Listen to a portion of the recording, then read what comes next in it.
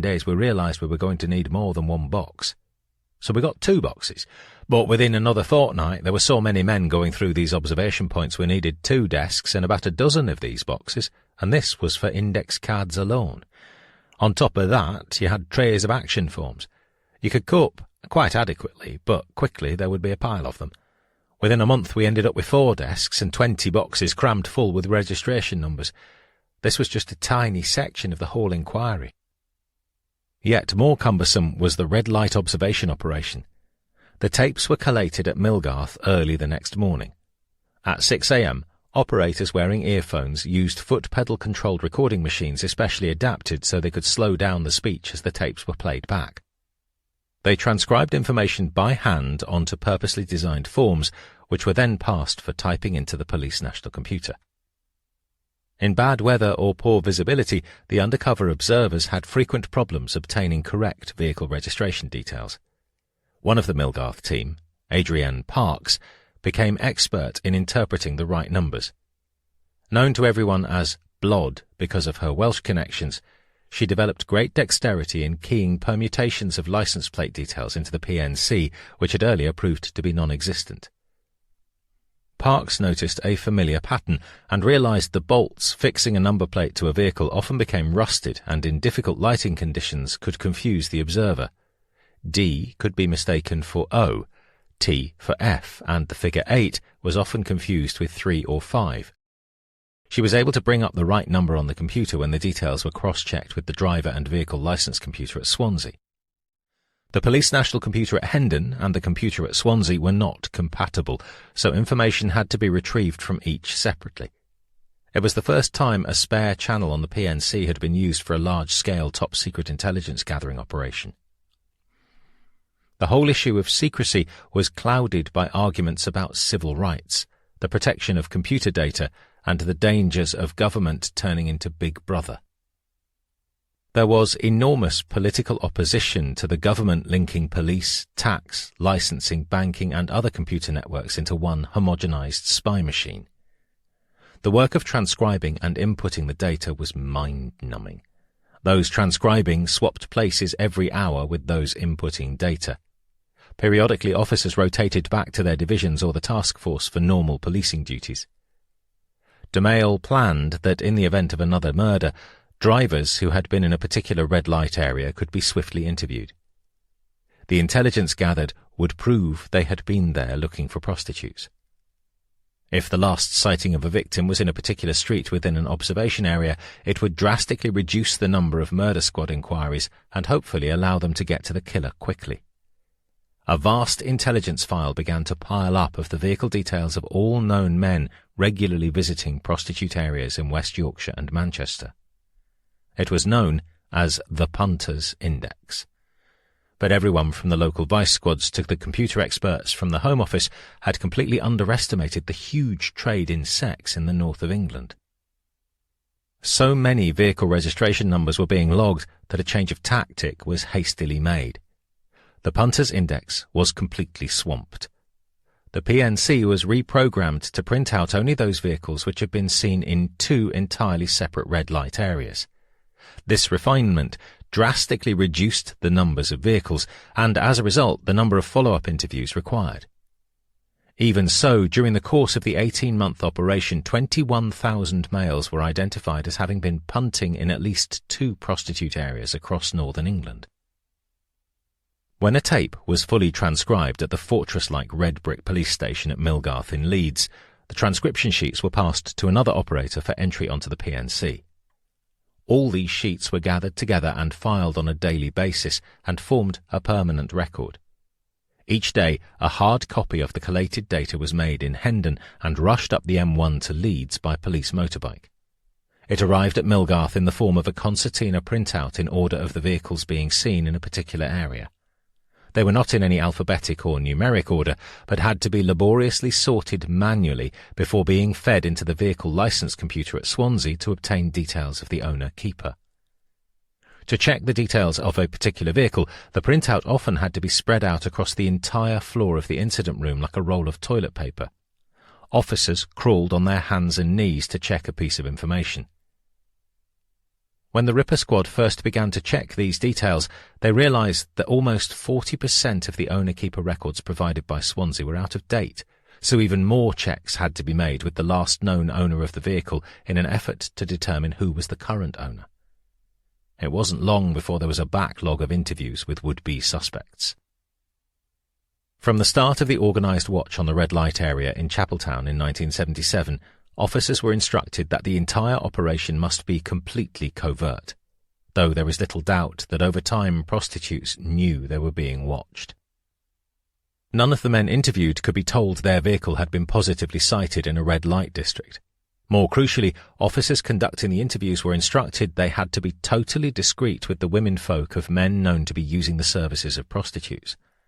Officers carrying out interviews had been issued with special written instructions. The information coming out of the cross-area sightings operation staggered the Ripper Squad. We were utterly amazed at the figures the PNC threw up of men who were punting in the prostitute areas, and we soon realised that with each one of those we had a potential divorce, said Dick Holland, in charge of running the incident room with its 27 full-time staff working round the clock. Some men were even taking their wife's car to go seeking prostitutes, so she was the first person we had to see to find out who was driving the vehicle. When we were briefing the troops, we stressed throughout our favourite phrase, "Softly, softly, catchy monkey." We did not want them to go barging in and letting out the true use of that car or why we were doing the inquiry.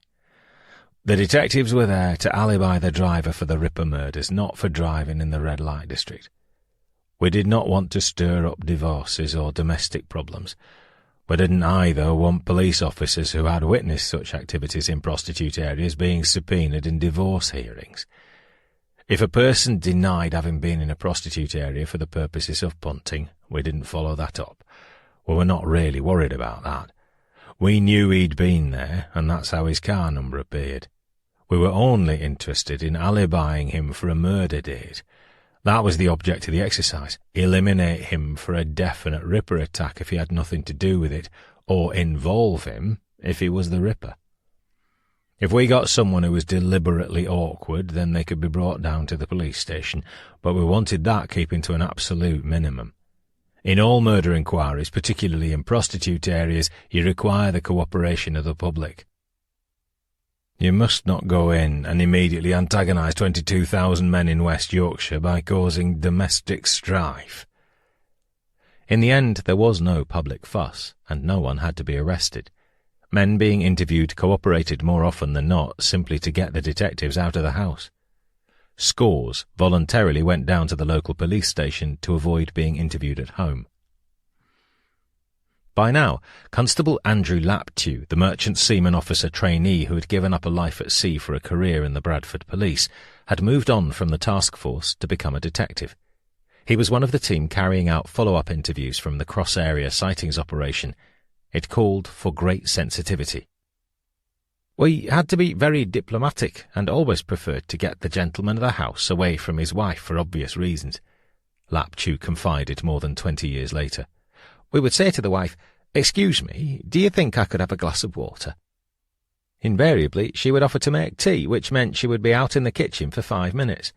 We could talk quickly to the husband about his association with prostitutes and then make an appointment to see him either at the police station or where he worked. West Yorkshire's strategy was to eliminate from the inquiry the male driver population who used prostitutes until they were left with only one man, the killer. Getting the man being interviewed out of the inquiry appeared to be the main purpose. If they could eliminate him positively for one of the murders, then he was out for all of them. It was a totally non-confrontational approach to detective work. It meant you wouldn't have to go and see that person again if he was 100% alibied, Laptew went on. When there were other murders in the series, we could forget about those who had been eliminated and concentrate on those we had not seen before, or those we had seen but who had not been alibied properly. We were always told at the briefings that it could be the next door you knock on, the next phone call you get. So you went to that house with an open mind, and you would base any decision or judgment on the information you got at that house. While this man was on the loose, the whole atmosphere within the north of England was one of great gloom. We really wanted to capture this man so we could get back to normal. For Megan Winterburn, the results of the covert operation were an eye-opener. It really hit me how many men were involved with prostitutes. I'd never policed areas where they worked and had never come across prostitution until we started the cross-sighting index. After a fortnight, there were so many actions coming through, I remember thinking, surely there cannot be that many men who need to go to a prostitute. I couldn't believe the numbers of men doing it. I began looking at men and wondering if they went with them. When the statements came in and they'd traced these people and they'd got the details, you realised what a cross-section of the male community were using prostitutes. Even though I was a police sergeant, I got it in my head it was just sad old men. We were talking rich, young, professional, old, vicars, a bishop, different ethnic groups. I remember thinking these prostitutes must be rich. The money that they were earning. It had never crossed my mind before. The pressure at times was very intense. Information at the beginning of an inquiry comes in thick and fast, and as indexers, you don't have time to sit and think, is this a little bit of information, or is this a lot? All you are aware of at the time is that there is information coming in. When you are indexing by hand on a manual system, 12 sheets of paper in a statement is a lot of information. And when you get to boxes full of paper, it becomes a mountain, where we're getting a lot of information in. When the indexer received a statement or any other document, it had to be gone through slowly, underlining the relevant parts that would need to be indexed and cross-indexed. It was a slow process if done thoroughly. Winterburn had been an office worker with secretarial skills before joining the police. We needed to pay attention to detail and make sure that every little scrap of information was actioned out or indexed. One major consequence was the lack of social life. When a Ripper attack occurred, all leave was halted. Days off were cancelled, and they were already working 12 or 14 hours a day. Meg Winterburn became tired, though never to the point of physical exhaustion. Your mental agility lessened a bit, but you had to sit back and take stock, have a 5-minute break, have a cigarette or a drink, and then come back and get on with the job because you couldn't afford to make mistakes. She was married to a police officer, but rarely saw him because both worked shifts. I think single people had it a bit easier, but there's no doubt it caused an awful lot of grief, and marriages did break up, she confided. There were people who went under, and it was pitiful because they were working their best, but the long hours, their domestic problems, not seeing their families, the weaker ones got ground down and were sent back to their divisions. Everyone had their breaking point, and there was no counselling available. You either sank or swam, and if you didn't swim, you sank into oblivion. Even at home you had to be careful because you couldn't talk to anyone about what you'd been doing. The nucleus of officers working the incident room, including the senior supervisory staff, knew each other well enough to play good-natured, practical jokes.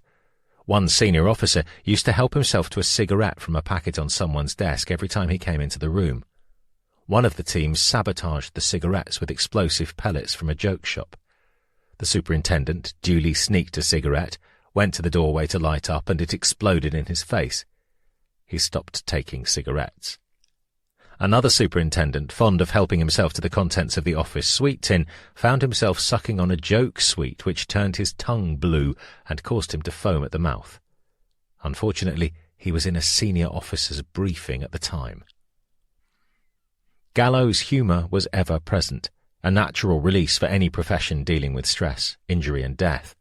The local radio station came round and asked if the incident room team had any requests for songs. One joked to a colleague, "What about if I had a hammer?" In the end, because she had spent so little time at home, she asked for "When Will I See You Again" to be played. The staff did a sponsored slim to see who had lost the most weight in a week. They put money in a cup every day, but at the end of the week went out and bought a box-load of Cadbury cream eggs and stuffed themselves silly. Through the spring, summer and autumn of 1978, the inquiries rolled on relentlessly, the paperwork piled up. Even more so when the documents in the Ritger and Pearson investigations were transferred to the central incident room at Millgarth.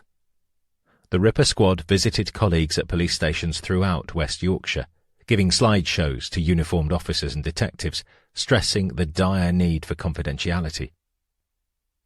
A special lecture on the Ripper attacks was included in the syllabus at the Detective Training Academy at Wakefield, and talks were also given to other police forces and a conference of police surgeons. The main incident room was now working round the clock, manned by Dick Holland's 27 officers. Tens of thousands of index cards tightly filled the long wooden boxes. Filing cabinets were crammed full of papers and statements. Cardboard boxes filled up with the backlog of action forms yet to be passed out to interviewing teams. An audit of the paperwork in the incident room found disturbing evidence that some officers making follow-up inquiries had been cutting corners and fabricating reports on the tasks assigned to them. Heads were set to roll, and the Deputy Chief Constable Austin Hayward carried out disciplinary hearings. 2 officers were suspended and resigned from the force. 13 appeared before Mr. Hayward and were fined and reprimanded. Senior officers outside West Yorkshire later blamed poor morale for the detectives taking shortcuts, a malpractice prompted by the lack of confidence in the tasks they were undertaking. 5 separate indices were the key to a veritable mountain of information. A name or nominal index housed details of everyone seen or mentioned during the entire investigation. The vehicle index listed all vehicles mentioned or thought to be relevant. The Farina Index held details of all Farina vehicles owned by people living or sited within West Yorkshire. The PNC No Trace Index detailed all vehicles where they could not find the owner. A vehicle might be a no trace because it was not taxed, had false number plates, or the wrong registration details could have been taken, or the file misplaced by the Driving and Vehicle Licence Centre at Swansea. Finally, there was the Prison Check Index, made up of the names of men serving sentences between the dates of the murders of Jackson and Richardson, a gap of 54 weeks. The Home Office gave the Ripper Squad details of 1,700 such prisoners. As Christmas 1978 came and went, the north of England held its breath, wondering whether the Yorkshire Ripper would strike again. John DeMail had now moved from overall charge of the small homicide investigation team to running the detective training school at Wakefield. Everything had gone quiet since Vera Millward's murder across the Pennines in Manchester in May. By February 1979, the official bill for the as-yet unsolved murder investigation was £2.5 million. 147,000 cars had been checked. 112,606 people had been interviewed. Police had made 20,951 house-to-house inquiries. They followed up information volunteered from the public 38,314 times. A year had passed since anyone in West Yorkshire had been murdered. To the public at large and the top men leading the manhunt, it seemed Britain's most notorious killer must be lying low. The absence of an attack presented detectives with an awful paradox. Detective Superintendent Holland explained the difficulty about multiple murder investigations during the pre-DNA age. If you haven't caught him after a fairly lengthy inquiry into the last one, and he then stops killing, you're unlikely to catch him. If he continues, he gets more and more careless. He leaves more and more clues. They build up, and hopefully you will get him. It is only by him continuing that you do get him. But unfortunately that would mean another life gone, and that was one of the things we were desperately trying to avoid. The truth was, the Yorkshire Ripper had not halted his merciless attacks on vulnerable young women. Throughout 1978 and the early months of 1979, he had, in addition to Vera Millward, attacked even more victims, only they were not recognised as such. Worse still, one of the survivors presented the Ripper Squad with a perfect opportunity to catch him, but yet again he slipped through the net. In the space of exactly 12 months, from the 2nd of March 1978 to the 2nd of March 1979, at least 4 women suffered serious assaults, yet none was recognised as part of the Yorkshire Ripper series. In 2 of the latest cases, survivors gave descriptions of their attacker very similar to those given in earlier assaults, also never included in the series. The 19-year-old clerk typist in Wakefield in 1972, Barbara Miller in Bradford in 1975, Tracy Brown near Keighley in August 1975, and the attempted murder of Marcella Claxton in Leeds in the summer of 1976. The most recent descriptions said the man responsible had dark hair and a beard or mandarin or Jason King moustache. This was incredibly close to those descriptions given by women already ruled in as Ripper victims. Alarm bells should have been ringing loud and clear. Olive Smelt herself, only recently included in the series, had described her assailant as having dark hair and a beard or growth on his face. At the very least, someone should have suspected that either the Ripper was conducting even more attacks than realised, or another individual was out there in West Yorkshire assaulting women by battering them over the head, and that this man had a beard and a moustache, just as Marilyn Moore, a recognised Ripper victim, had claimed. The criteria for including or excluding women in the series had been drawn too tightly, and in doing so some of the most crucial clues were missed which could have led to the killer's arrest in March 1979. The striking feature of the most recent attacks on women in West Yorkshire was how similar they all were. They were all beaten about the head from the rear and rendered unconscious. If none of these most recent attacks was to be included in the series, then logically it should have occurred to the Ripper squad that they had an even bigger problem on their hands. There was at large a potential serial killer attacking women in addition to the murderer known as the Yorkshire Ripper. There was credible evidence that they were one and the same person, but it was never spotted at the time. On the 2nd of March 1978, an 18-year-old shop assistant, Miss R., was walking along Kingston Road in Leeds late in the evening. Attacked from behind, she was struck about the head and knocked unconscious. She did not see her assailant and could give no description. The following autumn, on the 28th of November 1978, another 18-year-old, an adressograph operator, Miss F., was in Bradford during the middle of the evening. She was followed along the road by a man who grabbed her by the hair. Miss F. struggled, threw a brick at him, and he ran off. She described him as follows: male, 30 years old, slim build, dark straggly hair below the shoulders, a mandarin moustache and a goatee beard. Detectives helped her produce a photo fit. The next victim was another teenager, aged 16, still at school in her hometown of Harrogate in North Yorkshire. On the 17th of February 1979, she was attacked from behind during the early hours of the morning and hit across the head with a blunt instrument. The girl, Miss M., suffered severe head injuries, but since she had not seen her attacker, could not help police with a description. Somewhat extraordinarily, the police in North Yorkshire did not regard this as a crime and concluded she had fallen on an icy pavement and injured herself. Professor David G., at the behest of North Yorkshire Police, went to Leeds General Infirmary on the 1st of March to conduct an examination of Miss M., then being cared for in Ward 26. She was sitting on the bed, her head enveloped in a large surgical bandage, and G. could not get a look at her scalp. She appeared quite well and fully conscious. One of her doctors drew Professor G. a sketch of the lacerations on her head. There was one linear laceration on the left side of the top of the head, 2.5 inches long, and on the right side of the top of the head, 2 inches long. A third curved laceration at the back of the head was about 1 inch long.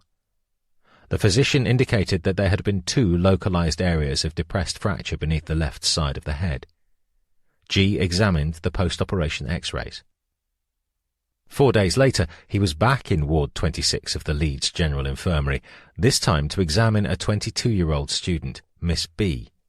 On the 2nd of March 1979, she had been walking in the grounds of Horsforth College sometime during mid-evening. An attacker followed her. She, too, was viciously assaulted from behind and struck 3 times across the head with a hammer. She described her attacker as male, in his 20s, 5 feet 10 inches tall, of broad build, dark curly hair, with a drooping moustache.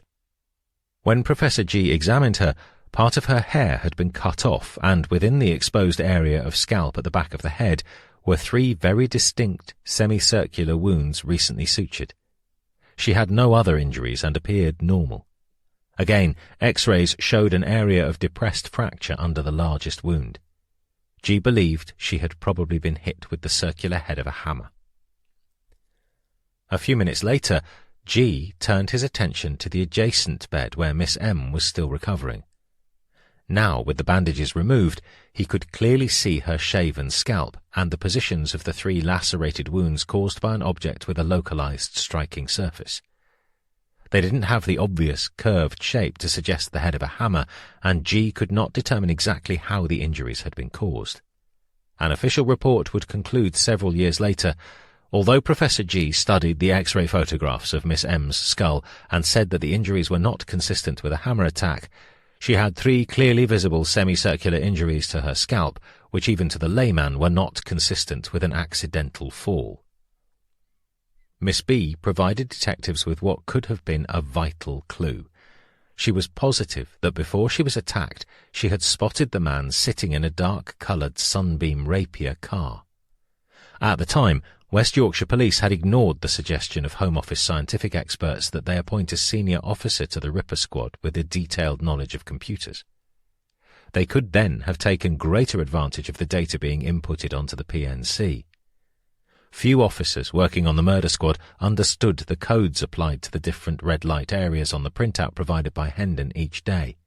In fact, hardly anyone in the West Yorkshire Police had a detailed understanding of the PNC operation and its capabilities for descriptive searches.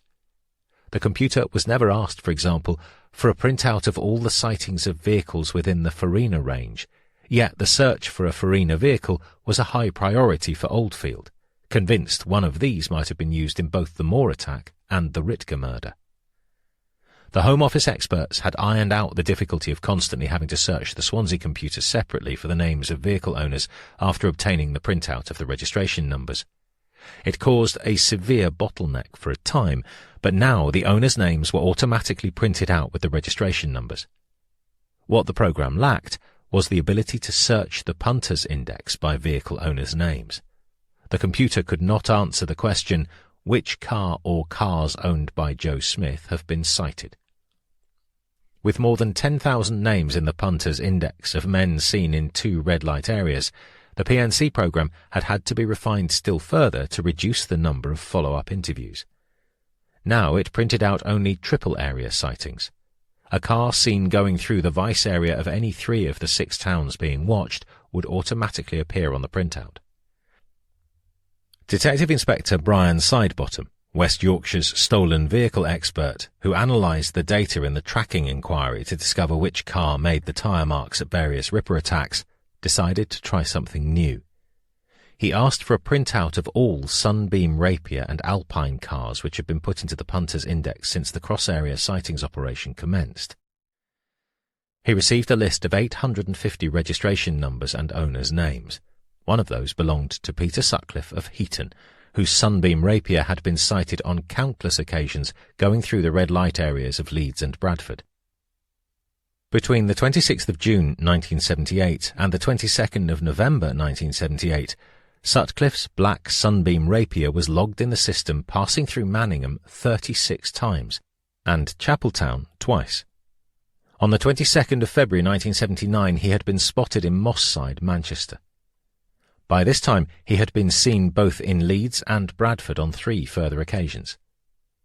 The next day's printout from Hendon flagged him up as a triple area sighting who would be automatically actioned for an interview. Triple area sightings were men who made a habit of looking for prostitutes and thus became at least potential, if not prime, suspects. On the list of sightings requested by Detective Inspector Sidebottom, 21 other Sunbeam Rapiers were printed out as cross-area sightings, but Sutcliffe's was one of only 3 which the coded data listed as triple-area sightings. Unfortunately, the officers on the Miss B inquiry were not computer experts and did not realise the importance of the data. They hadn't a clue how to interpret the information.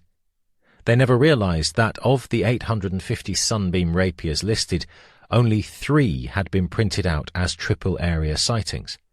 The Miss B attack had been excluded from the Ripper series on the narrowest possible grounds. Her injuries were caused by a hammer of a different size from the one it was believed the Ripper was using. It would not have taken a rocket scientist to make the breakthrough with the computer printout. Anyone who understood which codes applied to the different red light areas would have probably been able to analyse the printout within 30 minutes. As an official report later concluded, the emergence of Sutcliffe as a prime suspect in the Miss B case, if not for the whole series, would have been inevitable.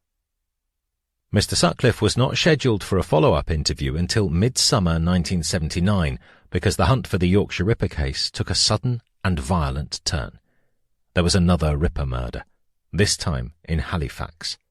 Every member of the external inquiry teams working from the major incident room at Millgarth, including Andrew Laptew, was sent across to Halifax to work on the latest investigation.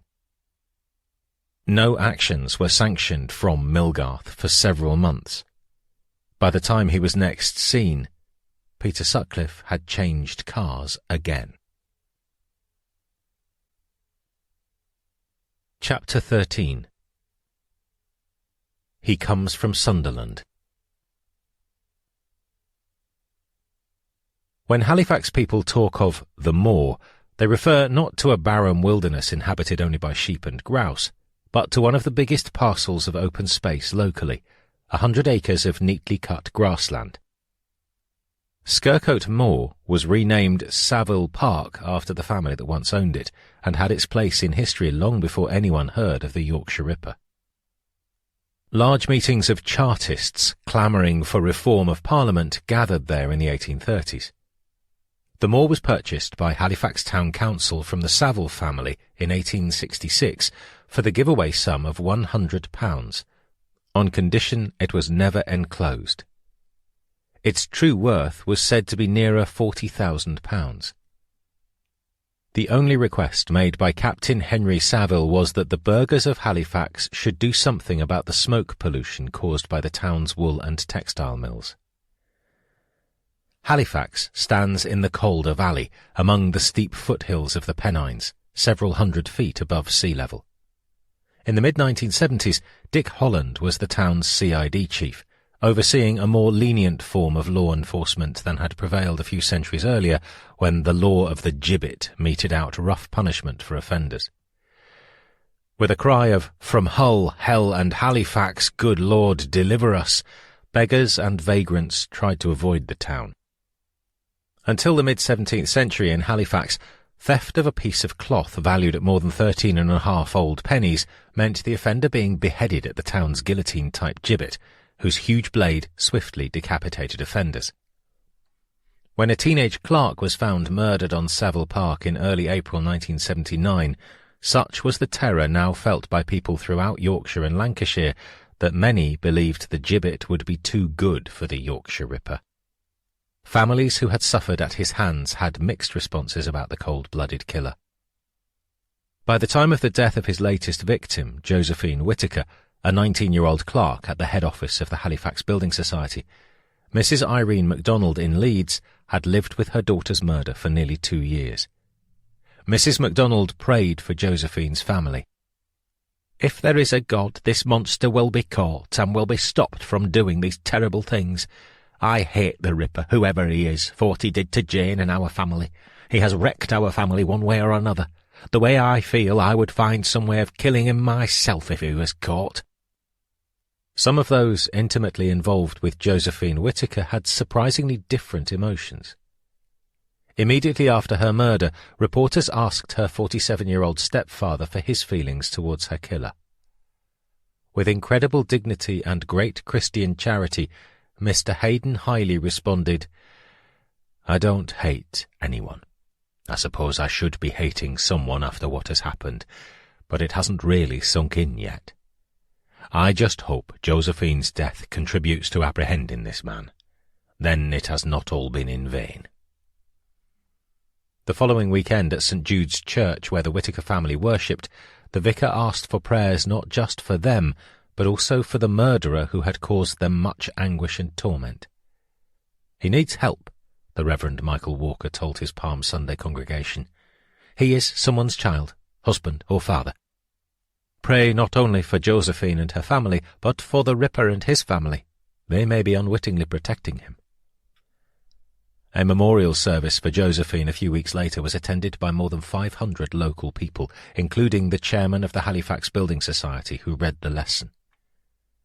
Still in a state of bewilderment about how and why such a horrible deed could happen on their doorstep, the local community mourned not just Josephine, but also perhaps for themselves.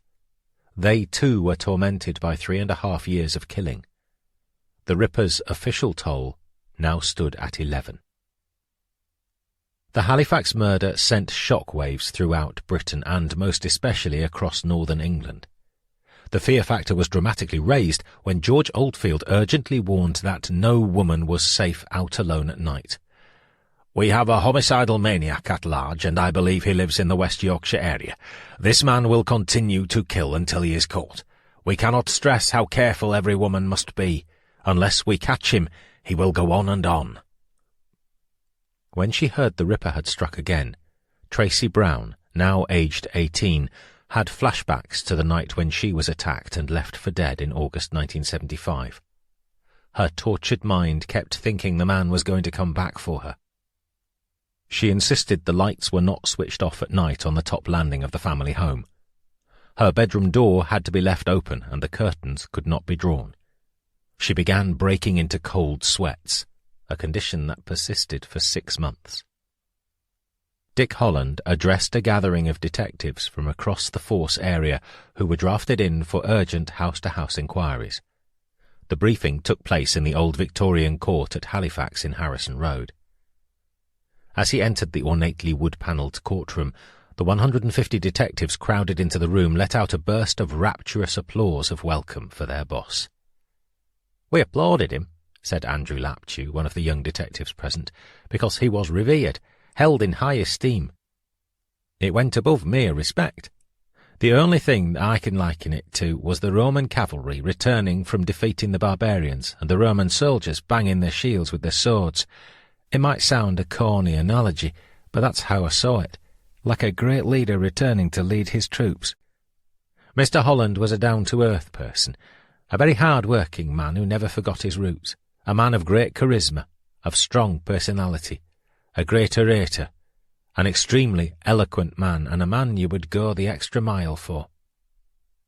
Holland had quickly arranged for all the main incident room staff in Leeds to be bussed the 18 miles to Halifax to see the actual spot where Josephine Whittaker was murdered. They needed to appreciate the geography of Savile Park and the surrounding areas so that when they took phone calls from the public or dealt with documentation, they had better local knowledge.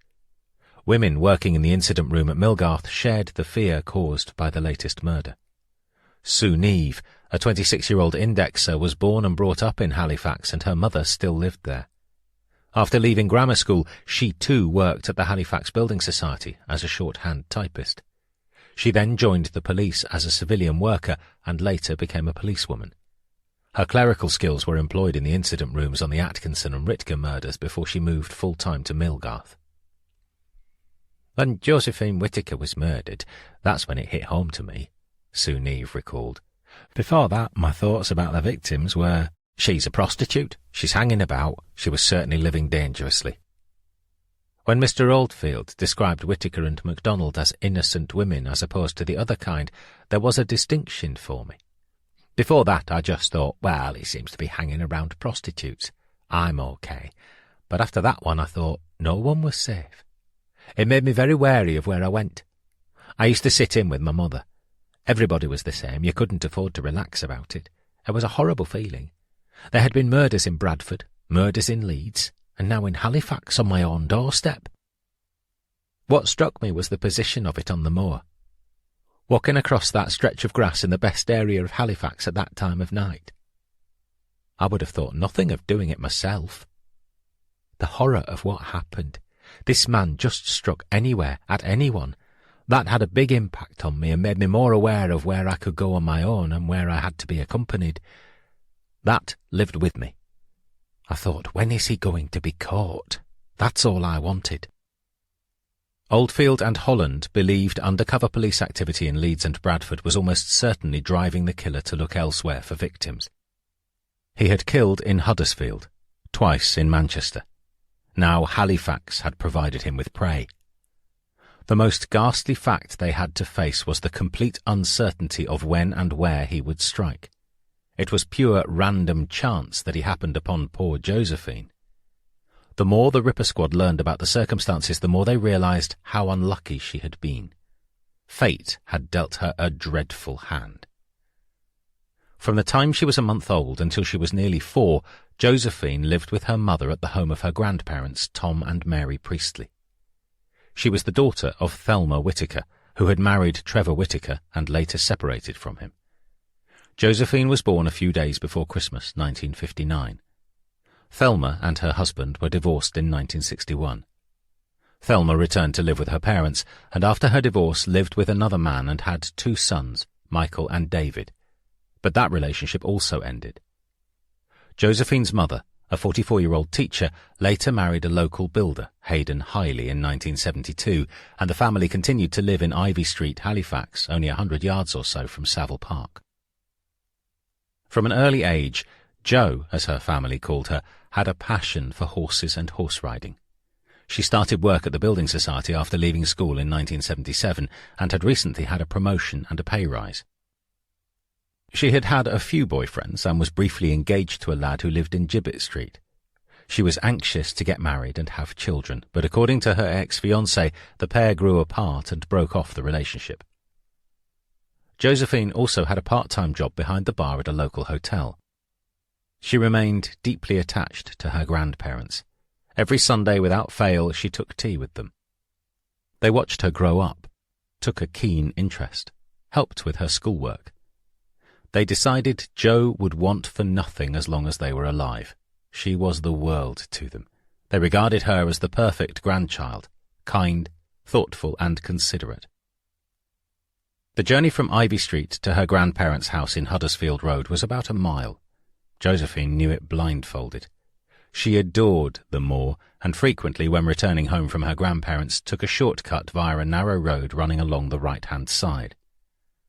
The day she died, 2 things caused her to change her normal routine of staying in for the evening. It was Wednesday, 4th of April, 1979. Through a mail-order catalogue club run by a colleague at work, she had purchased a £65 silver watch, a tidy sum at the time. It had arrived that day, and Josephine was thrilled with it. However, during the early evening at home, there was an argument with her mother, possibly because, like a lot of 19-year-olds not knowing the real value of money, she had been over-extravagant. It was one of those silly arguments that go on in every family, which seem important at the time and everyone laughs about later. The row concerned Jo's fish tank and the cost of the electricity which powered its filter. Jo got pretty worked up, and after 10 minutes stormed off to her bedroom saying that she would get rid of the fish tank. She stayed in her room fretting for an hour. Then she put on her coat and on impulse decided to visit her grandparents, probably feeling in need of tea and sympathy, besides which she wanted to show them the new watch. She arrived to find her grandmother was out for the evening at a local church event, so she stayed by the fire with Tom Priestley, who suffered from emphysema, chatting and watching television. The news came on at 9 p.m. The Prime Minister of Pakistan had just been executed. Josephine told her grandfather no one deserved to die like that, no matter what they had done. No one had the right to kill someone else, even if they were a murderer. "What about the Yorkshire Ripper?" asked Tom. Josephine said he didn't deserve to be killed either when he was caught. Mary Priestley returned home around 11 p.m. and they briefly chatted before Josephine said she ought to go. It being so late, they urged her to sleep over, but Josephine had left her contact lens box at home in her bedroom. She would have to go home. She left, promising to see them as usual on Sunday. The return journey to Ivy Street should have taken no more than 20 minutes. Early next morning, in the half-light, a woman spotted something unusual on the moor. Standing at a bus stop in Free School Lane next to Savile Park at 6:30, the woman, a factory machinist on her way to work, spotted a brown leather shoe with a stacked heel, and further away what she thought was a pile of clothing. Approaching closer, she realized it was the body of a young woman. Not long after the police first arrived, Jo's 13-year-old half-brother David left their home to do his newspaper round. Walking across the moor, he saw several police officers and noticed that a body had been covered over. It was then that he recognized one of his sister's brown shoes. In a state of shock, he rushed home to tell his parents, who thought Jo was asleep upstairs, having let herself in with her own key the night before after they had gone to bed. Finding Jo's bedroom empty and utterly distraught, They called the police. Yet again, Oldfield left instructions for the force control room to contact Dick Holland immediately and tell him to make his way to Halifax. The first police officer at the scene noted drag marks extending from where the body lay to the edge of Savile Park, near Free School Lane. The drag marks ended at the point where Josephine's shoe lay. Nearby, the officer found bloodstains. There were several clear stab wounds to the back and right side of the trunk, as well as obvious head injuries. Her clothing was disarranged. All West Yorkshire officers had been briefed about how Ripper victims had been found, and so from the very first phone call, Oldfield knew it was an odds-on certainty his quarry had struck again. He wanted Holland on the case as soon as possible to maintain continuity. Living in the Elland area of Huddersfield, the detective superintendent would have only a few miles to drive. Unable to find him at home, the control room put out a radio message for Holland to check in, but his radio had broken. Another officer, hearing the radio message, suggested they contact the security gate of the Philips electronics factory at Lightcliffe. Unknown to Holland, some of his colleagues had begun taking a close interest in his private life. For 6 months he had been seeing a 37-year-old divorcee, Sylvia Swanson, a volunteer special constable who worked in an office at the Philips factory. The senior detective had been spotted in his car several times dropping her off at the factory gates. Gossip had gone round the incident room at Millgarth that the boss had a new girlfriend. They were all pleased for him, especially some of the female staff who had taken his domestic arrangements under their wing. Aware that he was working 14 hours a day, a few of them visited a local supermarket and made sure he had fresh milk and eggs for his fridge at home. Plain-speaking Mrs. Swanson, a Yorkshire farmer's daughter with 2 teenage boys, initially only accepted a dinner invitation from the equally plain-talking detective superintendent. From those beginnings, a loving relationship blossomed over time. She spent the occasional night at his home, and the morning Josephine Whittaker was found, he had given Sylvia a lift to work. The control room finally reached him and passed on the ACC's urgent message. One look at the body at the crime scene left Holland in no doubt. Later, Oldfield, Ridgway and Trevor Lappish were of the same opinion. It was a Ripper murder, and Easter leave for all 250 officers working on the manhunt would have to be cancelled. When G arrived, the body was covered by a blanket with the head visible at one end and feet protruding at the other. Eventually, a large plastic tent was erected to protect the body from any precipitation. A long black tarpaulin was in place to screen the crime scene from onlookers. The whole area had been marked out with flagpoles, tapes and traffic cones showing where the victim had been dragged across the grass. G examined the body, jotting in his notebook the position of small stab wounds on the skin and the position in which the body lay. There were blood streaks on her face, both backwards behind the right ear and downwards and forwards across the right upper eyelid and bridge of the nose. 2 large wounds to the head were clearly visible, and blood had soiled the surrounding hair. The ground was muddy, and G looked closely at several clearly visible footprints nearby. At the beginning of a 6.5-hour autopsy at the local Royal Infirmary, an attendant removed the brand-new silver watch from Joe's right wrist. Its hands had stopped at 7:20. Her hazel-coloured eyes still bore her soft contact lenses. She had been felled by a single blow to the back of the head. Then G discovered a new stabbing weapon had been used. The trunk had 21 stab wounds, 9 to the front and 12 at the back. They had been caused by an object very sharply pointed, which created triangular wounds with rounded corners, and with a definite hilt mark reproduced in mud around the wound, suggesting a round-faced hilt to the weapon, which was fairly long. G noticed that around one of the entry wounds was a faint ring of bruising. In some cases, the weapon had penetrated the same wound twice. At the front of the left breast, in the areola immediately above the nipple, he noticed a tiny puncture, barely penetrating through the skin, 1/8 of an inch in diameter. She had fractures to the skull associated with being hit with a hammer, but more disturbingly G discovered injuries to her genitalia. She appeared to have been stabbed several times through the vagina.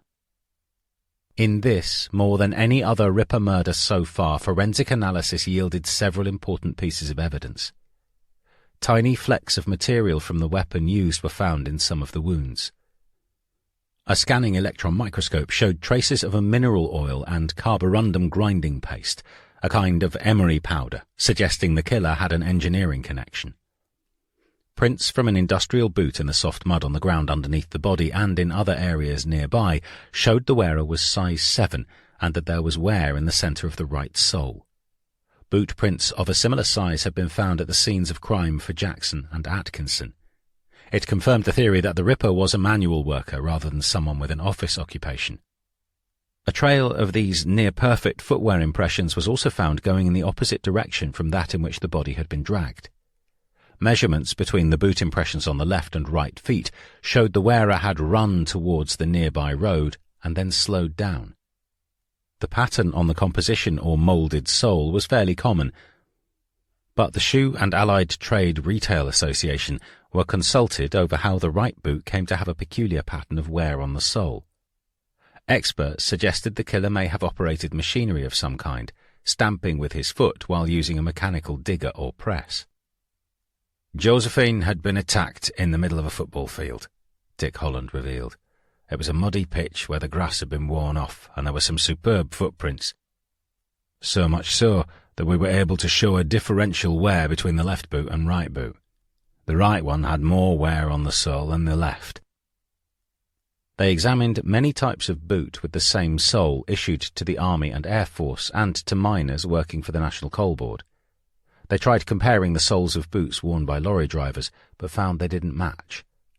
Close examination of a mark on the breast suggested the victim had been bitten by a man with a gap of 1/8 of an inch in his upper front teeth.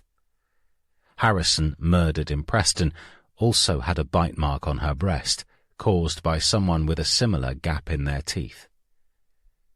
In subsequent months, Professor G tried to discover what kind of instrument made the peculiar triangular-shaped wounds. He began collecting tradesmen's tools of all kinds from small engineering factories in dozens of towns across Yorkshire, as well as tools used by farmers and in slaughterhouses. The nearest implement to it he could find was an engineer's scraper, commonly available in big industrial cities, for scraping out the bores of piston engines. It was sharp, 3-sided, and quite often had a flat, wooden-faced handle. When he tried to replicate the wounds, it produced sharp, not rounded corners to triangular wounds. G had to anaesthetize a pot-bellied pig in his laboratory because this breed of animal, when its hair was shaven, has the closest match to the texture of human skin. The pig was stabbed while asleep to see if they could reproduce the type of marks left on Josephine Whittaker.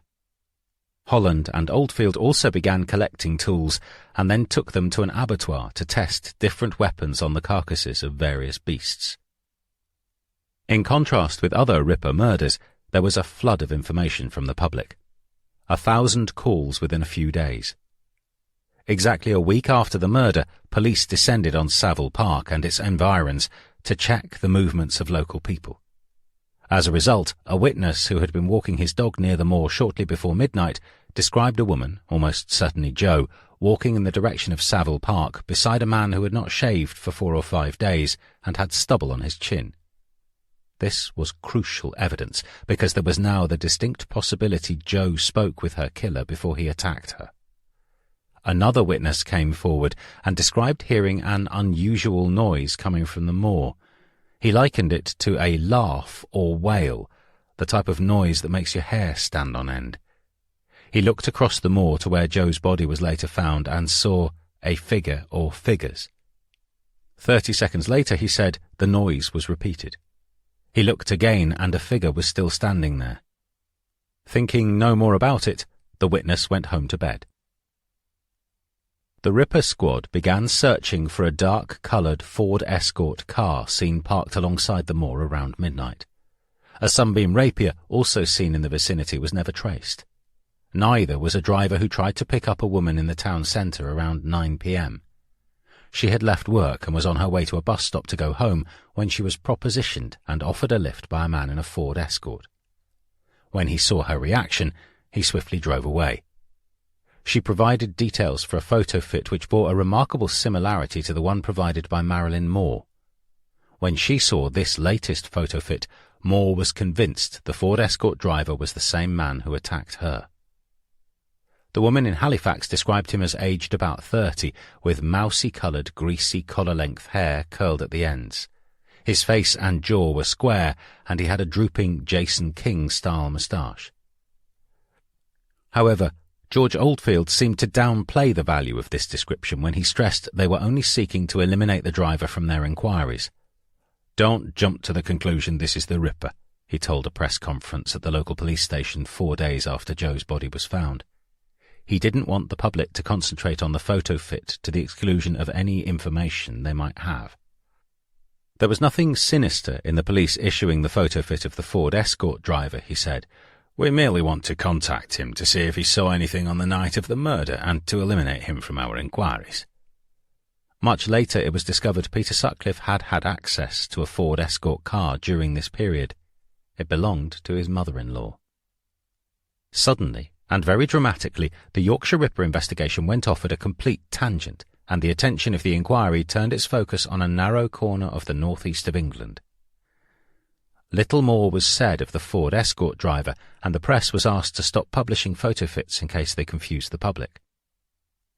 Instead, detectives started contacting companies in Yorkshire and the North East, wanting to know of engineering firms whose employees had contact with the Sunderland area on very specific dates: 7th and 8th of March 1978, 12th and 13th of March 1978, and the 22nd and 23rd of March 1979.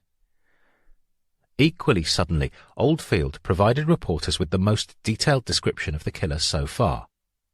"White, between 30 and 55 years of age, at least average to above average height, an artisan or manual worker, either skilled or semi-skilled, with engineering or mechanical connection, possibly a skilled machine tool fitter, electrical or maintenance engineer.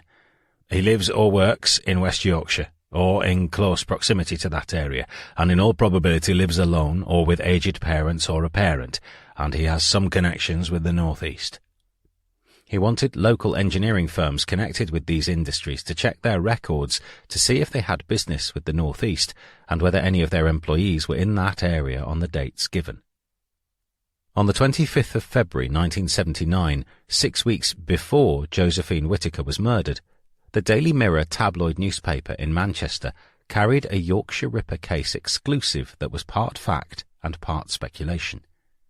It revealed Oldfield had received a number of letters claiming to be from the killer and signed Jack the Ripper. This much was true. One of the letters had been analysed by a graphologist who believed it might be from the actual murderer. Oldfield was quoted as saying the graphologist had confirmed many of the impressions we have about the man we are looking for. A year earlier, shortly after the letters arrived, Oldfield had sent a copy to Northumbria police, wanting checks made in Sunderland to see if the handwriting was that of a local crank. They were unable to help. Oldfield refused to publish the letters or extracts from them. They had been postmarked Sunderland. Sent on white, lined paper, their contents were top secret and very few senior officers were given access to them. No traces of fingerprints were found on the letters or the envelopes they came in. The two earliest, both undated, arrived in March 1978. The first was directed to Oldfield, the second to the editor of the Daily Mirror. The texts, including grammar and punctuation, are taken directly from the original letters. The first read, Chief Constable George Oldfield, Central Police Station, Leeds, West Yorkshire. Dear Sir, I am sorry I cannot give you my name for obvious reasons. I am the Ripper. I've been dubbed a maniac by the press, but not by you. You call me clever, and I am. You and your mates haven't a clue. That photo in the paper gave me fits, and that lot about killing myself, no chance. I've got things to do. My purpose to rid the streets of them sluts.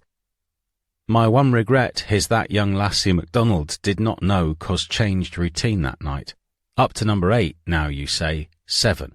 But remember Preston 75. Get about, you know. You were right, I travel a bit, You probably look for me in Sunderland. Don't bother, I am not daft. Just posted letter there on one of my trips. Not a bad place compared with Chapeltown and Manningham and other places.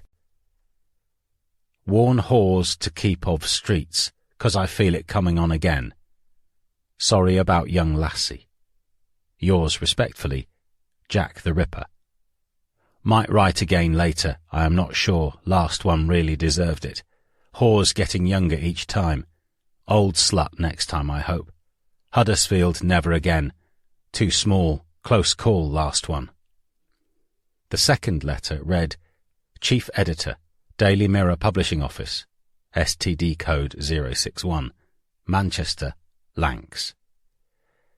Dear Sir, I have already written Chief Constable, Oldfield, a man I respect, concerning the recent Ripper murders.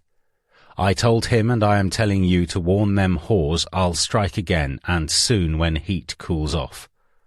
About the MacDonald lassie, I didn't know that she was decent, and I am sorry I changed my routine that night. Up to number 8 now, you say, but remember Preston 75. Easy picking them up, don't even have to try. You think they'll learn, but they don't. Most are young lassies. Next time try older one, I hope. Police haven't a clue yet, and I don't leave any. I am very clever and don't think of looking for any fingerprints 'cause there aren't any, and don't look for me up in Sunderland 'cause I'm not stupid. Just passed through the place. Not bad place compared with Chapeltown and Manningham. Can't walk the streets for them whore. Don't forget, warn them. I feel it coming on again if I get the chance. Sorry about lassie, I didn't know.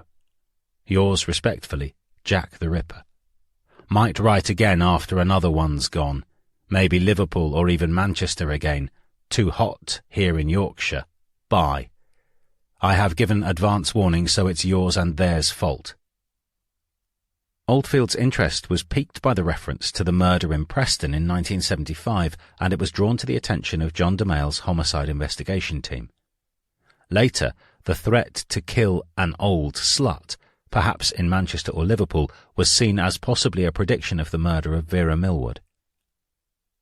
Oldfield was utterly convinced no one had publicly linked the murder of Joan Harrison to the Ripper series. However, there was so little to go on that the letters were put to one side.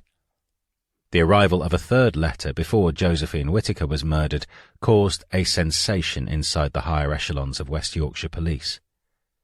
Addressed personally to Assistant Chief Constable Oldfield at West Yorkshire CID in Leeds, it ratcheted up the Ripper inquiries several notches. Dated the 23rd of March 1979, it was again postmarked Sunderland. It said, Dear Officer, sorry I haven't written, about a year to be exact, but I haven't been up north for quite a while. I wasn't kidding last time I wrote saying the whore would be older this time and maybe I'd strike in Manchester for a change. You should have took heed. That bit about her being in hospital, funny the lady mentioned something about being in the same hospital before I stopped her whoring ways. The lady won't worry about hospitals now, will she? I bet you are wondering how come I haven't been to work for ages. Well, I would have been if it hadn't been for your cursed coppers. I had the lady just where I wanted her and was about to strike when one of your cursed police cars stopped right outside the land. He must have been a dumb copper 'cause he didn't say anything. He didn't know how close he was to catching me. Tell you the truth, I thought I was collared. The lady said, don't worry about coppers. Little did she know that bloody copper saved her neck. That was last month, so I don't know when I will get back on the job, but I know it won't be Chapeltown. Too bloody hot there. Maybe Bradford's Manningham. Might write again if up north. Jack the Ripper. P.S. Did you get the letter I sent to Daily Mirror in Manchester? This extraordinary turn of events lit a fire under George Oldfield for several reasons. The writer claimed Vera Millward had had medical treatment at the hospital where she was murdered. For some unfathomable reason, both Oldfield and his number 2 on the Ripper squad, Dick Holland, became convinced this knowledge could only have been divulged by the dead woman to her killer, ergo, the letter writer. It wasn't until some time later that Oldfield learned from Jack Ridgway himself that both he and the dead woman's common-law husband had informed the press in Manchester that Vera Millward had been treated for an illness in a local hospital and had an operation there. Joan Harrison was now deemed by West Yorkshire Police to be a Ripper victim, but the writer had claimed the Preston murder as his own work well before this news was made public. Again, both Oldfield and Holland were completely ignorant of certain crucial facts. Newspapers in Leeds had earlier publicised a possible link with the Preston murder at the time when Irene Richardson was killed in Roundhay Park in February 1977, and Wilf Brooks of Lancashire CID had a long discussion with Jim Hobson. Yet apparently no one told Oldfield this 2 years later. Holland had obtained from Lancashire CID the scenes of crime photographs of the Harrison murder, including the autopsy pictures. Both he and Oldfield believed the head injuries were probably caused by a hammer. The photographs showed the skull injuries were similar to the semicircular lacerations that featured in most Ripper attacks. Yet Wilf Brooks thought she had been hit with a shoe heel. Also, the photos showed one of Harrison's boots placed on top of her legs, just as the Ripper had done with Richardson. Following Josephine Whittaker's murder, Oldfield had in his possession 2 devastating new clues which he was certain tied the Jack the Ripper letters to the Harrison murder. The gum on the flap of the envelope containing the 3rd letter had been analysed by Home Office forensic scientists at Wetherby. Traces of saliva showed it had been licked by a man who was blood group B, the same grouping as the man who had sex with Joan Harrison before he killed her. Moreover, the autopsy on Joan Harrison revealed she had been bitten on the breast by a man with a gap in his front teeth. So had Josephine Whittaker. Forensic analysis had yielded extraordinary clues. B blood group antibodies were a common feature, but since Group B secretors make up only 6% of the population, George Oldfield was certain it was no coincidence. The chances of the letter writer being the same blood group as the man who actually murdered Harrison were too close to be ignored. Oldfield also believed the writer had made a number of predictions, such as prophesying Millward's murder in Manchester. In his 3rd letter, the writer indicated he would strike again soon. 12 days later, Josephine Whittaker was killed. It added up to only one possible conclusion in Oldfield's mind. The letters were from the Yorkshire Ripper himself. He never seriously considered an elaborate hoax, or the possibility that the Daily Mirror article, by revealing the Ripper had written directly to Oldfield, had given credence to the police chief's acceptance of the first 2 letters as genuine, so prompting the author to write again. The forensic evidence and the content persuaded Oldfield they were from the killer. By early May 1979, he was claiming they were close to catching the Ripper. He went after the murderer for all he was worth.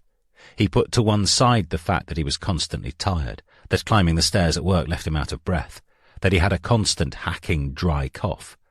He was getting by on cough mixture and whiskey. His renewed energy came from his belief that after 3 years he was getting closer to the killer. The tracking inquiry had got nowhere. The cross-area sightings operation had not yet identified the killer. The £5 note inquiry had fizzled out. Now, though, for the first time, the Ripper squad had some positive evidence. The task was straightforward: find the letter writer and they would find the bastard they were looking for. Throwing a detective's normal caution aside, Oldfield allowed himself to believe the killer had made an arrogant mistake in sending a letter. The Ripper was taunting him. He had turned it into a personal contest between the hunter and the hunted, between the forces of good and the force of evil. For the first time, Oldfield allowed himself a degree of optimism. He had the forensic clues from Whittaker up his sleeve, a bite mark, boot prints and evidence of an engineering connection. The killer had come unstuck because now police had his handwriting. Detectives on the outside inquiry teams were provided with specimen texts based on the content of the letters, which the men they were interviewing were asked to copy out in their own handwriting. These were analysed by forensic experts. Soon, with luck, the Ripper would be apprehended. Moreover, anyone whose handwriting was different could be eliminated from the inquiry. Northumbria police, however, were taken somewhat by surprise by Oldfield's sudden assertion that the Yorkshire Ripper had a definite connection with the Sunderland area. No one had consulted them for more than a year. 2 Sunderland-based detectives travelled quickly to West Yorkshire to get more information. Detective Superintendent Peter Doherty, the Sunderland CID chief, and Detective Inspector David Zachrison were briefed on the murders and then the letters. Oldfield stressed that in all probability they were the work of the Ripper because only he could have had the necessary information they contained. He outlined the circular flow of evidence linking the letters via the B secretor blood grouping to Harrison and back to Whittaker via the bite marks on their breasts, as well as some of the predictions.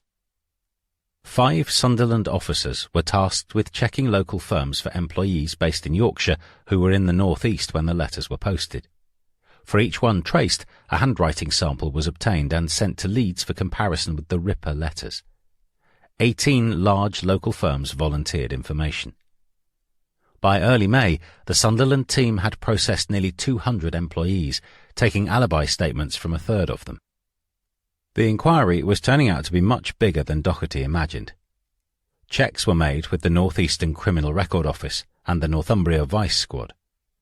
Dick Holland visited Sunderland and briefed detectives using graphic colour slides of the grisly details of the murders. Letters posted within the city were handled and franked at one of 2 local sorting offices. Each processed alternate collections of mail from the local postal area, and it was impossible to isolate where the letters had actually been posted. Neither Doherty nor Zachrison was local to Sunderland, a shipbuilding town at that time, standing beside the River Wear. Both were Geordies, born at Hebburn on Tyneside. As a youngster in the war, Doherty had been bombed out of his home. Zachrison, the younger of the 2, had been brought up by his mother and grandfather, an Anglican vicar. His father was a Swedish seaman. Both detectives had different careers marked out for them after leaving school. Doherty became a professional footballer. Zachrison, in the 1960s, trained as a fingerprint officer and worked at Scotland Yard in London. Both later joined the Newcastle City Police Force. When Zachrison was a sergeant with 4 children, his pay was so low he and his wife Wendy could have claimed supplementary benefit.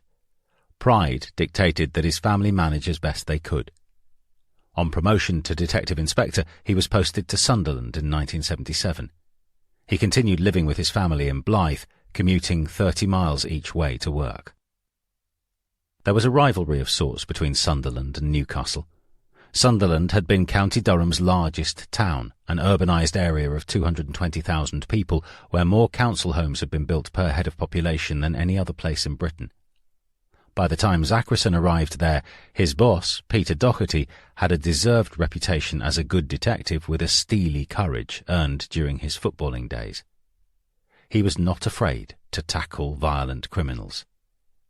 He was seen as fair and commanded huge respect. His nickname among junior officers was Papa Doc. Softly spoken, Doherty could be volatile when riled. His officers had to prove their worth. He wasn't beyond listening outside an interview room to see how one of his detectives handled the interrogation of an awkward criminal. Likewise, Zachrison knew, as a new detective inspector, that he had to earn the respect of colleagues when he first arrived in Sunderland. There were a lot of older police officers, and it took some time to win their confidence, he said. There had been a jeweller's burgled, and they couldn't get a cough. The thieves had crawled through a derelict property and into the jeweller's by opening a window. I said, "Are there any fingerprints?" DIs don't usually get involved in the run-of-the-mill stuff, although in this case there was £3,000 of property taken. "Yes," they said. "I saw one of them was a tented arch fingerprint, extremely rare." There were 3 lads downstairs locked up in the cells, and as it turned out 2 had nothing to do with it. I'd only been at Sunderland a month, so I went down, had a look at the hands, and said to the 3rd lad, "You're the guy who climbed through the window." He huffed and puffed. "Look, that's your fingerprint, your ring finger." He was charged, and of course he coughed it. Detectives like to see that you can do the job. Some of them think the higher up you get, the less you know about policing. Zachrison learned a lot from Doherty about dealing with people. He remembered how they were called out one cup final day to the mysterious deaths of a man and his wife. 2 sons in their 30s had to break into the new council house their parents recently moved into. They found their mother in the kitchen and their father in an upstairs bedroom. The scene was horrifying. a bloodbath upstairs and downstairs. The sons were in a state of shock and believed both parents had been murdered. But neighbours had heard the parents quarrelling, and there was no sign of forced entry. Doherty and Zachrison determined that the father had lost his temper because of problems settling into the new council house. He killed his wife, and then, as the pathologist explained to them, died an agonizing death himself. A semicircular series of blood spots showed how he had stabbed at himself in the throat. It took him 24 hours to die. It was one of the most appalling things that could happen, an awful situation, because the sons had lost their mum and dad and were convinced a third party was responsible, Zachrison recalled. We had done our homework, and it was obvious there was no third party, plus forensic evidence tied the two together. Doherty had turned to his younger colleague and said, "This is a bloody awful thing. There is only one way we can do this, and that is to come straight out with it. Leave it with me." He put the sons at ease, Zachrison noted. He was a student of human nature. At the correct time and in very measured tones he said to them, "There is something I've got to tell you, and when I say it hurts me to say so, please believe me, it does. All I can say is this is how it occurred. Your mum and dad had a quarrel. Your dad, I'm quite sure he never intended it, lashed out, and he's been so overtaken by remorse because he loved your mother, he's killed himself. I remember one of the sons couldn't take it in. I sat there thinking Doherty was a guy with real feeling for other people. He took that task of telling the sons on himself. It's bad enough for someone to see your nearest and dearest has died, but to explain what had happened in that house was more difficult." Peter Doherty mixed easily, and his ethical stance matched mine. He was a stickler when it came to expenses. We are all entitled to expenses. There's a nickname in the police service, the Destroyer. He is the one always after a sub. What I remember from Peter Doherty is that technically he could go out and buy a pie and claim whatever, £2.50. He wouldn't claim for it. I knew I had to prove my mettle. It's a fairly shallow human being or manager who just opens his arms to anyone and says, "You're one of my guys because we both come from Newcastle City. Hail, fellow, and well met." With Peter Doherty, once he was confident you had the ability, you would want to give him 100%, and he would give you 100% in return. You don't want to let anybody down. He was honest and direct. It would be several months before the Sunderland detectives could express their true feelings to their own Northumbria police bosses about the way West Yorkshire were handling the Ripper inquiry. During this time, Doherty and Zachrison felt certain that Oldfield in Leeds must have something else up his sleeve to be going so firm with the Sunderland connection. They were not shown the 3 letters in their complete form, only sections, so they imagined, like all Murder Squad detectives, that Oldfield was keeping something back, some rock-solid clue which had convinced him they were about to nail a man who had murdered 11 women and tried to kill 4 more. They were only pleased they didn't have this madman running around on their patch. But no one was prepared for what happened next. Early one morning in mid-June 1979, Sergeant Megan Winterburn was at her desk in the Millgarth incident room in Leeds. Oldfield came in and shouted across to her from the doorway, "Meg, can you come over here?" She went across to the door where he was standing. Oldfield said, "I want you in my room now, please." For Oldfield to say please suggested something was amiss. Usually he would be quite gruff, not even using a junior officer's name. He would simply point at them and say, "You, now, my office." But he had actually said please, so Winterburn knew something significant had happened.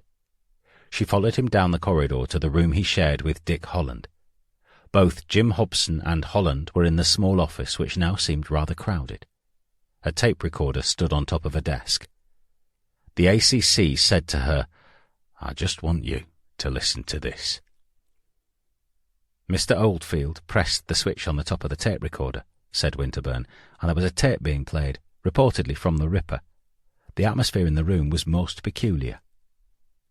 The voice, in a soft Geordie accent, said, "I'm Jack. I see you're still having no luck catching me. I have the greatest respect for you, George, but Lord, you are no nearer to catching me now than 4 years ago when I started. I reckon your boys are letting you down, George. You can't be much good, can you? The only time they came near catching me was a few months back in Chapeltown when I was disturbed. Even then it was a uniform copper, not a detective. I warned you in March that I'd strike again. Sorry it wasn't Bradford. I did promise you that, but I couldn't get there. I'm not sure when I will strike again, but it will definitely be sometime this year. Maybe September or October. Even soon if I get the chance. I'm not sure where. Maybe Manchester. I like there. There's plenty of them knocking about. They never learn, do they, George? I bet you have warned them, but they never listen. At the rate I'm going, I should be in the book of records. I think it's 11 up to now, isn't it? Well, I'll keep on going for quite a while yet. I can't see myself being nicked just yet. Even if you do get near, I'll probably top myself first. Well, it's been nice chatting to you, George. Yours, Jack the Ripper. No good looking for fingerprints. You should know by now it's clean as a whistle. See you soon. Bye. Hope you like the catchy tune at the end. Ha ha. Oldfield wanted the tape transcribing but didn't want to give it to one of the civilian typists. He wanted a police officer to produce a transcription. Megan Winterburn went into a separate room on the same floor. Using headphones, she took shorthand notes from the tape and played it back to herself, reading from her shorthand notes. There was this tape that had come from the Ripper. I had to play it over and over again to be able to write the shorthand and then to transcribe it, said Megan Winterburn. My first reaction was, this man knows what happened. It's the Ripper. The more I listened, the more sinister it became. It made the hairs stand up on the back of my neck. It was horrible, a real low point for me. I sat there typing it up on an old manual typewriter. I felt sick to the pit of my stomach. Just the thought that it might actually be this man's voice instead of being elated made my stomach churn. I realised the significance of the tape, that it would start up a whole new line of inquiry. There would have to be forensic analysis done on the tape and the envelope it came in, so I knew there was going to be a lot of extra work. I automatically knew that the incident room staff were going to be back to work in long hours and that days off would be cancelled. The recording had several long gaps, 9 silences of 3 seconds or more, 4 of which were 6 seconds long and 1 of 13. The obvious question for Oldfield, Holland and Hobson was whether it was genuine. The handwriting on the plain white envelope seemed similar to the earlier letters. This one was addressed to Assistant Chief Constable Oldfield. A signature Jack the Ripper had been written on the underside flap of the envelope, which bore a 9-penny postage stamp issued for the Christmas season in 1978. There was only part of a postmark, one edge of a franking stamp showing fragmentary lettering. Scientists at the Weatherby Laboratory said the lettering was consistent with it having been produced by a Sunderland franking stamp. The gum on the undersurface of the flap contained saliva from a blood group B secretor. This was the clincher for Oldfield. Handwriting experts also confirmed the sender of the tape was the same person as the letter writer. Holland, from the start, believed the tape and letters were genuine. I must have played it 20 times to analyse all the information the tape contained. I thought the Ripper was taunting us for not having caught him. The actions of a psychopath in that he enjoys the chase and taunting the investigators. The voice was so distinctive we felt sure that we were going to get him. The tape itself had no manufacturer's label, but the scientists found faint scratch marks on the outer plastic surface of the cassette, which indicated the label had been scraped off. The cassette had a small hole in one edge, and on the inside of this hole were more faint scratch marks. This hole and the accompanying scratch marks, coupled with the fact that the two halves of the cassette have been stuck together, indicate that at some time the tape cassette has been opened and then reassembled, the Weatherby Lab report noted. A fragment of light brown human hair and some fibres were found inside the cassette. Later analysis showed the tape had been stopped and started on many occasions. There was even a chance it had been produced on more than one tape recorder. At the end was a tune from a record called Thank You for Being a Friend, recorded by Andrew Gold in 1977. It was clearly aimed at Oldfield. For Oldfield and the West Yorkshire force, this seemed a most extraordinary breakthrough. The only Sunderland connection until now had been the letters posted there. Now, Oldfield believed the killer originated from the northeast and that they actually knew what he sounded like. The crucial question was whether to make the tape public. A conference of the most senior officers involved in the investigation, including those from Manchester, Lancashire and Sunderland, took place on the 20th of June at Halifax. Oldfield played them the tape with the pauses edited out. Doherty confirmed the voice was clearly from the Sunderland area. The consensus was that they would go public first with the tape, then with the handwriting, in the hope an arrest would quickly follow. They prepared for a huge public response. In Sunderland, 64 additional officers were drafted in.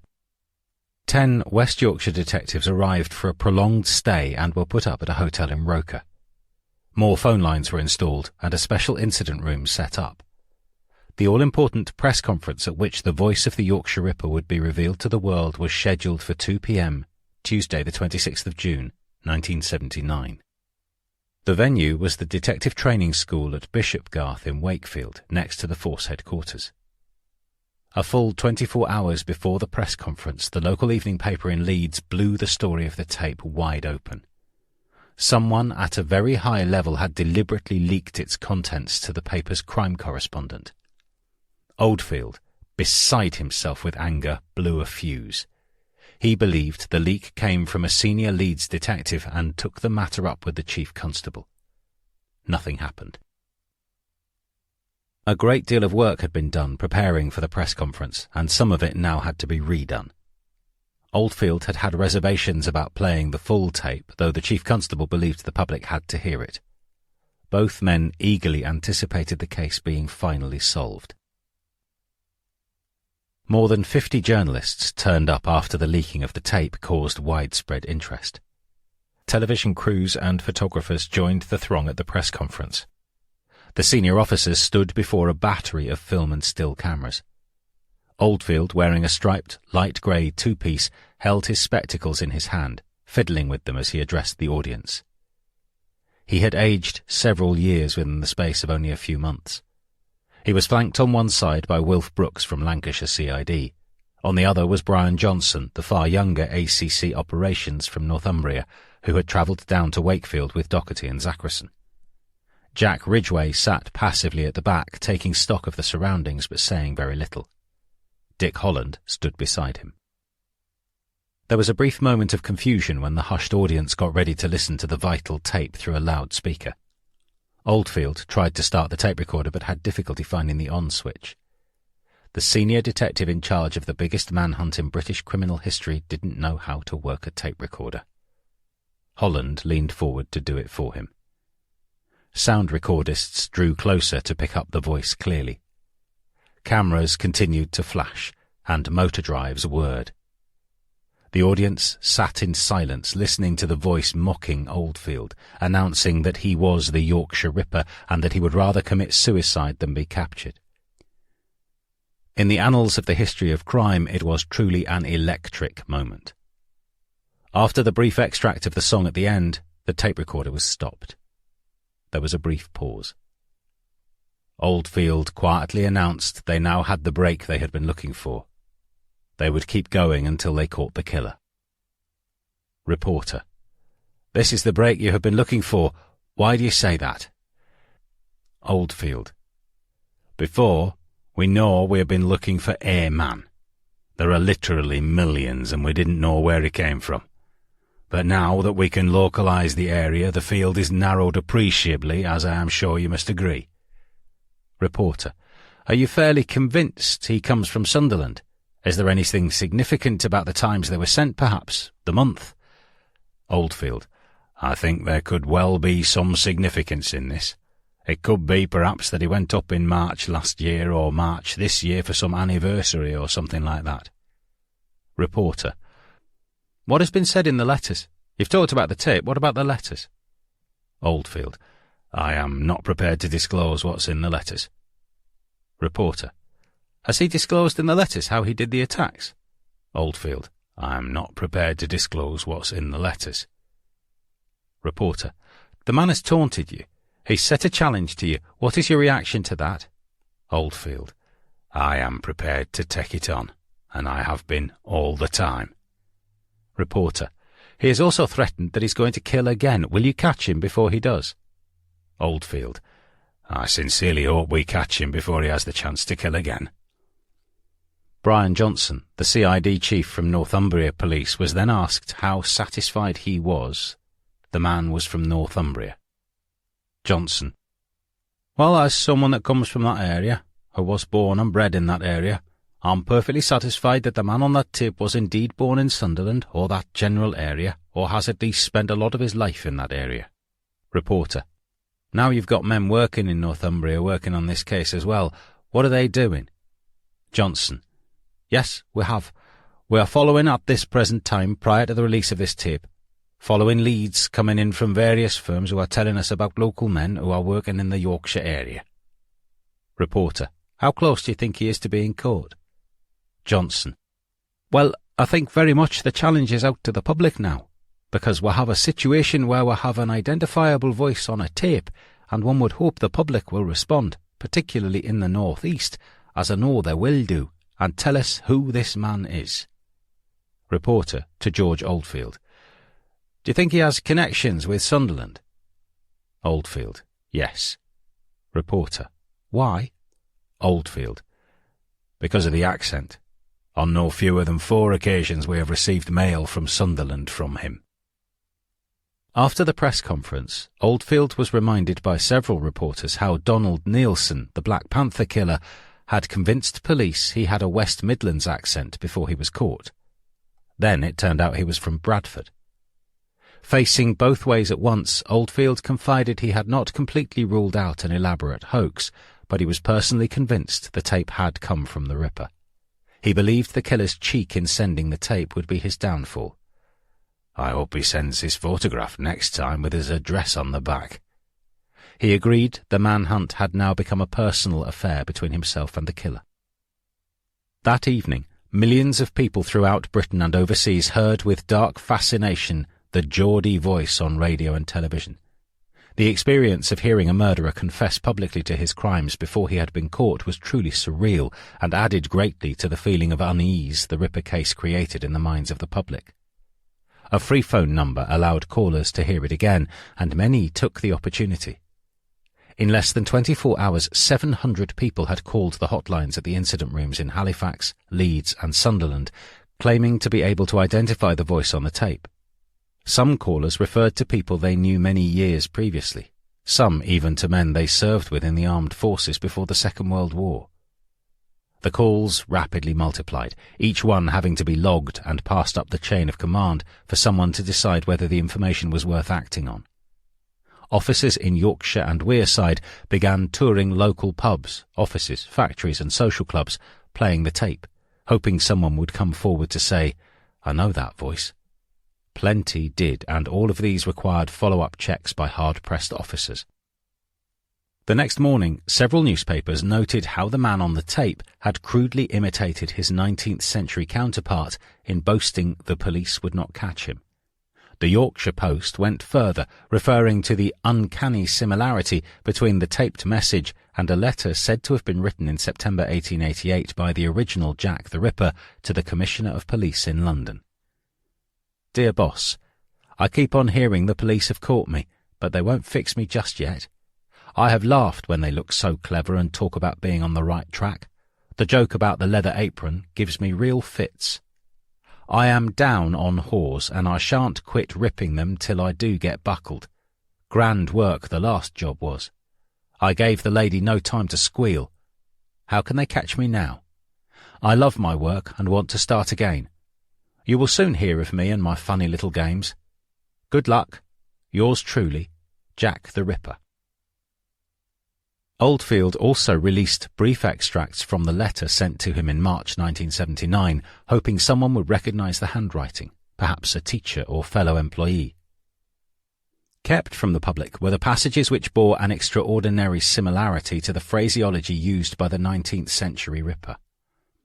In Sunderland, Detective Inspector David Zachrison belatedly received copies of all 3 letters written to Oldfield and the Daily Mirror. he quickly sent a detective to the local library to obtain a copy of the original Jack the Ripper letter. The resemblance was obvious. The original Ripper said he was down on whores. His modern counterpart wrote, "My purpose is to rid the streets of them sluts." "The joke about leather apron gave me real fits," said the 19th century writer. "The photo in the paper gave me fits," said the letter posted in Sunderland on the 8th of March 1978. Jack the Ripper wrote in 1888, "It's no use for you to look for me in London because I'm not there." And in the letter of the 13th of March 1978, its author mimicked, "Don't look for me up there in Sunderland, 'cause I'm not stupid, just passing through." Finally, the 1888 letter proclaimed, "I want to get to work right away if I get a chance," while the voice on the tape recording said, "I will strike again if I get the chance." These similarities nagged away at Zachrison as he and Doherty supervised the Sunderland end of the inquiry.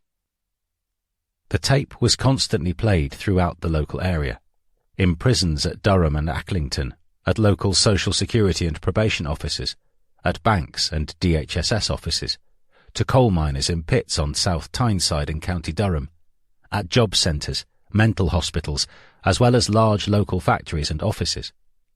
More than 60 working men's clubs were visited to see if anyone recognised the voice.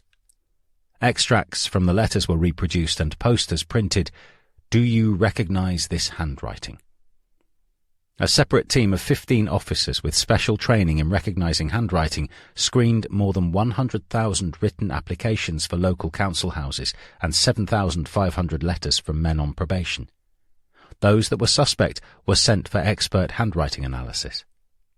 Officers from the No. 2 Regional Crime Squad were placed in the main postal sorting offices in Sunderland. Every day they examined envelopes to find any follow-up Ripper letter before it left the city, to determine more accurately where it had been posted. Over the next 18 months they checked 15 million letters. Oldfield was particularly interested in tracking down people who had borrowed books about Jack the Ripper. He accepted the recent author had been influenced by the 1888 killer's letter, but did not let it dissuade him the voice on the tape was authentic. Libraries in Sunderland checked on borrowers who had taken the books about the original Ripper murders. The Central Library had a computerised record dating back 12 months, which made the task simple, but other libraries in the area still used the old-fashioned card system, which left no record of who had borrowed the books previously. A few men were seen and eliminated. In what eventually cost the Northumbria force more than £600,000 at 1980 prices, Sunderland police left no stone unturned in their search for the man who sent the letters and the tape.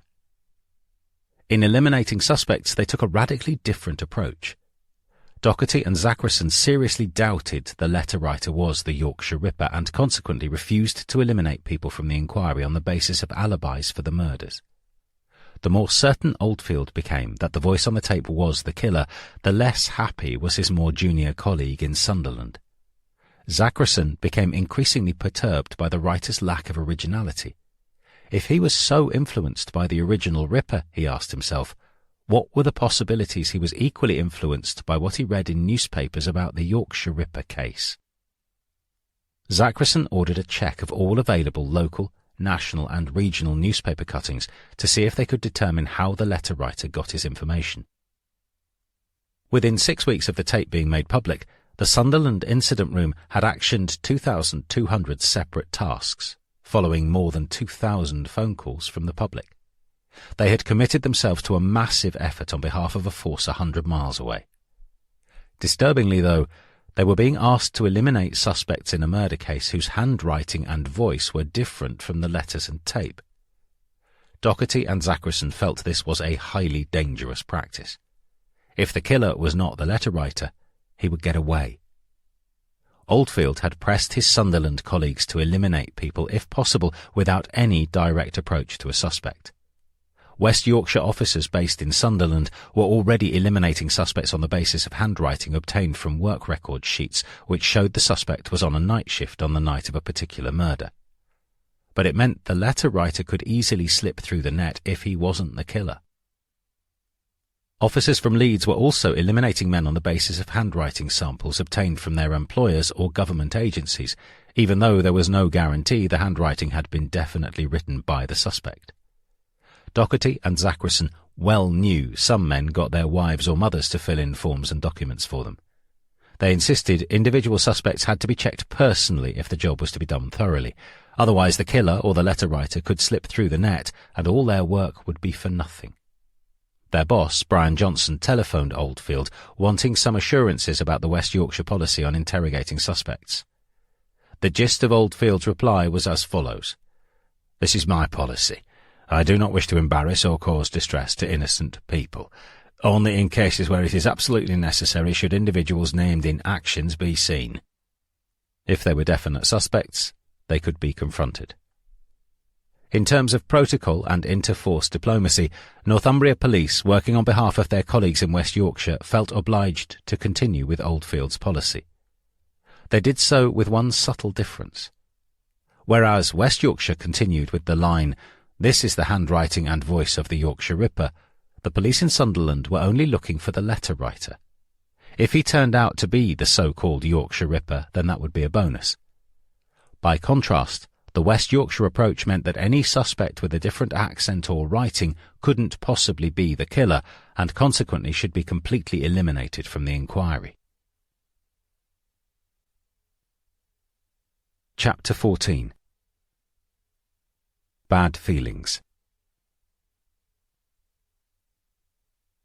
At the end of July 1979, the teams of Ripper Squad detectives switched to Halifax earlier to work on the Whittaker murder began clearing the actions piling up in shoeboxes at the centralised incident room in Leeds. Since the 23rd of February, an action had been outstanding for a Mr. Peter Sutcliffe of Garden Lane, Heaton, to be interviewed because his black Sunbeam Rapier car had been printed out on the Punter's Index as a triple area sighting, spotted cruising for prostitutes in the red light areas of Bradford, Leeds and Manchester. 5 months went by before 2 West Yorkshire detectives turned up at his door. The date was the 29th of July 1979, the 5th occasion he would be questioned about the Ripper case. Andrew Laptew, by now aged 29, believed he was about to make yet another routine call. The investigation seemed to be going on forever. As a uniformed officer on the Western Area Task Force, he had worked on all the early murders, grubbing on his hands and knees in all kinds of weather, conducting fingertip searches, making house-to-house inquiries, carrying out checks on vehicles and alibis. Laptew and 20 of his colleagues had had their own Wellington boots checked because of a footprint found at the Jackson crime scene. The forensic team had to eliminate all police boot prints. "We were completely dedicated," Laptew recalled not long after he retired from the police force after 30 years' service. "When you worked on a murder, there was a buzz of excitement. If there was a positive result at the end, it was a real boost. The wonder of the job for us, the magic if you like, was how the murder was detected. You went to work, did your job, and suddenly someone was charged. Then you learned how it had come about. There was a fascination for many of us because it was only by checking and rechecking that inconsistencies emerge, and that's the way the killers are caught." Laptew was then still living at home in Bradford with his Italian-born mother, but was engaged to be married in 6 weeks' time to Sheila Ledbetter, an attractive farmer's daughter from Wyke. She was 21 and worked in the typing pool at Bradford Police Headquarters, which was where they met. Laptew had just joined the CID full-time. Like most of his colleagues, aware of just how vulnerable all women were in Yorkshire, he warned Sheila to take special care.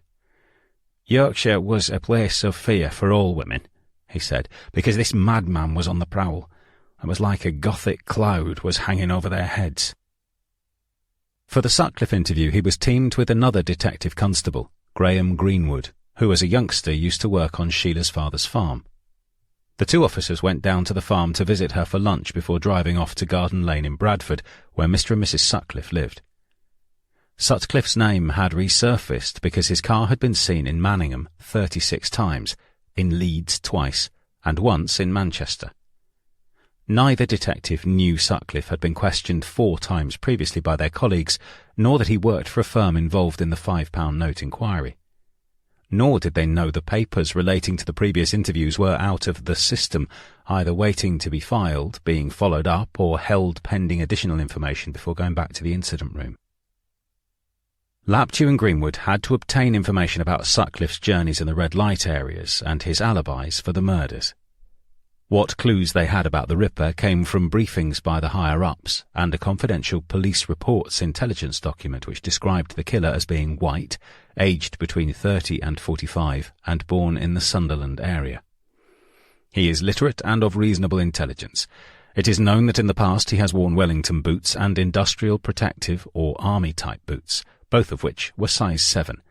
There are defects in his upper teeth which are natural, not false, and which can be identified. His blood group is B, and he is a known secretor. He is known to have been in possession of a motor vehicle. These follow-up inquiries were a grind.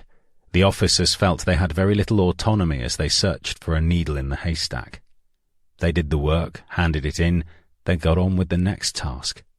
If the higher-ups wanted to pursue anything, they were called back for another inquiry.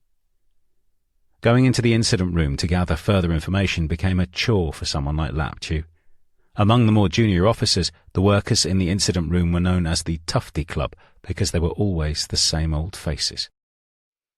You went into the incident room and people were buzzing about everywhere trying to sort things out, and it was difficult to get their attention. You wanted information but were greeted with sighs and moans and the rest of it. Frankly, I felt they should have been more cooperative, more willing to assist us because we were the ones going out to do the job. Laptew was unaware of the tremendous pressures facing incident room staff. There were changeovers of personnel. Senior officers elsewhere in West Yorkshire frequently seconded to the incident room people they personally regarded as their least motivated officers. Good, experienced staff in the incident room were the ones who were ordinarily highly motivated. The Sutcliffe interview came out of the blue. Laptew and Greenwood happened to be the next in line. The action was taken from its box, and that was their job for the day. They knew nothing about the man other than a few details. P.W. Sutcliffe, lorry driver, triple area sighting, all on one sheet of paper. Laptew had done hundreds of these interviews, and this was just one more. They stopped their unmarked police car outside the Sutcliffe's detached house, which stood on raised ground overlooking Garden Lane. A sloping driveway up the right-hand side led past the kitchen door to a garage. The front of the house had bay windows upstairs and downstairs. On a nearby playing field, Laptew had played rugby as a schoolboy. He remembered having been in the area before as they knocked at the front door. A few moments later, Sutcliffe appeared, still adjusting his clothes, as if he had come down from upstairs. It was a Saturday afternoon and he was wearing a golf shirt and trousers. He took them into the front lounge, where everything appeared clean and tidy. There were plastic covers on the furniture. The carpet was well hoovered. There was a place for everything, and everything in its place. Soon he was joined by his wife, a neat, thin-looking woman with dark hair. Laptew took notes as both officers asked questions.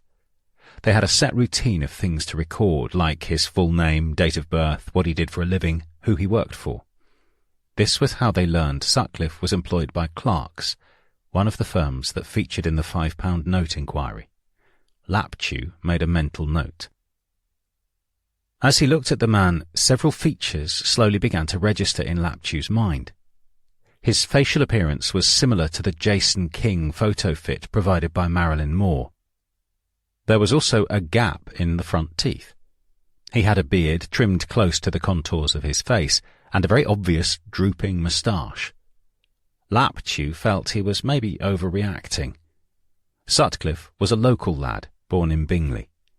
He had a softly spoken Bradford accent, its pitch slightly raised.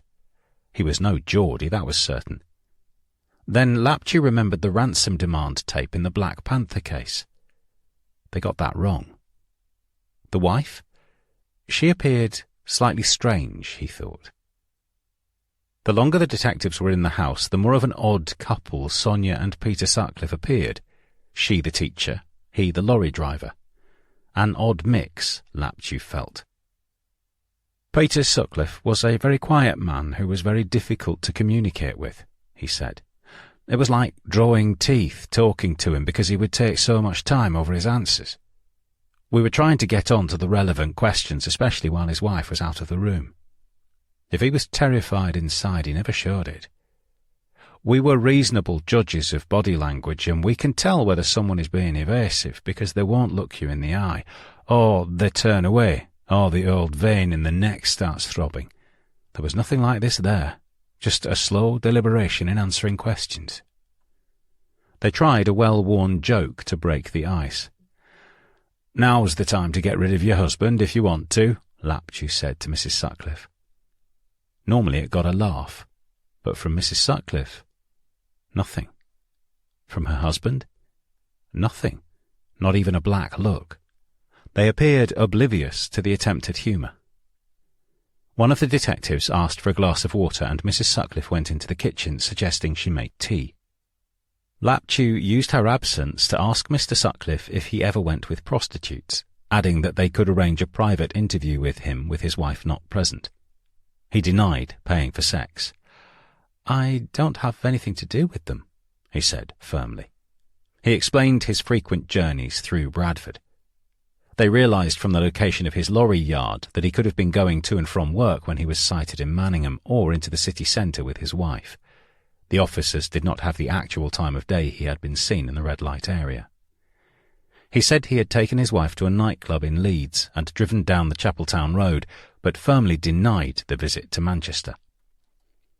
Under strict instructions not to divulge the covert surveillance operation, neither Laptew nor Greenwood challenged Sutcliffe, though there could be little doubt about the Manchester sighting. He couldn't account for his movements on the dates when the murders took place, but said that when he did go out it was always with his wife. When Sonia Sutcliffe returned with a pot of tea, they made a point of asking her husband again whether he visited prostitutes, and then asked for a statement confirming his reply. Mrs. Sutcliffe also made a statement, alibying her husband for several dates. Sutcliffe did not know his blood group, but was prepared to offer a sample for analysis. In separate statements, the couple mentioned their visit to Leeds, but could not recall going to Manchester. The interview had taken almost 2 hours. The Sutcliffes appeared calm, quietly answering questions without apparent difficulty or embarrassment, but volunteering no additional information. The officers obtained a letter Sutcliffe had written to his wife to compare his handwriting. They searched his car and the garage, but found nothing to connect him with the crimes. Later, they visited Clark's, where Sutcliffe was described as a model worker. His timesheets were obtained, with further examples of his handwriting.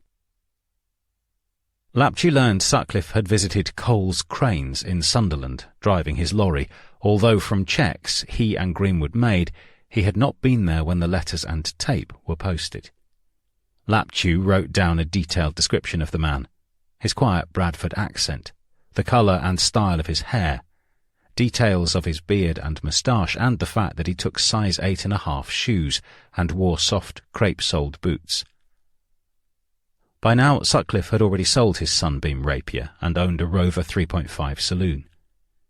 The new owner of the Sunbeam Rapier was traced, and the officers examined its tyres and searched it. They found nothing. Laptew had by that time become increasingly suspicious of Sutcliffe and made arrangements for the Sunbeam Rapier to be available for forensic examination if his senior officers thought it necessary. Unfortunately, an official report said later, no examination of that sort ever took place. The detectives were unhappy about the interview. "I had bad feelings about the man," Laptew said. "He had too many uncanny links with what we knew, and the thing that struck me more than anything was the striking resemblance to the Marilyn Moore photofit." Sutcliffe had been alibied by his wife, which was unsatisfactory. He denied having been in Manchester after his vehicle was positively sighted. He had visited Sunderland and travelled throughout the north of England. His size 8.5 shoes were close enough to the footprints found at the Whittaker crime scene. He had a gap in his teeth, and his manner was unbelievably casual for someone supposedly helping an investigation for a serial killer. There were too many things that fitted what we knew, what we suspected, and there is always your own particular irrational gut feeling about a person. The pair debated arresting Sutcliffe on suspicion, but decided against it, remembering the instruction 2 years previously that people being interviewed were not to be hauled in without the approval of the Assistant Chief Constable, Crime.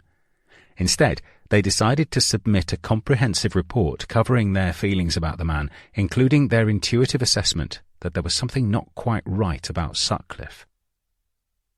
Laptew did a West Yorkshire CRO check.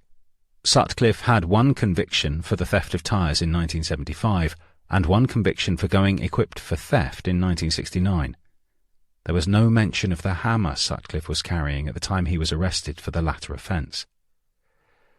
The following Monday morning, Laptew called by the typing pool at Bradford Police Headquarters. He wanted Sheila to type his report. I had never asked her to type anything for me before.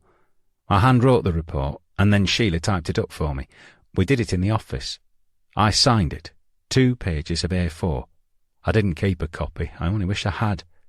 The report, dated the 2nd of August 1979, stated unequivocally, "The reporting officers are not fully satisfied with this man." I didn't check whether he had been interviewed at Clark's, admitted Laptew. The incident room was like a bloody fortress, and to get in there if you wanted anything, it was so user-hostile. You would not believe the animosity. I hated the bloody place because you got nothing without making a bloody nuisance of yourself. I couldn't get the written statements together because it was sacrosanct territory there. I would nowadays go in and thump the table and insist on the information. But you have the likes of Dick Holland, whom I revered, and they had their approval from him. They were sanctioned by him, a superintendent. I was a DC living in the valleys. Shit rolls downhill, and if I offended any of these, who knows? The point came when I bypassed my team leader and went direct to Mr. Holland. He didn't read the report at that point, but it was left in his in-tray. I said, "I'm not happy about this bloke. Will you have another look through it?" I outlined what it was about, and then I mentioned the Marilyn Moore photo fit. The tone of his reply shocked me. "Anybody who mentions photo fits to me, they'll draw uniform and do traffic for the rest of their service. I'm talking about a guy who was almost a deity to me. You have got to understand the culture, bearing in mind these guys. You held them as gods. He bit my head off. They were privy to everything. I was in the wrong for even daring to go and front him up with this. You don't labour the point with a guy like that. You didn't mess with Dick Holland. Firstly, you respect him, and secondly, he knows best. He knows more than me, and I could be wrong. When he blew my head off, I thought, you big ignorant bastard. That's what I thought. I lost respect for him at that point because the incident room heard all of this. There were enough of them in there. I felt, well, fuck you to the power of 10. I thought, I must have got it wrong. It can't be the guy. And I carried on with my normal duties. The completed action for the Sutcliffe interview went to Dick Holland, who marked it in green ink. File, because Sutcliffe's handwriting did not match that of the Ripper letters. An official Home Office report into the conduct of the Yorkshire Ripper investigation said later that there was a possibility that Holland himself may not have seen Laptew's special written report, but the action sheet certainly mentioned its existence. Holland himself certainly did not remember Laptew's report when questioned in depth about it several years later. Neither did he recall that 13 months earlier he had himself ordered a special examination of the tyres on Sutcliffe's red Ford Corsair. The official report said, "Despite the most probing investigation, it has not been possible to trace what happened to Constable Laptew's report after he submitted it. Detective Superintendent Holland is adamant that it was not attached to the papers which he marked file, and in spite of the fact that the report is referred to on the completed action, there are grounds for believing that he is accurate in this assertion." Some support for this has been given by Detective Superintendent XXXX, who also saw the papers, but his recollection is that the Laptew report appeared on his desk separately sometime after Christmas 1979, and that he then brought it to the attention of Detective Superintendent Holland. Superintendent Holland disagrees with XXXX's recollection of events and is adamant that he cannot remember ever having seen the report. The official report's author, at the time one of the most senior policemen in Britain, added, "I cannot help concluding that one or other of the senior officers involved in these events is now loath to accept responsibility for what in effect was a serious error of judgment. the question must be asked whether Detective Superintendent Holland actually had time to read Detective Constable Laptew's completed action of the interview before he wrote "file" on it, or whether it was one of a huge pile which he recognised had to be disposed of during the day in the knowledge that a similar pile would be waiting for him the following morning. If he had had the time to read it properly, surely he would have asked for Laptew's special report, had it not been attached to the action. And having read it, surely he would have felt that the reservations which Laptew expressed about Sutcliffe were worth a major probe to resolve. However, it is now clear that the incident room filing system had already gone badly wrong, because when Laptew and Greenwood were told to interview Sutcliffe about the triple area sighting, no records were found of the 4 previous interviews. When a new separate line of inquiry was about to begin, a name index card was made out for the person about to be seen before a check was made to see if that person already had an entry in the central name index. If their name had previously been recorded on an index card, the new one was simply stapled to it. It was here that things began to go awry. No index cards for Sutcliffe were found immediately before Laptew's interview, even though there had been 2 separate lines of inquiry concerning Sutcliffe, the £5 note inquiry and the cross-area sighting, as well as 2 re-interviews. Somehow, the index cards had become separated, or completely misfiled, or both. With hindsight, had Laptew and Greenwood taken Sutcliffe down to a police station to help with inquiries, there is every possibility it would have cracked the case wide open. A thorough trawl through incident room files would certainly have followed, and this should have brought all the relevant paperwork concerning Sutcliffe together. Moreover, once his name had gone round as having been arrested, word would have quickly reached other officers who had also interviewed Sutcliffe, and a wealth of information should have been unearthed. The probabilities of Sutcliffe working for one of the firms that could have received the £5 note and to have had a make of car on the tracking inquiry list, coupled with his denial of having recently been in Moss Side, Manchester, should have been enough to elevate him immediately to the D62 file, the list of men who were serious suspects. But Oldfield had laid down an edict, and the junior officers did as they were told. When the police forces in Britain wanted help with recognising voices on tape, they turned to one of Britain's greatest authorities on phonetics, Stanley Ellis, a senior lecturer at the University of Leeds. He started work there in 1952 as research assistant to Professor Harold Orton, who was undertaking his Survey on English Dialects. Ellis's father and mother had worked in the textile industry. He was brought up in a suburb of Bradford and went to a grammar school there. After war service in the RAF, he returned to his roots in the West Riding and did a degree at Leeds. It was Professor Orton who encouraged him to study regional dialects, and Ellis conducted field work for the survey. During early married life, he and his wife and their young child lived in a caravan for 5 years, travelling throughout the country from Northumberland to Cornwall as Ellis listened to and recorded regional dialects. He would call at remote villages and persuade 4 or 5 local people to talk for several hours about their lives, and particularly about the old times, so providing him with samples of local language and pronunciation. Over the years, Ellis appeared regularly on radio and television, on which he was known as the Dialect Man, making programmes about the diversity of the English language in Britain. First and foremost, though, he was a teacher, and someone with great empathy for the ordinary people of Britain. "When you start talking to folk, they are fantastic," he said with his typical enthusiasm. "Do you know what really impressed me? I was working in some really backward places in the 1950s.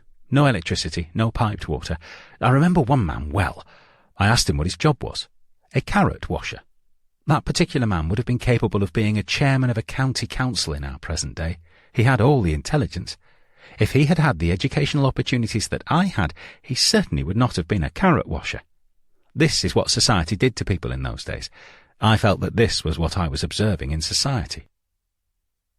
As well as appearing in court on behalf of various police forces, Stanley Ellis also had a secret life. He worked for the security service, MI5. From time to time, they needed expert help with tracing the origins of a voice on a telephone intercept, or a bug planted in a building owned by a foreign government hostile to the interests of the United Kingdom. Ellis was one of several people during the Cold War who quietly assisted the authorities in the defence of the realm. His thanks for his long service to his country came in the form of a letter from the then Director General of MI5, Stella Rimington, which he had framed. It still hangs today in his study at home. The Ripper Squad sent Ellis a copy of the Geordie tape in the hope that he might pinpoint more accurately where the voice came from. It was obviously from someone on Weir's side, but Ellis believed the people who could identify it more accurately were in Sunderland. It was a very distinctive local voice in his view. He didn't think the man had altered a great deal socially by changing his voice in order to live somewhere else. Ellis already had an archive of Wearside accents. In his own mind, the accent was more north of the River Wear, in an area known locally as the Barbary Coast. At Sunderland Police Headquarters, Detective Superintendent Docherty arranged for a car to take him on a tour of the area. Ellis took with him 2 expensive UHA tape recorders, one to play the Ripper tape, the other to record local dialects. They toured the area to the north, calling in at small towns and pit villages, asking locals in pubs and working men's clubs if they could narrow down the dialect on the tape. They edged gradually upriver and stopped at 2 villages, Southwick and Castletown. There, people immediately recognised the voice as one of their own. This was where the tape sender had spent his formative years. Officers from Sunderland soon began making extensive inquiries in the area, while Stanley Ellis took off on holiday to Corfu. He was convinced that by the time he returned, the identity of the voice on the tape would be known to police. "I was absolutely certain his family, friends and neighbours would have recognised it at once," he said. In his absence, West Yorkshire Police received a number of telephone calls purporting to be from the killer. Helping them was Ellis's colleague from the Department of Phonetics at Leeds University, Jack Windsor Lewis. He listened to tapes of the phone calls and decided they were fakes. Asking casually about the letters the police had received, he was astounded to learn they had been examined by a handwriting expert, but had not been analysed for linguistic content. They agreed to let him see copies of the letters, but only if a police officer was present in the room, and check if the letter writer was the same as the person on the tape by analysing the kind of language used. "I decided they definitely were linked," Windsor Lewis said.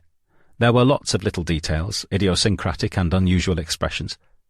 He even crossed his sevens in the continental style, which is something very unusual for the most part in this country." Listening to the Ripper tape, Windsor Lewis was also convinced the identity of the person who made it would be quickly known. If ever a voice was going to be unhesitatingly attributable to an individual when he was found, this was surely it. "I was certain that a number of people must have recognised him at once and known whether he was a murderer or some sick-minded hoaxer." Elsewhere in Sunderland, David Zachrison was a troubled man after attending conferences in West Yorkshire where Oldfield was present.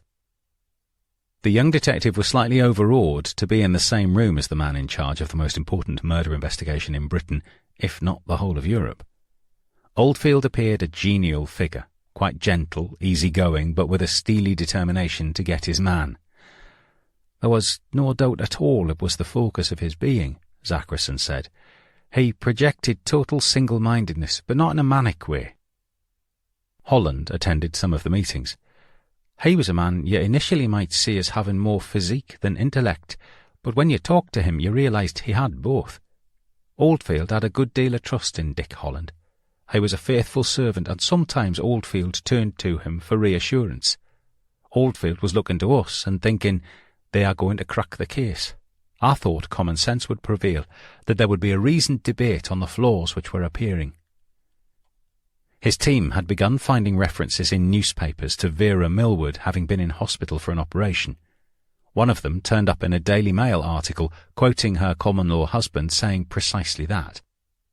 There were other references to Joan Harrison being discussed as a possible Ripper victim as early as February 1977.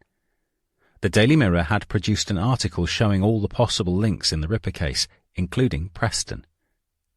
Moreover, Zachrison was still bothered by the letter writer's lack of originality in using the 1888 letter as a template for his own scribblings. After all, if you are the murderer, you know so many intimate details of the murders. That's why the police keep so much back, because only the murderer will know. It would be very, very easy if you were the murderer to prove conclusively within half a dozen lines that you are the man, and he did not do that. If I was the killer, and I was enjoying taunting the police, I could have brought out so much more.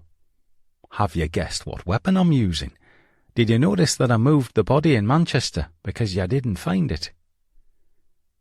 Zachrison had a chart on his office wall tabling the murders and the dates the letters were sent.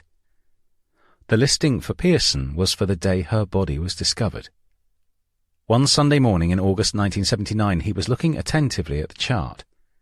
He suddenly remembered a phrase from one of the early letters. Up to number 8 now, you say 7, but remember Preston 75. At the time the letter was sent, Yvonne Pearson's body still lay hidden beneath a sofa on waste ground in Bradford. It was not found until nearly 2 weeks after the letter was posted. It dawned on Zachrison that if the killer's mathematics were correct, the total number of murders should have been 9 if they included the Harrison slaying. The writer clearly hadn't known anything about Pearson. The real killer would have adjusted these figures and thrown in the taunt, "You haven't found number 9. On the tip, which arrived later, he says, "I think it's 11 up to now, isn't it?" By this time, Pearson's body had been found, and he had now included it in the totals. Zachrison looked several times at the chart, telling himself such an error was impossible, but concluding, "I've got it wrong." He laid the copies of the letters on a table and began writing a detailed chronology of events. Leaving his office, he went across the corridor to the incident room and spoke to a detective sergeant, Alan Whitwood. "Our letter writer may not be all that he says he is because he doesn't seem aware of the Yvonne Pearson murder at the time he wrote the letters." They had known each other for years, so Zachrison didn't mind making a fool of himself, though he was sure he was on firm ground with his assertion. Whitwood had a quiet demeanour, but he would tell anyone they were talking absolute claptrap if he thought it was true. After listening to the argument, he believed Zachrison had made a compelling case for saying the letters and tape were nothing more than a hoax. At home that night, Zachrison weighed up his responsibilities. He found himself in a moral dilemma and told his wife that for the first time in his career, he might have to go public with a piece of information to save lives. He believed the entire Ripper investigation was being led down a blind alley. But what should he do? The idea of going behind Doherty's back and leaking these findings to some journalist went against every instinct. His first loyalty was to the police service, which had ways of doing things, channels of communication meant to remedy things that went wrong. He wanted to avoid a diplomatic row and the humiliation of his colleagues in Leeds, who had been coping with an out-of-control serial killer for nearly 4 years. He still kept thinking that Oldfield must have something up his sleeve to convince himself the man on the tape was the Yorkshire Ripper. But this analysis of the letters finally convinced him otherwise. He would have to do something. One of the most powerful tools in any organisation was the written word. Conversations could be conveniently forgotten, but a written report had certain consequences attached to it which could not be ignored either by its writer or its recipients. He would do more research, then write a report for his own bosses. Soon afterwards, detectives in the Sunderland incident room began slowly to raise doubts about the letters and tape with their West Yorkshire colleagues stationed in the northeast. It usually happened in a quiet, good-natured way, over a drink in the police club bar, so as to get nobody's back up. The Sunderland men were deliberate in not trying to rain on Oldfield's parade. Such talk was never discouraged by Doherty or Zachrison because they hoped the message would filter down to Leeds and bring about a thorough re-examination by Oldfield of the so-called Geordie connection. Sunderland police carried on questioning every male between 20 and 65 among the 1,500 homes in the mining village of Castletown. When Castletown inquiries were completed, they planned to move on to neighbouring Hilton Castle, an estate of 3,000 houses, then to the Town End Farm estate. It was an operation that would keep local officers fully employed for the next 18 months, a huge commitment in terms of manpower. When the onset of winter arrived, the police caravan parked in the village gave way to more substantial accommodation. A disused police house at Town End Farm Estate was used as a base of operations, as birth records were scrutinised for men born north of the River Wear between 1924 and 1954. School records were cross-checked for men born outside the area, but who spent their formative years around Castletown and went to school there. It involved checking 176 birth registers containing 88,000 names and 60 school registers with 55,000 names.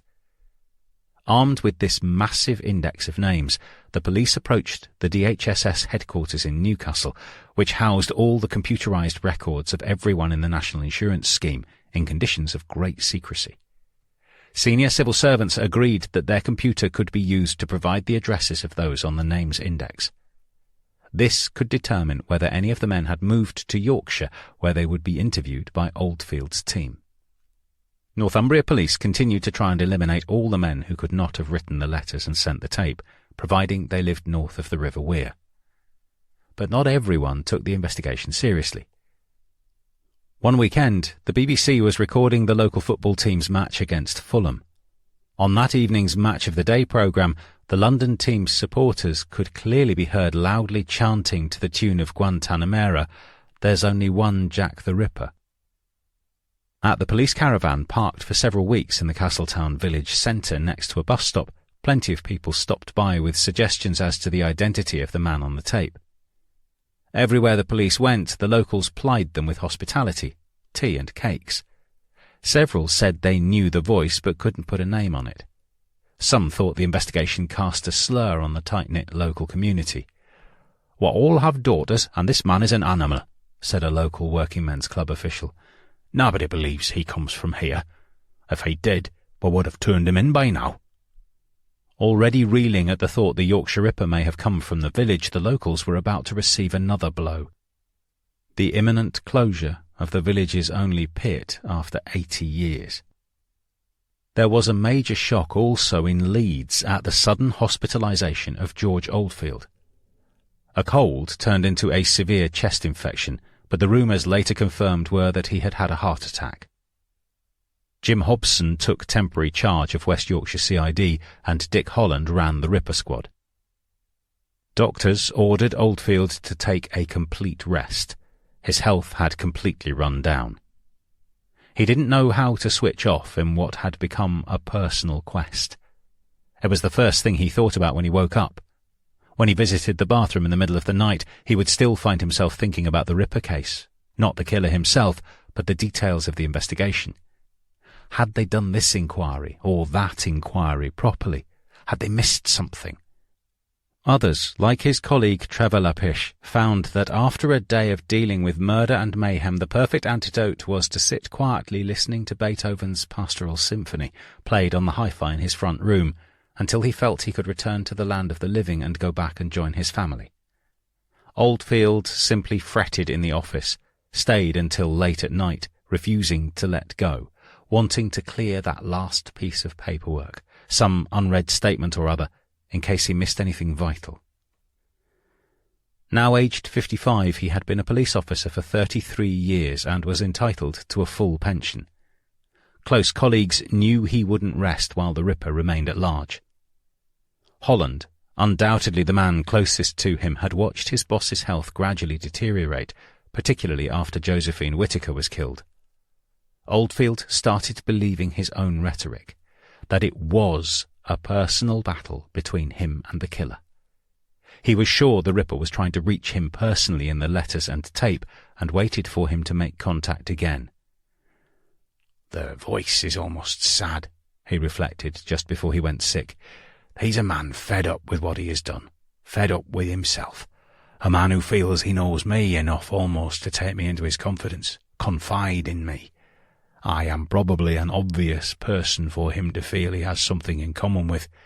I feel I know him already. Every time the phone rings I wonder whether it is him."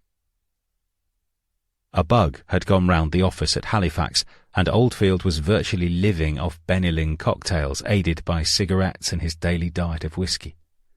Holland knew he had had a heart attack for sure. He visited Oldfield in hospital after his boss phoned him personally in the incident room, wanting to be updated. If he hadn't gone to the hospital, Oldfield would have become more stressed, worrying about what was happening.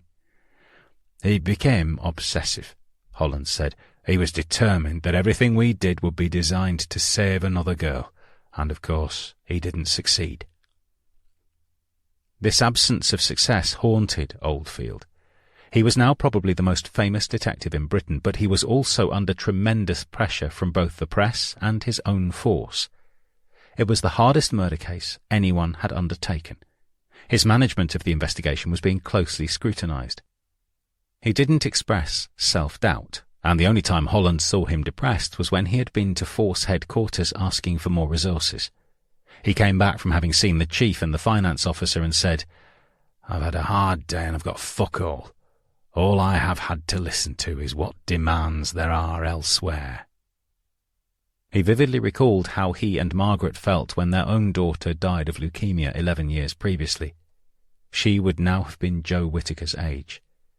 It played on his mind, and, sentimental man that he was, he knew how her parents must have grieved. He told Roger Cross on the Yorkshire Post, "Our only concern is to get this man before he takes another life, and I am sure he will try." It proved a prophetic statement. Only 2 weeks after Oldfield went into hospital, the Ripper struck again, in the heart of the University Quarter of Bradford. On the 3rd of September 1979, Dick Holland had just begun his first real holiday in years. He hired a caravan intending to tour Scotland with Sylvia and her 2 sons. They had reached Glenrothes, Fife, on the other side of the Forth Road Bridge where Sylvia's mother lived, and planned staying a few days before heading up the east coast towards John O'Groats. The moment he heard the news of another Ripper murder in Bradford, Holland was on the telephone. A new senior investigating officer for the latest Ripper murder had been appointed, Detective Chief Superintendent Peter Gilrain, a former Wakefield City man. Holland agreed to return first thing next morning. Sylvia realised he had no choice, but knew how disappointed he was at not being able to go fishing with her young sons. He had even upgraded his angling tackle before setting off on holiday. It was never unpacked. She and the boys stayed in the caravan at her mother's house while Holland drove straight to Bradford, still in his holiday clothes, hoping that this time the Ripper had left a clue that would lead to his swift detection. Barbara Leach, aged 20, from Kettering near Northampton, had been about to start her 3rd year at Bradford University studying humanities and economics. Her parents were quiet, hard-working people who lived simply and encouraged both their children to go to university. Barbara's brother Graham had gone to Cambridge. Her mother, Beryl Leach, was a teacher, and her father, David, a bank clerk. Barbara had knuckled down to her A-levels at the local girls' high school to win her university place, but then she was used to hard work. Before becoming a student, she had a Saturday job at the local branch of Boots the Chemist. In the university vacations, she grafted away as a casual worker at the local prime cut processing plant and at a handbag factory in nearby Desborough. She and her best friend had had a wonderful, carefree holiday in Greece that summer, and they were planning a trip to Crete the following year. She was a lively young woman who enjoyed horse riding and dancing and had a close circle of friends in Bradford. She lived with a number of undergraduates from the university in a shared house in Grove Terrace, right in the heart of student land. On Saturday, the 1st of September 1979, she and her friends enjoyed a night out in their local pub, the Manville Arms, just around the corner in Great Horton Road. Barbara had a steak and kidney pie and drank 2 pints of cider. The landlord was a friendly type and decided to hold a late stop, closing the pub but inviting some of his regulars to stay on after hours. At 40 minutes past midnight on Sunday morning, the private party began to break up, and the students started to drift off home to their lodgings, in Barbara's case, a bed-sitting room. It had started to rain, but Barbara fancied a walk rather than accept a lift, and was never seen alive again. It was not until after tea time on Sunday, when she had still failed to appear, that the alarm was raised and a big police search commenced. A phone call that night was made to her parents' home in Kettering. They were watching The Oneiden Line, a seafaring drama series on television, when they heard the news that would change their lives forever. Their daughter was missing from the flat she shared with her 5 friends, and police were searching for her. She had gone for a late-night walk and not returned. Beryl and David Leach immediately feared the worst, knowing full well that the Yorkshire Ripper remained at large. The following day, at 9:15 p.m. on Monday, the 3rd of September, 2 police officers, one of them a woman, called and broke the sad news that their daughter had been found dead and was a victim of the Yorkshire Ripper. In the past, Barbara had talked briefly about the Ripper, but her parents had felt safe in the knowledge that their daughter would always walk with a friend, not on her own. Like every person who had a beloved child murdered, Barbara's parents thought it would never happen to them. Barbara always managed to give a good account of herself, her father told the local paper. I remember our son Graham saying once he and Barbara had some kind of minor argument and she had playfully hit him and practically floored him. Earlier that Monday at 3:55 p.m, a police constable walking down a cobbled lane behind the rear of the houses in Ash Grove had come to an open yard behind number 13, a large stone-built detached house with a tarmac pathway running along the side of the house to the lane at the back.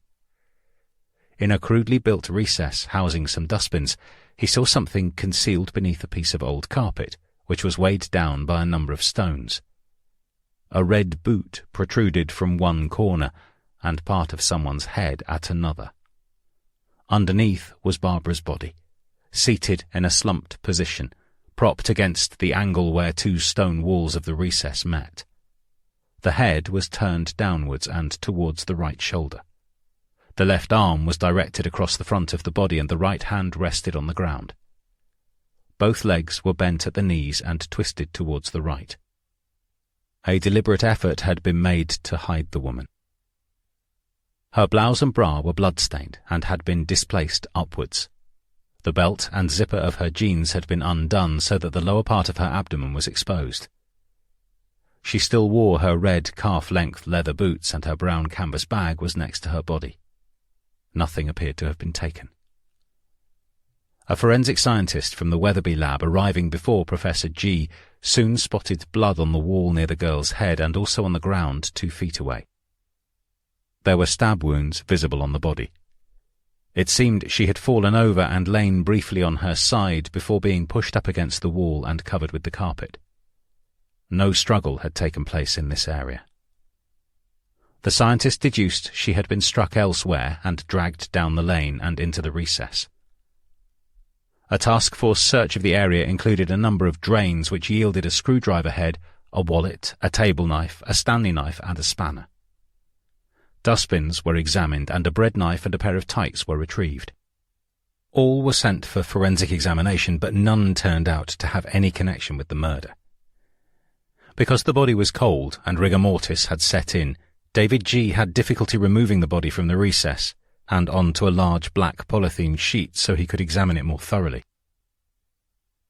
Blood soiled her brown-coloured hair and the exposed skin of her chest and abdomen.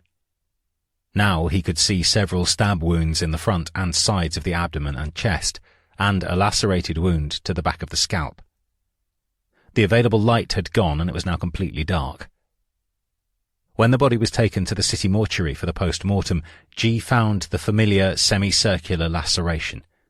A depressed fracture of the underlying skull was clearly visible. On the trunk he found a number of oval-shaped stab wounds and others triangular-shaped. In the tracks of some of these wounds, which had penetrated several vital organs, he discovered some kind of streaky black material which he thought was a kind of grease. Again, the stabbing instrument appeared to have been reintroduced through the same wound without being fully removed. G believed she had been hit once on the head with a hammerhead just over an inch in diameter. The impact had been in a downwards and forwards direction, so she had obviously been struck from behind. The 8 penetrating wounds to the trunk were made by an object with a 3-sided blade at least 5 inches long, similar to the injuries seen in Whittaker 6 months earlier. Again, he felt the instrument had a handle with a flat face. The injuries had to have been inflicted before she was moved to where she was found. The new senior investigating officer, Peter Gilrain, had formerly been in charge of the force administration at the Wakefield headquarters, A quietly spoken, thoughtful man, he had an alert brain, but his demeanour seemed at times more like that of a bank manager than a murder squad detective. He wasn't emotional, especially in public. Indeed, he was keen to avoid personal publicity. He had a droll sense of humour and rarely lost his temper. He was born in Wakefield and had spent 5 years heading the city's CID. Although briefed about the generalities of the Ripper case, he had little in-depth knowledge of it. While he concentrated on investigating the Leach murder, Holland took the day-to-day decisions regarding the rest of the investigation. Gilrain conceded the killer was crafty, but he couldn't be invisible, and he remained convinced someone must have seen him either approaching or leaving the area. In subsequent days, forensics managed to turn up a footprint with the same pattern of impressions found at the Whittaker scene. But then, as with all the other Ripper investigations, they began to run into brick walls. The hoped-for breakthrough from the Whittaker murder had not materialized, and a considerable number of actions were still outstanding. Witnesses who saw something definite were scarce. One suspect was described as being white, early 30s and of athletic build, with short dark hair and a thin dark moustache. He was seen putting some kind of bundle into a green Hillman Avenger estate car parked near the crime scene. They also tried to trace a blue Datsun spotted close by at the material time, but neither vehicle was ever traced. The same foot-slogging inquiries, house-to-house checks, vehicle checks and taking of statements went on without let-up. A new and updated confidential police intelligence special notice sent to all British police forces gave details of 16 Ripper murders and attempted murders. It also included information about the tyre tracks found at 3 crime scenes, as well as the letters and tape, and firmly stated that suspects could be eliminated from the inquiries if they were not born between 1924 and 1959, were obviously dark-skinned, if their shoe size was 9 or higher, if their blood group was other than B, and they had an accent dissimilar to a northeastern Geordie accent. This crucial document, hastily put together by a detective sergeant, was issued without Gilrain having seen it, but on Dick Holland's authority, as temporary head of the Ripper Squad. Among those outside West Yorkshire Police, there was now a profound sea change in attitude towards the Ripper Squad's 4-year investigation. The Fleet Street tabloids began a campaign to call in Scotland Yard. An editorial in The Sun urged the force to swallow their pride. The fact is that they seem no nearer capturing this monster than they were 4 years ago. It brought a glib response from a senior detective. They haven't caught their own Ripper yet. What makes them think they can catch ours? Public faith in West Yorkshire's ability to solve the case began to erode rapidly. Criticisms were widely aired. On a local radio station, callers began openly discussing the undercover police operation in Manningham and Chapeltown. They ridiculed the fact it was supposed to be secret and made the reasonable point that if they knew a covert operation was taking place, it was a sure bet the Ripper did too, which was why he had gone looking for a victim in the university area. The emotional reaction to this latest murder, both in Bradford and Barbara's hometown of Kettering, was one of devastation. Neighbours who had known her all her life openly wept as they spoke of the kind, intelligent girl they knew. The Northampton Evening Telegraph put up a £5,000 reward for the capture of the killer, bringing the total money available to anyone wanting to turn bounty hunter to £30,000. In Yorkshire, women took to the street, protesting about male violence. Staff and students at the university were beside themselves with sorrow and anger that the Ripper was still at large, menacing a huge swathe of the country. When Peter Gilrain warned that women were not safe to be out in the early hours on their own, it brought 300 feminists onto the streets of Bradford in protest. They marched on the police headquarters, urging for men instead of women to be given a curfew. Self-defence classes started being taught, and some women took to carrying knives to protect themselves. Local firms made special arrangements to transport female workers home at night. On holiday on the Greek island of Corfu, Stanley Ellis read news of Barbara Leach's death in an English newspaper. Seeing the word Ripper in a headline, he purchased the paper at a newsstand in the lobby of his hotel, fully expecting that the police had found the killer after someone had identified the voice on the tape. Learning of yet another murder sent a shiver down his spine, he says. It gave me such an awful jolt. I felt awful, absolutely awful. There I was thinking that he had been caught and he's done another murder right on my doorstep. This was my home patch. I knew the street where she was murdered. It so depressed me that I began wondering about the possibility of a hoax. I was certain that any number of people would have recognized the voice by now. I think if he had really been a murderer, it is more likely that people would have disclosed the fact. I spoke to Jack Windsor Lewis about it when I got home. We were shattered when we found they hadn't located the person. They must have in fact interviewed him and passed him by simply because he had an alibi. Both men thought they were alone in their thinking. Neither knew of the profound doubts about the authenticity of the tape and letters gathering pace in Sunderland. One of the most extraordinary facts about the way West Yorkshire Police dealt with the tape was that before the end of September 1979, 4 separate written warnings about the possibility of a super hoaxer had been communicated to senior officers on the Ripper Squad. On the 14th of September 1979, an extraordinary event took place which was never made public. There was convincing evidence that the person who actually sent the letters and tape tried to undo the damage and to warn the police. It was the day after publication of the confidential police special notice authorizing suspects to be eliminated if they did not have a Geordie accent.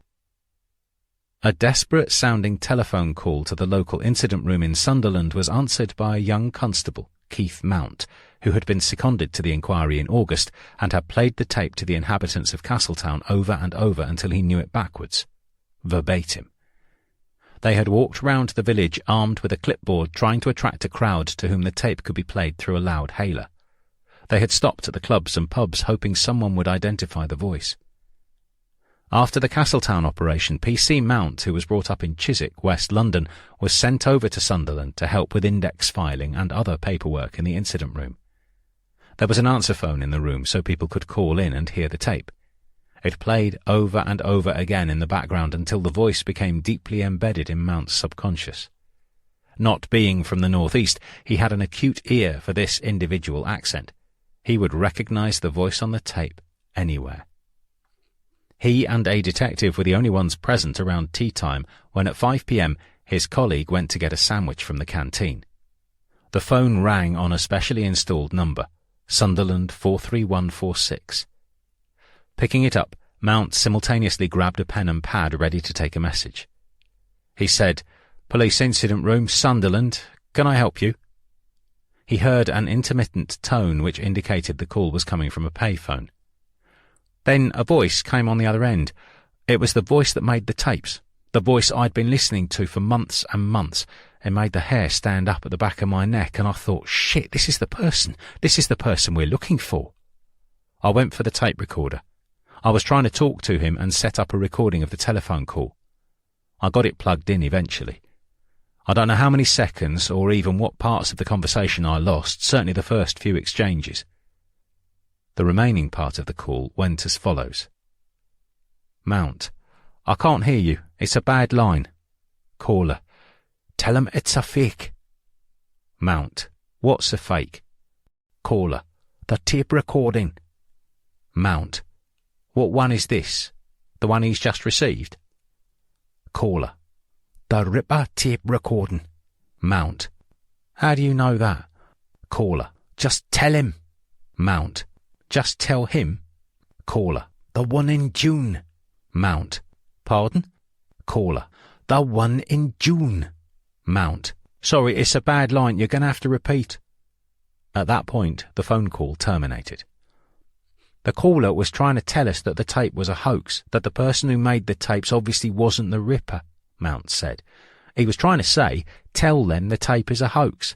It was like listening to the radio or television, knowing the person very well and then meeting them face to face. You recognised the voice. It was just him. I can't explain anything else. I knew it was him, the person who made the tape. He was trying to tell me the tape was a hoax. There had been a murder recently and he had taken an awful long time to phone up. I am sure to this day that that was the person I spoke to. He was trying to convince me in a very short burst, not chatting. He was trying to say, the tape is false. Tell him the tape is false. I have played the tape to so many people I was brainwashed with that voice, brainwashed with it. I knew it better than my own voice. After the phone call, Mount got through to the local telephone exchange to have it traced. This meant not replacing the handset to avoid disconnecting the line at his end. The hope was an engineer at the exchange could manually follow the call back to where it originated. Nevertheless, the line was lost, and they were unable to see where the call had come from. Zachrison heard the tape of the phone call first thing next morning and went to consult with senior officers. Those who listened to the tape were completely convinced it was the same voice as that on the tape sent to Oldfield. It was confirmation that their approach of trying to find the tape sender without alibying him for the murders was the correct one. The "tell him" on the tape was definitely a reference to Oldfield. Within 24 hours, the Sunderland incident room was buzzing with the news. It was the only time Sunderland police ever received a call suggesting the tape was a hoax. Eventually, the tape was passed to a Home Office laboratory at Sandwich, where a phonetics expert declared there were significant differences between the Oldfield tape and the phone call to Sunderland. However, there is evidence from many years later when the tape of the phone conversation with Keith Mount was examined by another phonetics expert, Dr. Peter French, in York, for analysis. In the intervening period, the science of voice printing had technologically moved on apace. In the 1990s, Dr. French took over many of the responsibilities of Stanley Ellis after he retired, working for the police and other government agencies. French subsequently told a third party that he had examined both tapes and concluded the voices were the same. A few days later, with no knowledge whatsoever of the telephone call to the Sunderland incident room, both Stanley Ellis and Jack Windsor Lewis wrote independently to the Ripper Squad, expressing reservations about the veracity of the tape and letters. Ellis had been increasingly troubled by the thought that they could be hunting someone for sending the letters and tape who was not the Ripper murderer. Probably the most experienced man in his field in Britain, he remained certain that someone must have already identified the voice on the tape, and the man had provided an alibi for the killings. Several years before, Ellis and Windsor Lewis had been brought in by police to identify a voice on a tape recording during the Black Panther investigation. That turned out to be the work of a hoaxer, and he was afraid the same had happened again. West Yorkshire police had convinced themselves the Ripper tape and letters contained privileged information and were equally certain they were from the killer. "It must be at least possible that this is not so," Ellis wrote. "Unless we keep before us the possibility, then a great deal of time and effort could be wasted." His colleague Windsor Lewis also wrote, warning the police to keep an open mind. Another with grave concerns who committed himself on paper was David Zachrison. On the 25th of September 1979, he resolved his moral dilemma about the dangers of a super-hoaxer by writing a 9-page report entitled Commentary on the Ripper Letters and Tape for his superiors in Northumbria Police. He pointed out the errors in the arithmetic concerning the numbers of killings, the obvious omission of the Pearson murder, and he highlighted the way the writer had mimicked the original Jack the Ripper letter. Finally, Zachrison demonstrated how the letter writer could have gleaned his information from articles in the press and revealed how, at a conference of top detectives at Bradford 2 weeks previously, Jack Ridgway informed colleagues that he himself had told the press how Millward had received medical treatment in order to generate some public sympathy.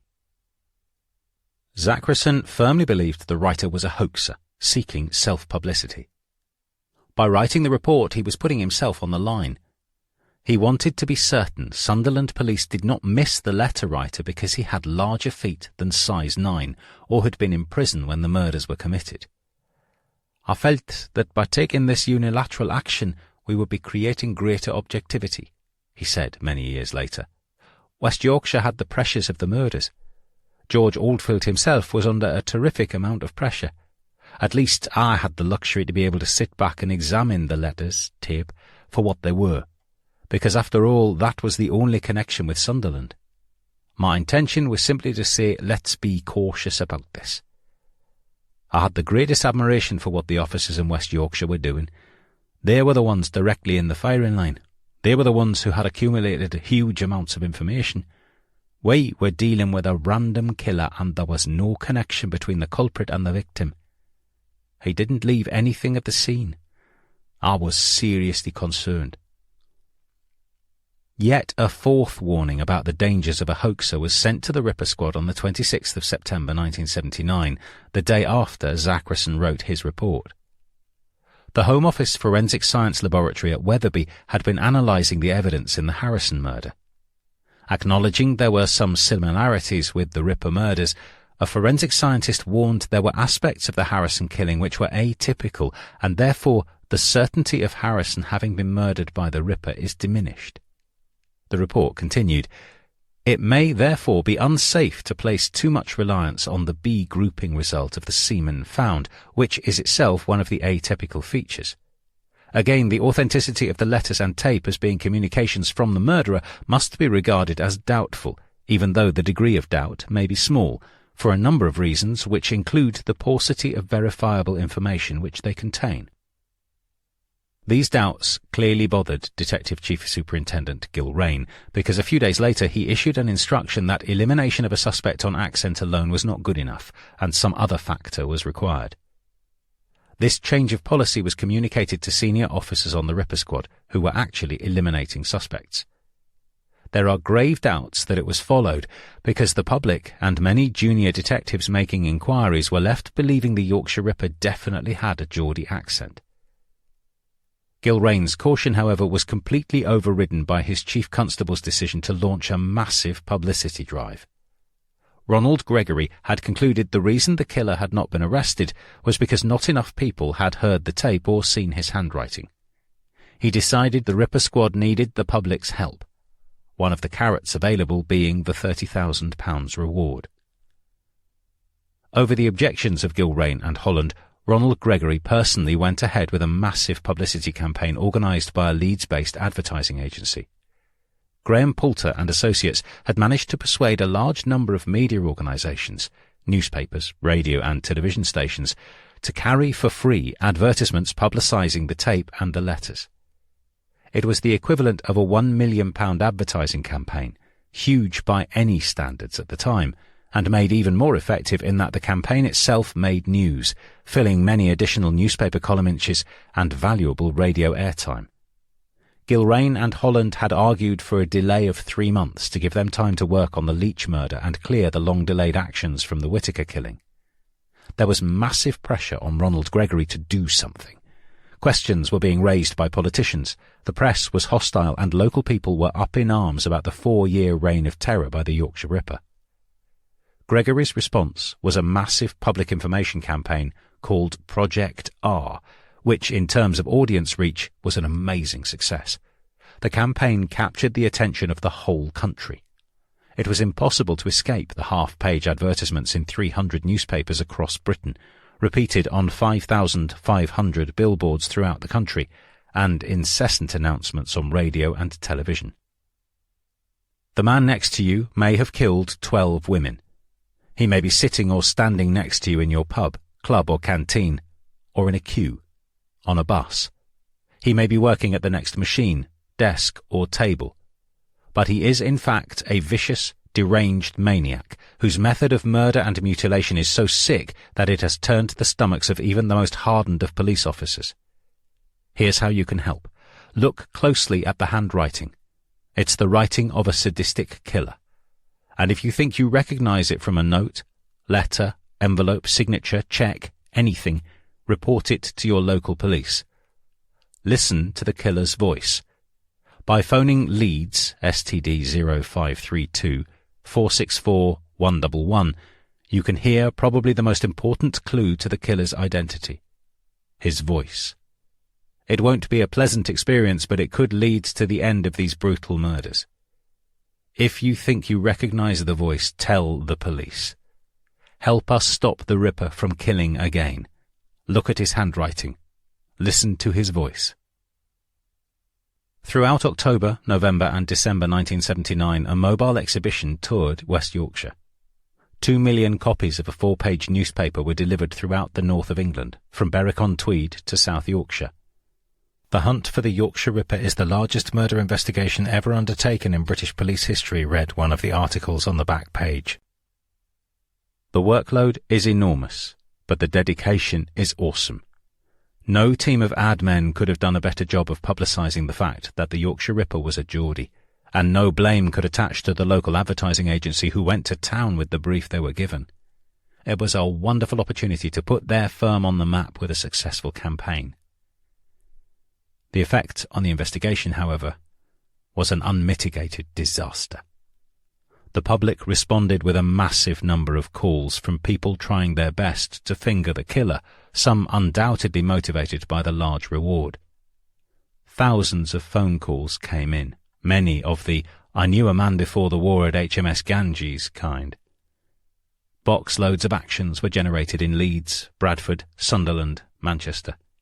They totalled more than 5,500, resulting from nearly 19,000 phone calls offering help. 3,000 calls came in on the first day. While this was happening, the police national computer was spewing out ever-increasing numbers of motor vehicles spotted in the red light districts. Details of vehicles simply kept on climbing. There was another reason for Dick Holland to plead for the publicity campaign to be delayed, but by then the Chief Constable's plans were too far advanced. The advertisements were placed, the billboards donated. It was too late to turn back. "I pleaded with the Chief not to have the Project R press conference," said Holland.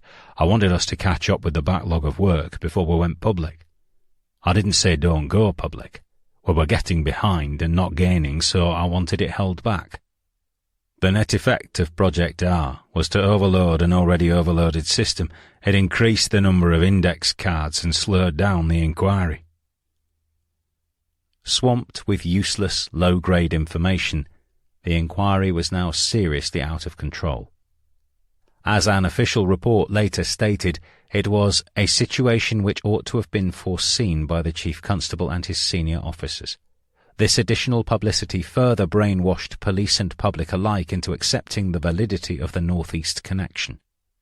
What had been needed was a senior investigating officer in overall charge who could recognise the problems likely to follow from his decisions and use the skills available within the force to overcome them. A comparison can, for instance, be made between the launch of the sponsored publicity campaign on the letters and tape and the launch of a new product by a commercial company. A commercial manager making plans for the launch of a new project would have to be assured that all his wholesale and retail trade outlets were fully stocked to meet the demand for the product before he put his major advertising campaign into effect. Senior officers of the West Yorkshire Force did not obtain such assurances about their capacity to meet the likely response before they allowed the £1 million publicity campaign to be mounted. While they were no better or worse than those in other forces, the senior officers were, the official report stated in a particularly damning phrase, not well equipped in management terms to control an inquiry of the size and scale which the Ripper inquiry proved to be. They lacked the flexibility of mind which was required to identify failures in existing systems and take rapid corrective action. Meanwhile, the Yorkshire Ripper remained at large, safe in the knowledge the police were looking for someone else. Knowing this, one autumn afternoon in late October 1979, Peter Sutcliffe answered the front door of his home to be confronted for the 6th time by murder squad detectives who had come to interview him. Chapter 15. Swamped by paper. The backlog of incomplete actions was tackled at a trickle.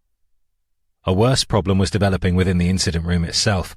Documents, statements, completed action forms and index cards relating to Peter William Sutcliffe were all over the place, either missing from the system, held pending, or incorrectly completed.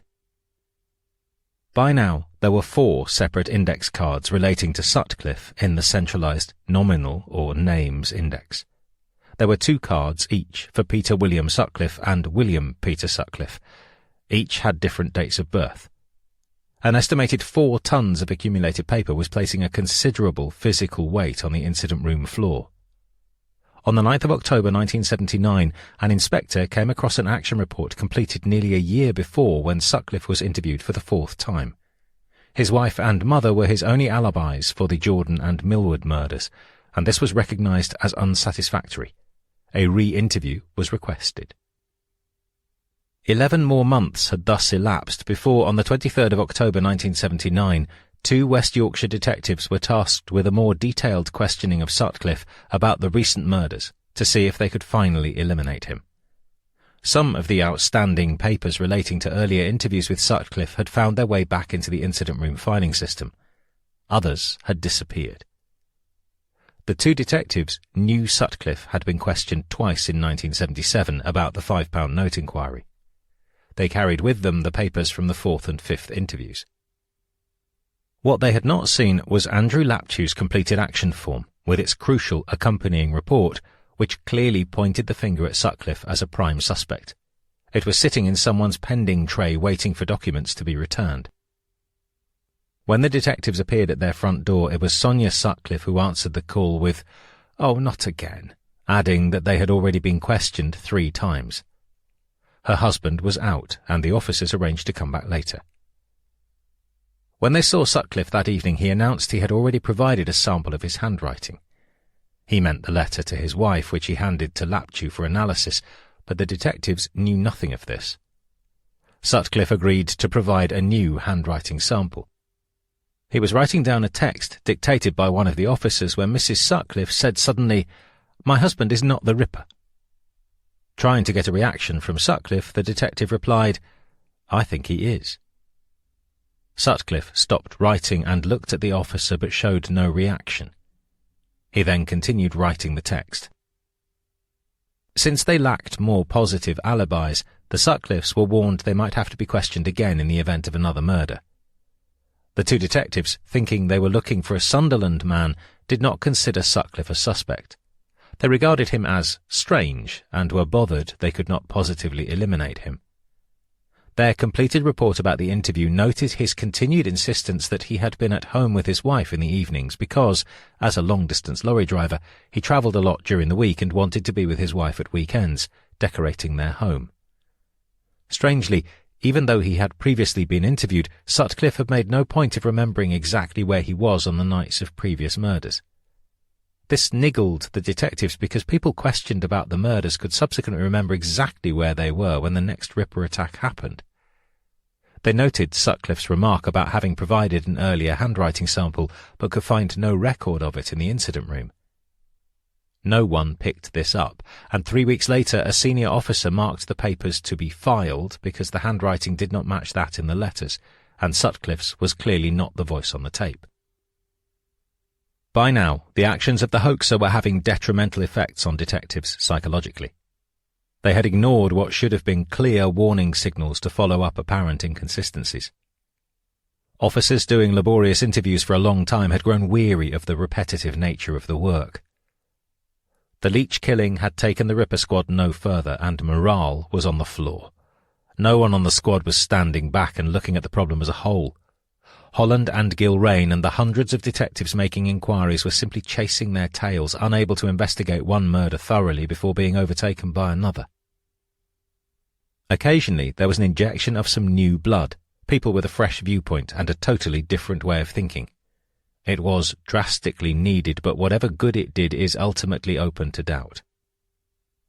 2 forensic scientists, seconded to the Bradford Police Headquarters for several months by the head of the Forensic Science Service, Dr. Alan Curry, had been struggling for more than a month to inject some intellectual rigour into the inquiry.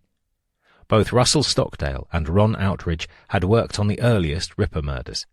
Now they were back with the task of liaison and coordination of scientific services, but they acted more like management consultants, drawing up briefing papers and suggesting new lines of inquiry. What they discovered when they arrived disturbed them. They found a group of men and women swamped by paper, although any number of detectives could quote them chapter and verse on each individual murder. As scientists, they quickly realized something was missing: a dispassionate orderliness of relevant linked information, or the ability to step back and look at what they were dealing with. Stockdale, at the time a principal scientific officer, observed, "Researchability was not there. The information had reached such proportions that it defied a logical weave running through it. They were bright people, very bright people, and they were good blokes. But there was no file which contained all the forensic science reports or all the autopsy reports. They had masses and masses of paper, and there didn't seem to be sufficient interaction between the separate murder incident rooms. There was no logic running through the filing system." The scientists would drop in on Peter Gilrain, cocooned in his office, surrounded by piles of paper. These had become like a brick wall which subconsciously he could hide behind while he worked himself into the ground. Like Holland, he rarely left for home before 11 at night. So long as Gilrain and Holland and the other senior officers remained hidden behind their paper walls, they did not have to come out and confront the flaws in their own logic. Stockdale and Outridge pointed out how Gilrain's working methods meant he had no time to stop and think. He would come in early in the morning and follow the same obsessive pattern adopted by Oldfield, Holland and the rest, staying late into the night, including weekends, surrounded by the myriad of documents he felt he had to wade through. Stockdale said bluntly he thought the situation was ridiculous, and that as senior investigating officer, Gilrain needed to step back. We used to go in and sit there and say, "Put that down, Peter, push your chair back and let's have a cup of tea." And we would say, "Why are you fucking about with all these pieces of paper?" He said that he had to initial them before they went on to the next stage. We told him to delegate. He said he couldn't. We used to despair that here was the man leading the hunt for the Yorkshire Ripper on a national basis, and he was essentially counting beans. It was a personal observation. It was no real business of ours, but Peter was a mate, and so we told him what we thought. The scientists themselves became frustrated, observing men who had set themselves more to do than could reasonably be managed in a 24-hour day, with no margin for creativity, no margin for emptying the mind and seeing what popped up. It reminded them of the saying that if all time was taken up with administering trivia, where was the intellectual space for the unusual? There was no centralized file containing all the forensic scientist reports or autopsy reports. Few detectives on the ground understood what type of weapons they were searching for. Stockdale and Outridge collated all the information and arranged for sketches of particular implements to be drawn by an artist, so detectives had a three-dimensional picture in their minds when they made searches of suspects' homes and garages. Every forensic science laboratory in the country and all police forces were thoroughly briefed on the scientific evidence in the case and what action had to be taken in the event of the Ripper striking outside his current killing zone in the north of England. The scientists made another startling discovery. The Ripper squad had not collected together all the descriptions of the killer provided by vital witnesses who possibly saw him. On the 1st of November 1979, Ron Outridge drew up a memorandum for the Ripper squad chiefs in Bradford headed "The Physical Appearance of the Ripper." It said, "There must be in the records several reports of persons who have seen or claim to have seen persons thought to be the Ripper. However, so far as I am aware, no photo-fit pictures have been given to the press for publication, and nothing in the way of a description has been given to police officers to enable them to recognize likely suspects while performing their multifarious duties in contact with the general public. Recommendation: 1.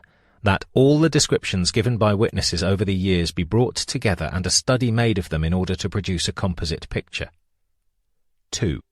That key witnesses, if there are any, be re-interviewed by a different inquiry team to see what further information comes to light.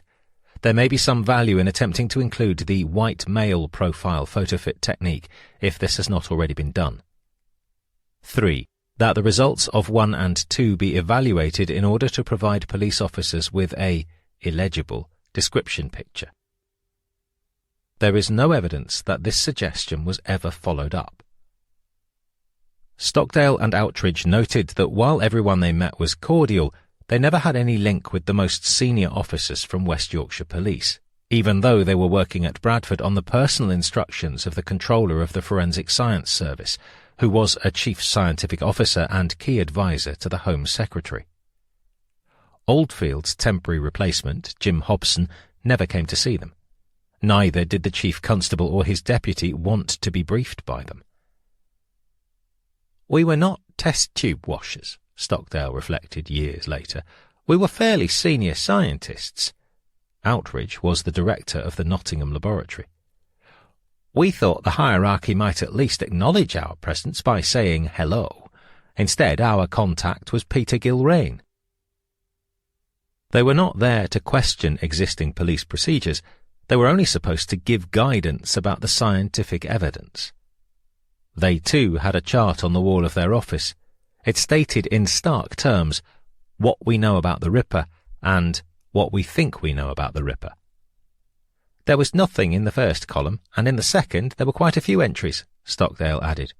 Every now and then the detectives came into our office, looked at the chart on the wall and would say, "Bloody hell, you're right." They found it quite sobering. If the scientists were constrained in criticising police procedures, there was one man who could criticise and did.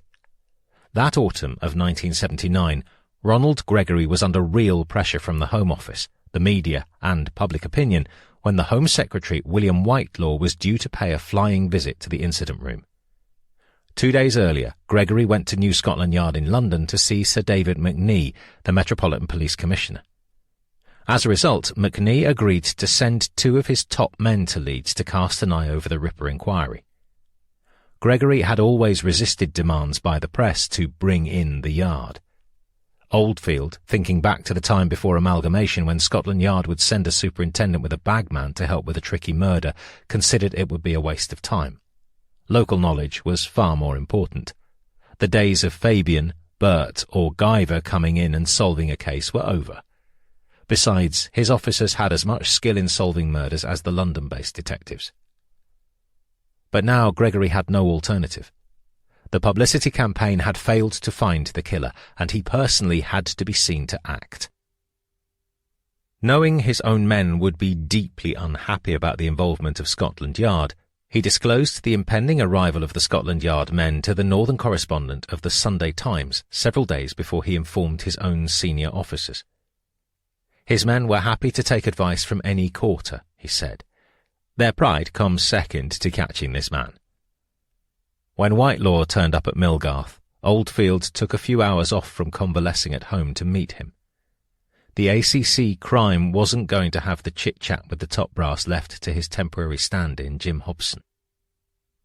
It would be a further 6 weeks before Oldfield returned to work, by which time much had changed.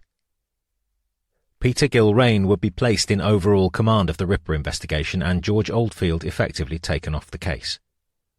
This urgent change was prompted by the month-long visit to the north by Commander Jim Neville, at 52, one of Britain's most experienced detectives and the head of Scotland Yard's anti-terrorist branch.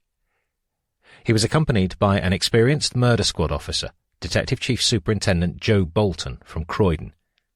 The arrival in Yorkshire of the dapper, silver-haired Neville merited a photo opportunity for the local news media, followed by a press conference. He was met off the high-speed 125 express from London at Wakefield Station by a local police inspector and driver.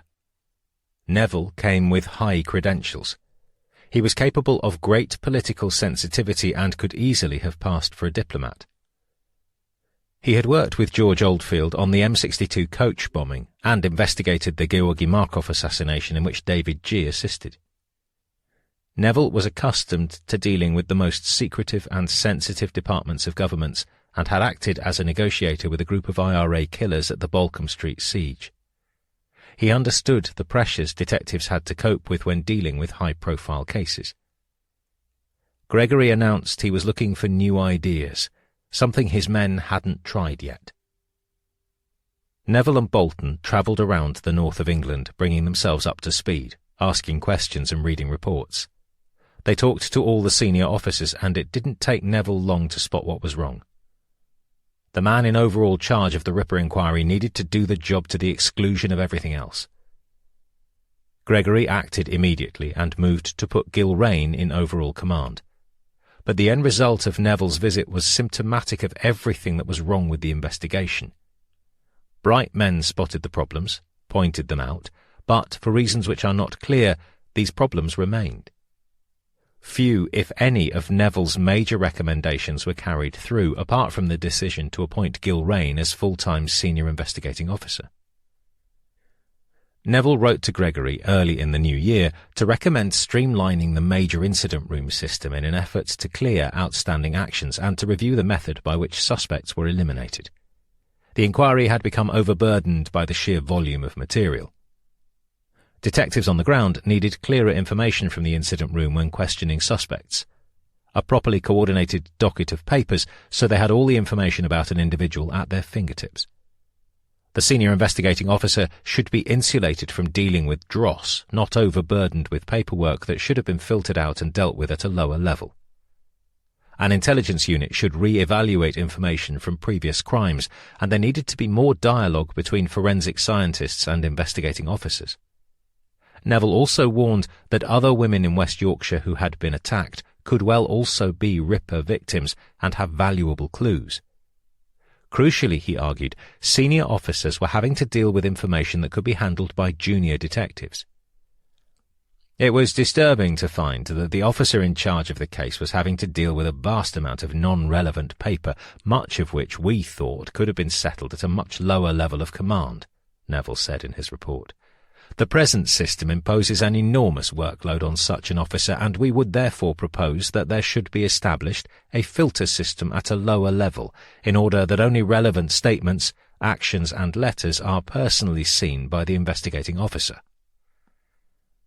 While he agreed the Sunderland operation should continue, he urged caution, suggesting a review of suspects previously eliminated on the grounds that they were not the letter writer or tape sender. While it is agreed that the author of the letters and tape is probably the murderer, it is not a complete certainty, he wrote. The logical corollary of this warning should have been that suspects cleared because their handwriting was different were to be re-interviewed. Amazingly, it never happened.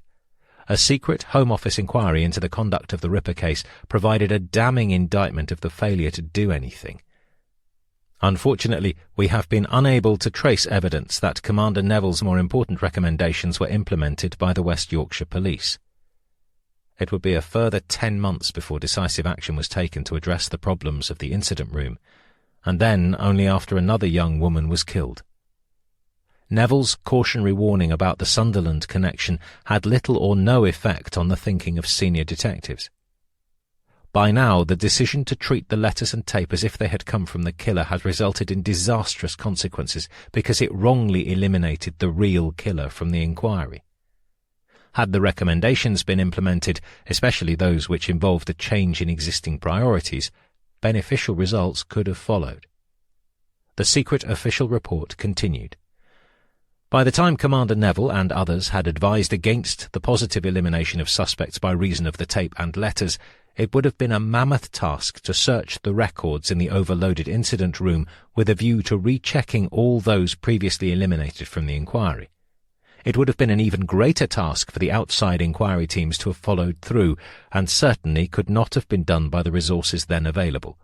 It would also have meant admitting publicly with potential dire consequences that the earlier decision to use the tape and letters as eliminating sieves had not been justified. The report's author, Mr. Lawrence Byford, one of HM Inspectors of Constabulary, gave his opinion as to why Zachrisson's and Neville's advice was ignored. In my view, the reluctance to follow the advice proffered by the discerning Detective Inspector Zachrison of Northumbria and Commander Neville of New Scotland Yard can be attributed to this latter factor more than any other. In other words, he thought that there was a tremendous resistance to admitting that the inquiry had taken wrong turns. This reluctance to face the truth can be seen also in an early introductory report of the Ripper investigation, Regina vs. Sutcliffe, prepared by West Yorkshire Police in 1981.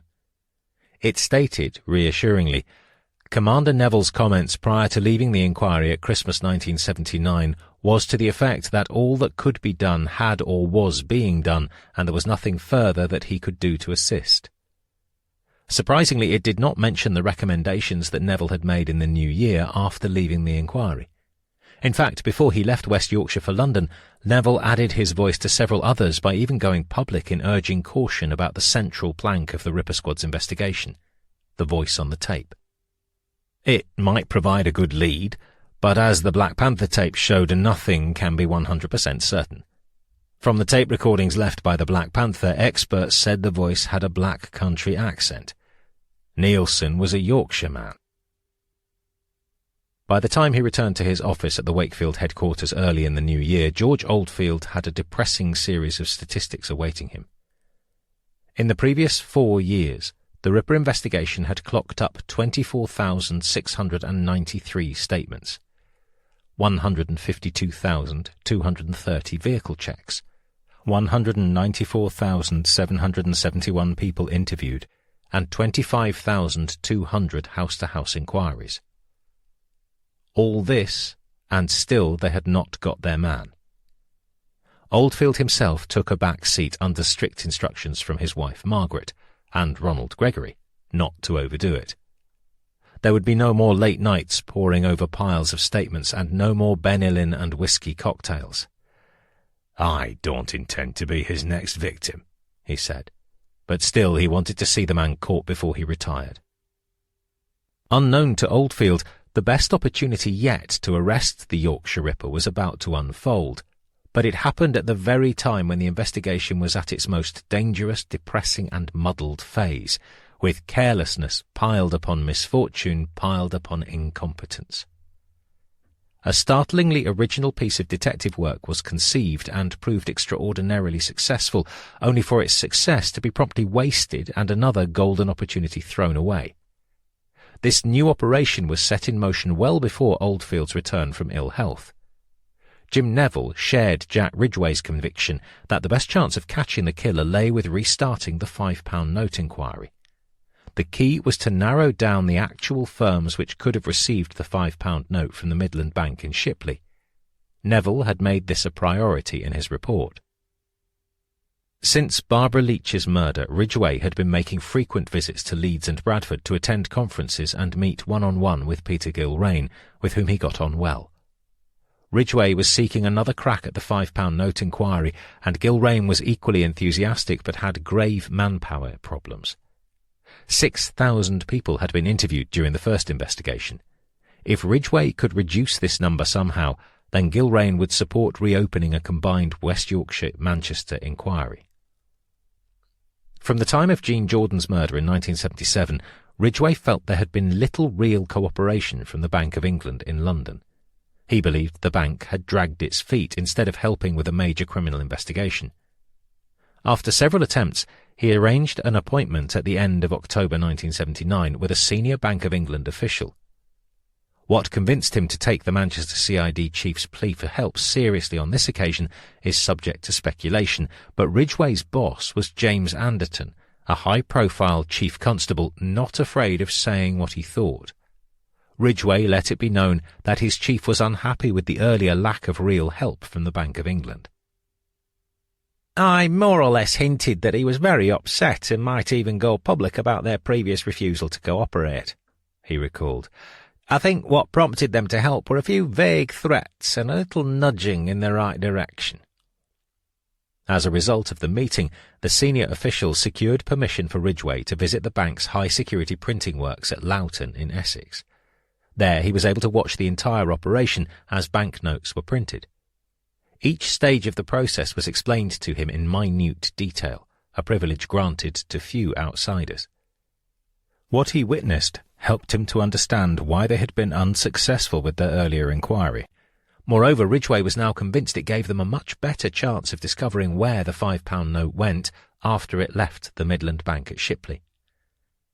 "There was a great roll of paper at one end," he said of the printing run, "and it comes out as little bound packets of notes at the other. They showed me how they numbered them, how they recorded those numbers, and how there are people who sift through them. They have a great sheet of notes, and ladies sit there with a marker pen and mark the ones that are going to be taken out. They are numerically and sequentially numbered, and when you see them doing that, you understand how you can get these gaps in the numbered sequence of notes. I even saw one woman draw a line right across the sheet, and they scrapped the whole sheet. I couldn't see anything wrong with it. By the time I came out, I was perfectly happy that the original list of numbers they had supplied me with were correct. At one stage I had doubted it, but now I knew it was right."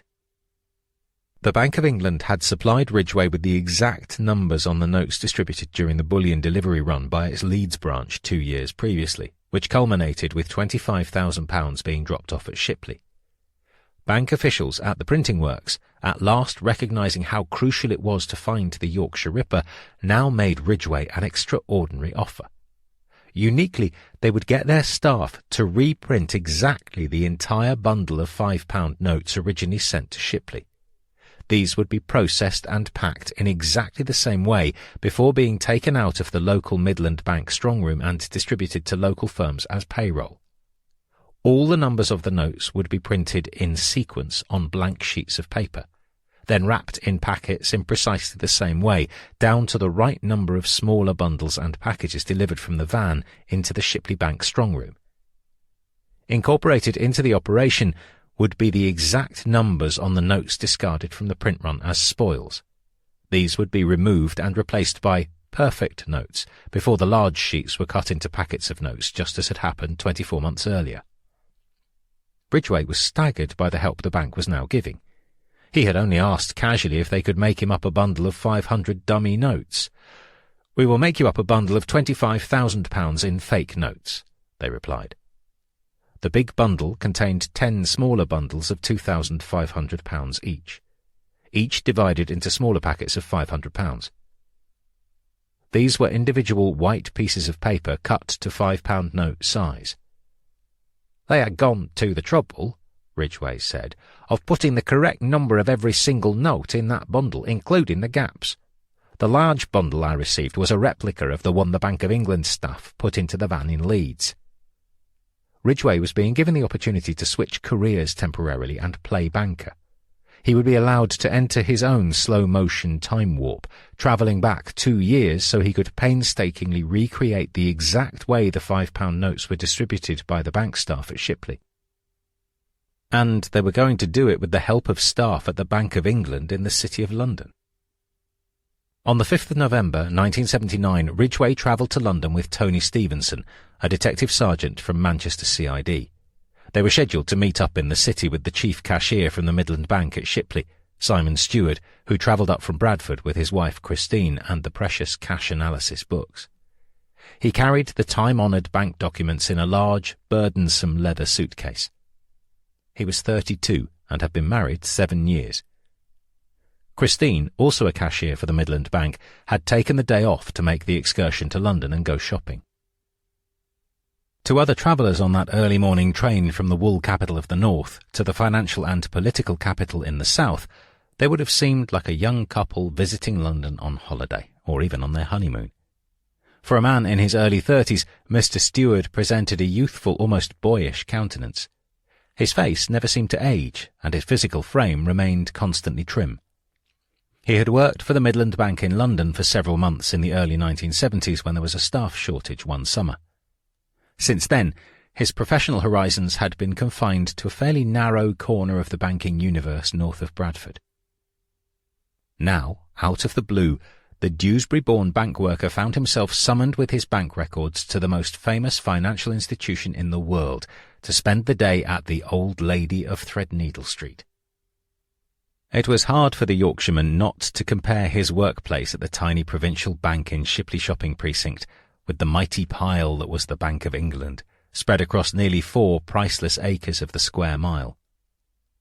Until 1973, the streets outside it had been patrolled overnight by a special bank picket of armed soldiers from the Brigade of Guards, which had vague memories for Ridgway.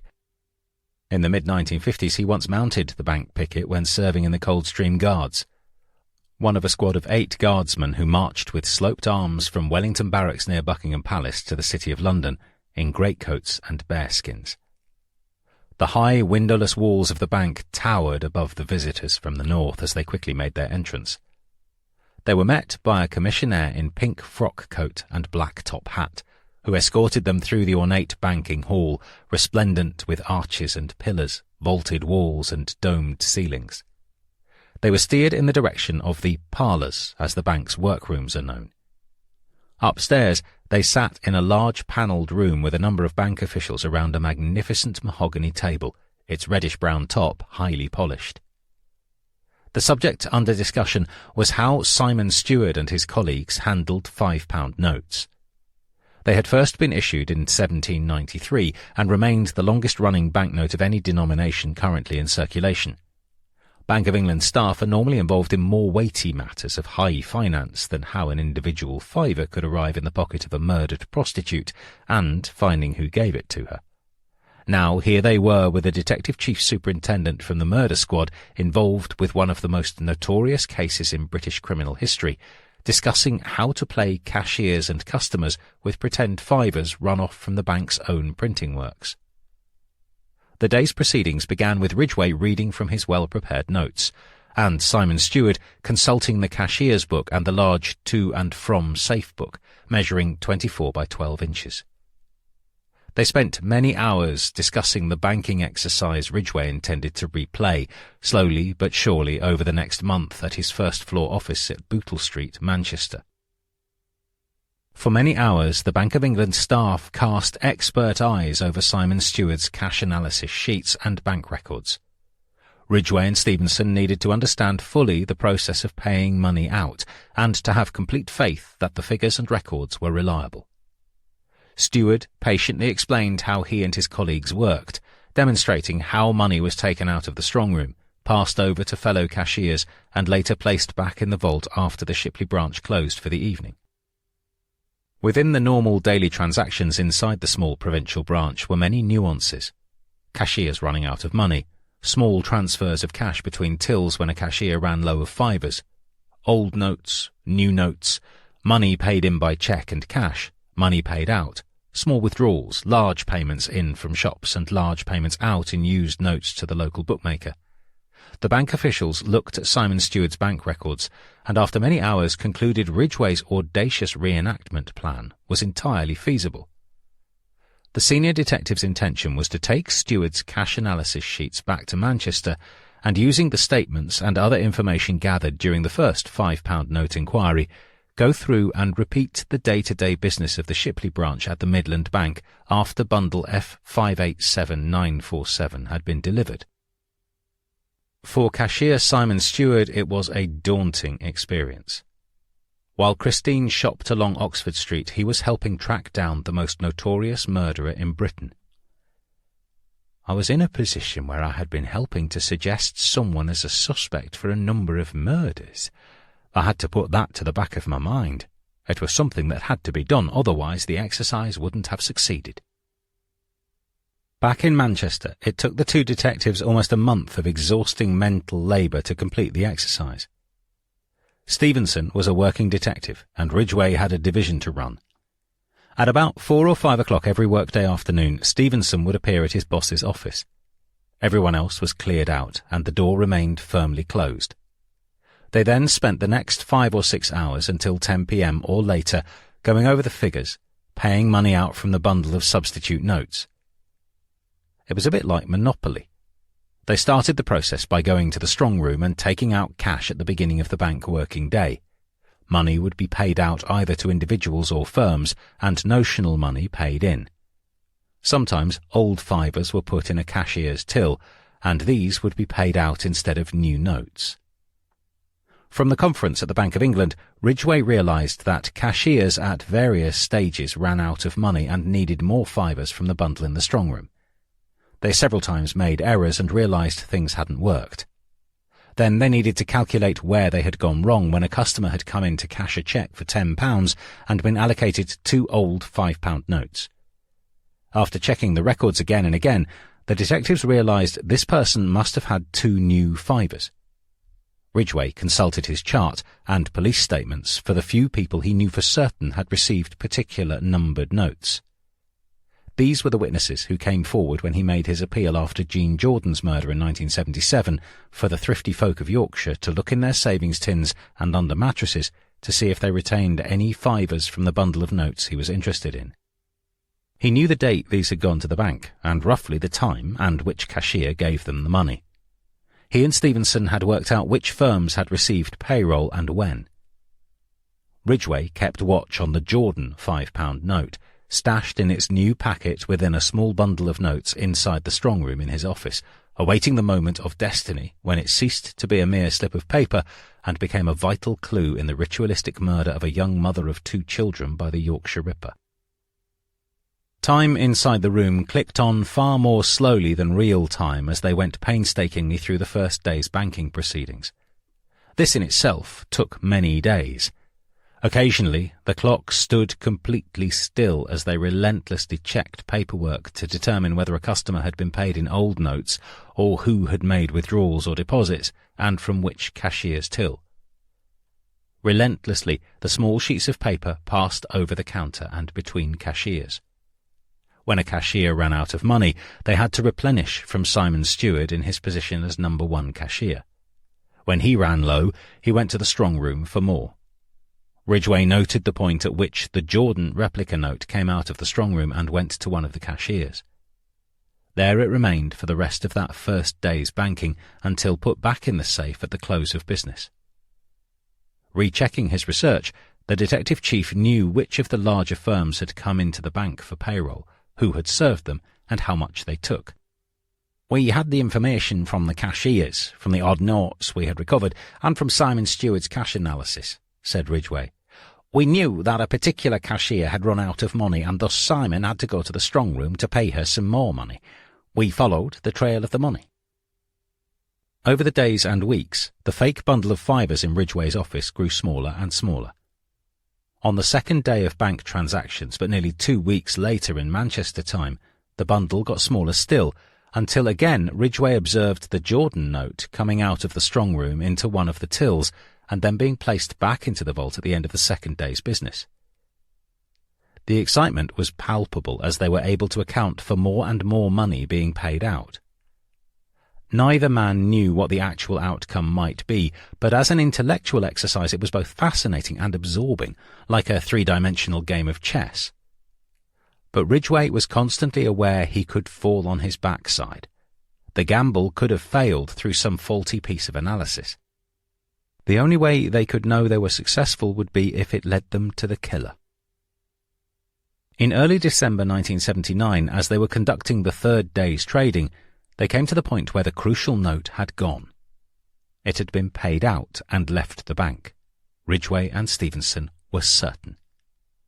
Through diligence, patience, and brilliant teamwork, the numbers of potential people who could have received that £5 note was whittled down from 5,943 to 240 employees working for 11 firms in the Shipley area. On being given the information, Oldfield asked for one additional name to be added, almost certainly that of his bête noire, Terence Hawkshaw, making 241 people who were then rechecked against information held within the main incident room files. Among the 11 firms was T&WH Clark, who had 49 employees. A Mr. Peter William Sutcliffe was number 76 on the list of 241 names. Ridgway couldn't be absolutely sure the Ripper was among them. A woman could have received the note and given it to her husband or lover, but he felt agonizingly close. Ridgway conferred with his West Yorkshire colleagues, and a new operation was mounted, this time from Idle Police Station in North Bradford. The Manchester officers found it hilarious that nearby was the Idle Working Men's Club. Detectives again worked in pairs made up of one from each force, and started questioning people on the list. All 241 suspects were in the system because of the original £5 note inquiry. Any additional information accumulated was photocopied and given to the inquiry teams. Yet it was at this precise point that Ridgway's painstaking work began to fall apart. Only 7 of the 241 names had any additional information discovered about them in the incident room system, and Sutcliffe was not included. Much later, it was discovered that he was among 18 additional people wrongly marked as no trace, his cards either missing or misplaced in the nominal index, even though he had by now been questioned 6 times, including the 2 £5 note interviews in 1977. Even more tragically, among the 18 phantoms, only Sutcliffe had featured as a triple-area sighting, a cross-area sighting, and as someone who had a vehicle that featured in the tracking inquiry. If a thorough search had been carried out, this information should have been collated together. It would have leapt out at the Ripper Squad. Whoever checked for information on the 241 people on Ridgway's list totally missed finding any additional information about Sutcliffe. Much later, the secret report prepared personally for William Whitelaw, the Home Secretary, condemned whoever carried out this search. Even allowing for an overload of work in the Millgarth incident room, it could not excuse the abject failure of an unidentified member of the major incident room staff whose responsibility it was to check the list of 241 people in the nominal index.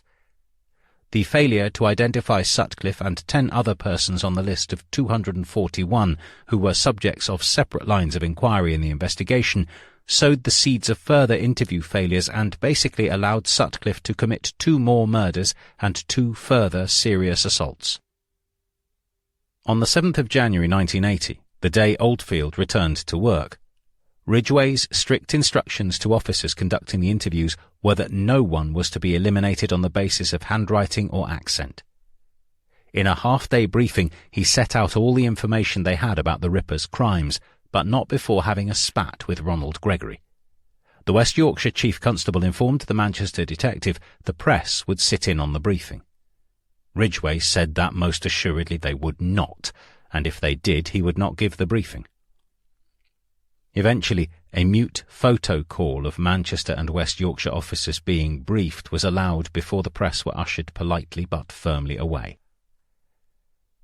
Ridgway's talk to his team was comprehensive and confidential. He showed slides of the various crime scenes and detailed many aspects of the inquiry. He instructed that houses, garages and vehicles were to be thoroughly searched, and anyone who did not satisfy the detectives could be taken in for a more rigorous interview. People could only be eliminated if they had a verifiable alibi. In the space of a month, Peter Sutcliffe was about to be interviewed yet again by Ripper Squad officers on 3 more occasions. The 3 interviews were all connected to the new £5 note inquiry, each conducted by different pairs of officers. At 1:25 p.m. on Sunday the 13th of January 1980, just 6 days after Ridgway's briefing, Detective Sergeant X from Yorkshire and Detective Constable Y from Manchester turned up on the Sutcliffe's doorstep. They had papers relating to the earlier £5 note inquiry from 1977, but no knowledge of the interviews after Sutcliffe had been spotted in first 2, then 3 red light areas. Despite it being early afternoon, Sonia Sutcliffe came to the door wearing a nightie and dressing gown. She let the officers into the front lounge and called her husband. It was obvious he had just got out of bed. They asked him about his work, and then for an alibi for the most recent murder on the 2nd of September the previous year, when Barbara Leach was killed. He could not give one, but said he had provided a sample of his handwriting at an earlier interview. This came as a surprise to the detective sergeant, who mentally decided to check with the incident room. They searched the house and examined Sutcliffe's boots and tools in the adjacent garage. Sutcliffe did not draw attention to himself, but something about the man struck the Yorkshire officer, who was an experienced murder squad investigator. The detective made a telling observation in his notebook. "A strange runner," he wrote of Sutcliffe. But then strange people were nothing unusual in this investigation. Back at the incident room, the pair made a discovery which should have sent the Ripper Squad rocketing back to Garden Lane, Heaton, to arrest Sutcliffe, or at the very least suggest he accompany them back to the police station for an in-depth interrogation. In the nominal index, they found 3 separate cards relating to previous inquiries about Sutcliffe. These showed he had been questioned about the original £5 note inquiry, on the cross-area sightings when he was driving his red Ford Corsair, and as a triple-area sighting in his black Sunbeam Rapier. A Manchester detective inspector sent across to Idle Police Station to run the incident room for the £5 note inquiry was immediately made aware of the discrepancy. On the one hand, Sutcliffe had been labelled a no trace in the paperwork check on the 241 suspects, but here were records showing there should be extra paperwork. Detective Inspector Z ordered a further search for the additional paperwork to which the index cards pointed. He got back only those documents referring to the cross-area sighting of Sutcliffe's red Ford Corsair. Out of the system were papers relating to questioning about being seen in 3 red light areas, as well as Andrew Lapchew's report. The outstanding documents were waiting for work records about Sutcliffe to be returned to his employer, but no reference was made in the index system to papers being absent. It was a fatal omission. Sadly, the detective who regarded Sutcliffe as a strange runner did not bring his feelings to the attention of a senior officer and did not take the opportunity offered by Ridgway to bring in anyone they felt unhappy about to the police station for interrogation. The in-depth analysis of what went wrong with the Ripper inquiry concluded later that the inspector in the incident room at Idle should have pursued the search for papers about Sutcliffe with greater enthusiasm, because he had in his possession a copy of a nominal index card with references to papers which could not be found. He must therefore share the responsibility for the failure which allowed Sutcliffe to remain at liberty when he clearly should have been arrested. The surprise information that Sutcliffe, who was marked no trace, had in fact been interviewed on several occasions during the inquiry, should have alerted him to the possibility that the search had not been properly carried out and should be double-checked. However, knowing a Ford Corsair might have featured in the Millwood murder in Manchester, the inspector drew up an action ordering that Sutcliffe be questioned again about the possible use of prostitutes, whether he had access to a tape recorder, whether he had a pronounced accent, and his alibis for the Whittaker and Leach killings. The follow-up interview took place on the 30th of January 1980 in Leeds at the Kirkstall Forge Engineering Works, where Sutcliffe was loading his lorry. He said his wife could verify he was at home on the night of the Leach murder. He again explained his journeys through Bradford and Leeds. Examining the papers they carried that referred to Sutcliffe, which showed his home and car had previously been searched, the two new detectives confined themselves to a search of the driver's cab of his lorry. Yet their report claimed their search of his home and car was negative. The 30-minute interview was perfunctory to say the least. The senior of the two men, a detective sergeant from Manchester, had more or less psychologically put Sutcliffe out of the frame for the murders because his West Yorkshire colleagues were still using the letters and tape as a prime means of elimination, despite strict instructions from Ridgway only 3 weeks earlier that no one was to be eliminated on these grounds. Again, the incident room inspector was unhappy with the action report. He ordered an immediate re-interview to discover the dates on which Sutcliffe's two Ford Corsair cars were disposed of. If he got rid of them before Millwood was killed, Sutcliffe could probably be eliminated from the inquiry. The detective inspector personally instructed the next two officers to question Sutcliffe that he wanted a more in-depth probe of the cross-area sightings in his red Ford Corsair and a proper alibi for the night of the Whittaker murder. Two detective constables conducted the 9th and final interview with Peter Sutcliffe on the 7th of February 1980 at T&W.H. Clark's offices. He plausibly explained the visit to Leeds when he and Sonia went to a club and later met a couple called Paul and Wendy in a pub at Kirkstall. The Sutcliffes gave them a lift home to the Roundhay area. He did not know their last name or what kind of car he was driving, but later Sonia confirmed meeting the couple and giving them a lift. The officers checked and discovered police observation points had indeed been in the area, which they believe explained why Sutcliffe's vehicle had been spotted in Leeds. Sutcliffe said his white Ford Corsair had been taken to a firm of car breakers, but the detectives could trace no record of this when they visited the scrapyard and studied the incoming scrap ledger. They checked his work logbooks for the night Josephine Whittaker was murdered. Sutcliffe said he was at home with his wife, which she confirmed. The logbook said he had driven some 260 miles that day, and a company official said Sutcliffe would have finished work around 5 p.m. In the action report returned to the incident room, one of the officers said it was difficult to eliminate Sutcliffe positively. He recommended they should start afresh on any subsequent murder in the series. In other words, as soon as the Ripper struck again, Sutcliffe would be questioned and asked to provide an alibi. The incident room inspector felt the inquiry had gone as far as possible. Mrs. Sutcliffe had alibied her husband for the Leach murder, he said in a report. Also, she was the alibi for the night of Sunday, the 9th of October 1977, when a housewarming party was held at their home. It was the same evening Jordan's body was revisited by her killer and mutilated. On the 10th of March 1980, he recommended Sutcliffe's interviews be filed with no further action. After reading all the papers, Jack Ridgway signed his approval exactly a month later. The official government inquiry into the investigation later concluded that the last 3 interviews should have taken place at a police station, Sutcliffe being on a narrow list of people suspected of murdering Jean Jordan, and having no positive alibis. Moreover, by now there were additional cross-area sightings of Sutcliffe's Rover 3.5 saloon. He had been seen in the Leeds and Bradford prostitute areas 7 times between May and early November 1979. The interviews of this man, whose alibis were so general and so lacking in proper corroboration, should have taken place inside a police station and should have involved a senior detective who was prepared to take a positive line and ask Sutcliffe for explanations for every one of his motor vehicle sightings. It may well be that by this stage the inquiry had got to the state whereby even experienced and competent detectives could no longer see the wood for the trees. Sutcliffe had in fact been interviewed as a result of every major proactive operation the Ripper Squad had mounted during the last 3 years. The tracking inquiry, the first £5 note inquiry, the cross-area sightings and the triple-area sightings, and finally the second £5 note investigation. There is no record of how many other men had a similar tally, but it cannot have been many.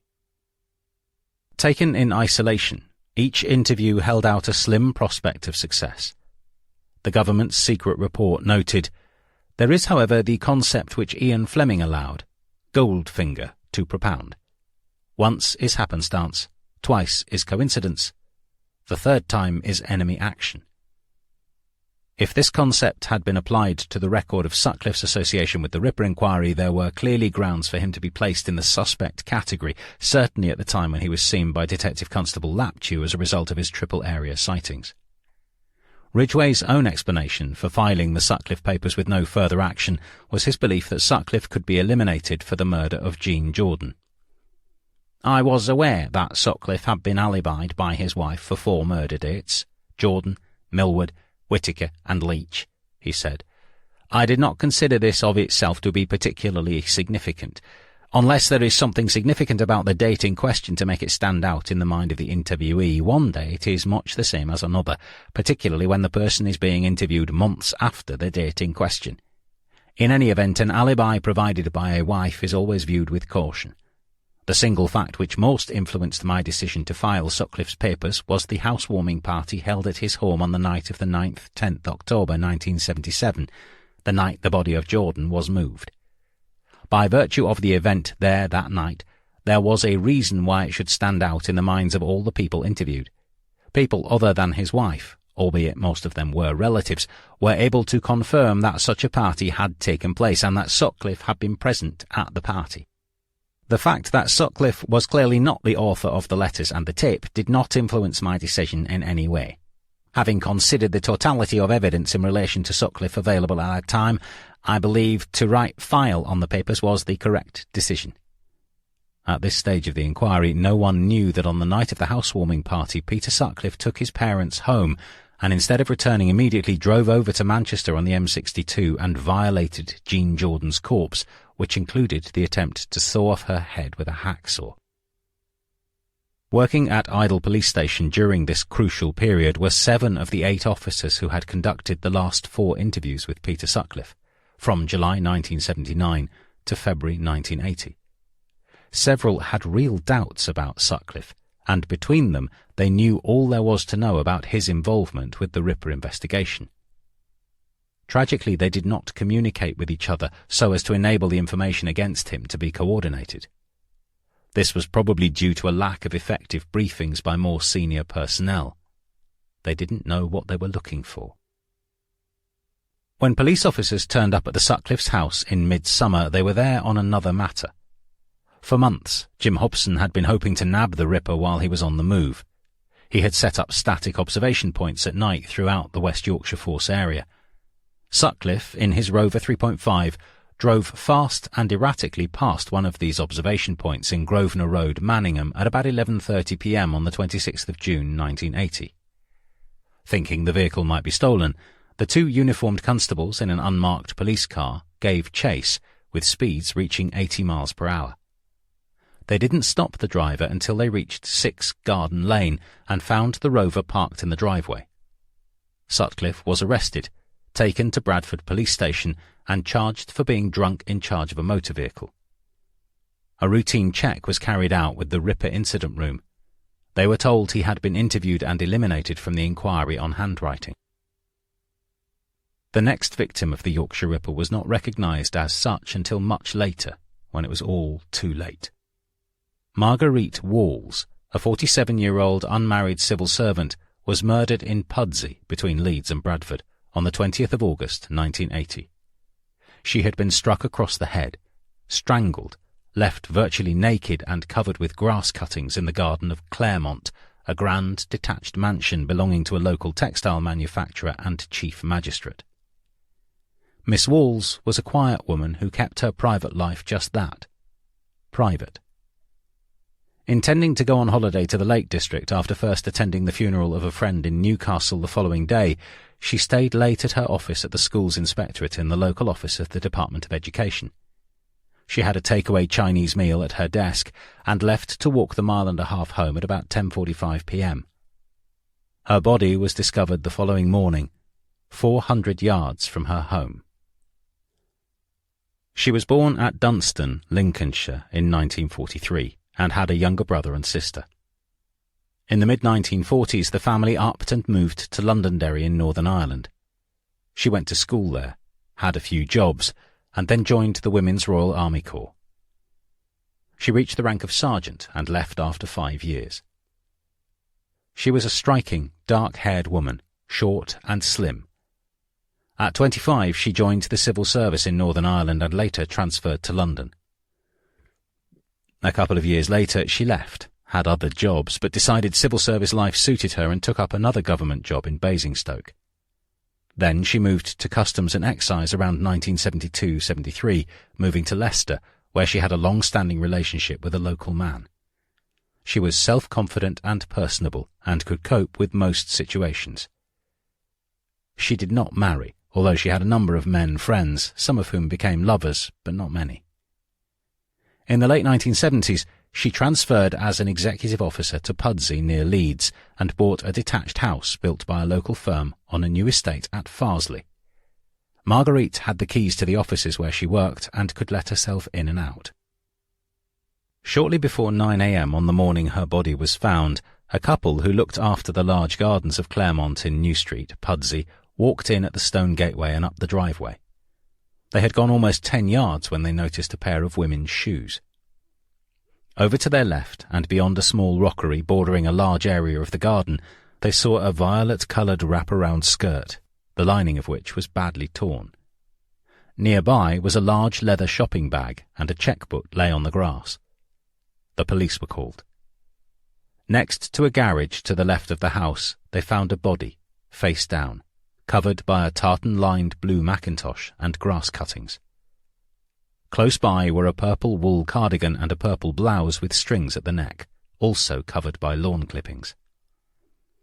She must have put up a ferocious fight against her attacker after first being struck over the head and then having a ligature thrown around her throat. Pathologist Professor Alan Usher from Sheffield University's Department of Forensic Pathology found bruising on her knuckles, and his belief was that she punched her killer several times. From bloodstains and marks on the ground, it was clear she had been attacked as she passed the entrance and dragged up the driveway, across the rockery and into a wooded area to the left of the drive where her bag and skirt were found.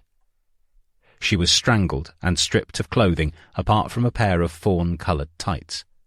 A ligature mark could be seen around her neck. The post-mortem showed she was covered with bruises and abrasions, and there were 2 clear lacerations to the head, one V-shaped, the other curved. 3 of her ribs on the left side were fractured. To strangle her, the killer had knelt on Marguerite Wall's chest, hence the rib fractures. Professor Usher found clear evidence of some kind of sexual interference, 3 tiny scratches, probably attributable to fingernails on the external walls of her vagina. The undressing of this woman, and indeed the position in which she was found, and the 3 fingernail scratches upon her vulva, seemed to suggest a sexual motive for this crime.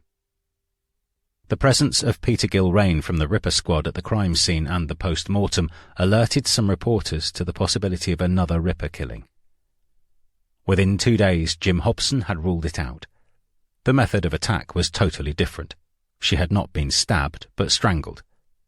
Nevertheless, She had been clubbed across the head initially and her body dragged some distance, then hidden to prevent it from being found immediately. But not even Professor David G. was prepared to include the murder in the Ripper series, though he had not conducted the post-mortem. Jim Hobson thought they would be looking close by for the killer. "My feelings are that it is a local man who did this murder. I have a team of detectives at Miss Wall's house looking for addresses of male and female friends. She had boyfriends in the past, but that was about 20-odd years ago. She was a very private person who would always go home after finishing work." He concentrated on, although not exclusively, finding the killer among a number of local men with convictions for sexual attacks. Hobson also now decided to abandon the covert observations in red light areas, convinced the Ripper had already abandoned prostitute areas in his search for victims. Humberside Police ended its operation in August 1979. Manchester and South Yorkshire Police had stopped theirs the previous December. The four forces had between them 5.4 million sightings of cars in red light districts. Of these, 20,000 vehicles had been seen in two separate towns. 1,200 were triple-area sightings. It was virtually a year since Barbara Leach had been murdered and the trail had gone cold. So had the press. Having tried a massive publicity campaign, the Ripper team went to the opposite extreme and had, since the beginning of the year, imposed a publicity clampdown. No one among the senior detectives had been available for interview in connection with the Ripper case. A month after Miss Walls was murdered, her attacker struck again, this time in the Headingley area of Leeds. The latest attack was a rerun of the assault on Marguerite Walls, except that the victim survived to tell the tale and give a description of the man who tried his best to strangle her. The woman, a doctor from Singapore, was attending Leeds University for a postgraduate course in health service studies at the Nuffield Centre. Dr. Upadhyaya Anandavati Bandara, aged 34, had won a scholarship from the World Health Organization.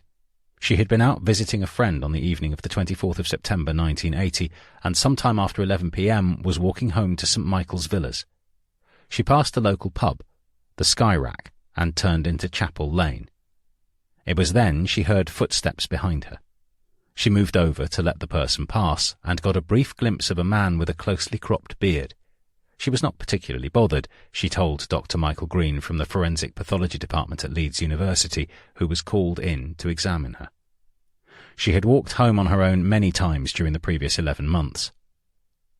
Suddenly, something was being pulled around her neck like a thick and rough rope. She remembered nothing more until she recovered consciousness and found a policeman bending over her. In fact, Dr. Bandara had been pretty badly bashed about and was lucky to be alive. She had injuries to her face and the back of her head, in particular an arc-shaped laceration 1¼ inches long which was stitched by the time Dr. Green saw it. There was a clear band of bruising around her neck that Green thought had been caused by a plaited cord like a dressing-gown cord. He was sure the rope had been thrown over her head and then pulled tight in the form of a garrote and crossed over from behind. She had tried to prise it loose before being dragged along the cobbled road and at some point kicked in the head behind the left ear. She had been struck with a hammer before the attempt was made to strangle her. What may have saved her was that just after midnight a police car came around the corner from St Michael's Lane with headlights full on. She had a bleeding head wound and her cardigan had been pulled up around her head. She had not been unconscious very long and the presence of the car may have caused the attacker to flee. As with Miss Walls, the police kept quiet about a ligature being used. Dr. Bandara abandoned her planned 10-city holiday around Europe and agreed to help police reconstruct her walk home. Police now believed they might have a nightmare scenario on their hands. Not one serial killer on their patch, but two. 3 years previously in Shipley, a woman had been murdered by garrotting.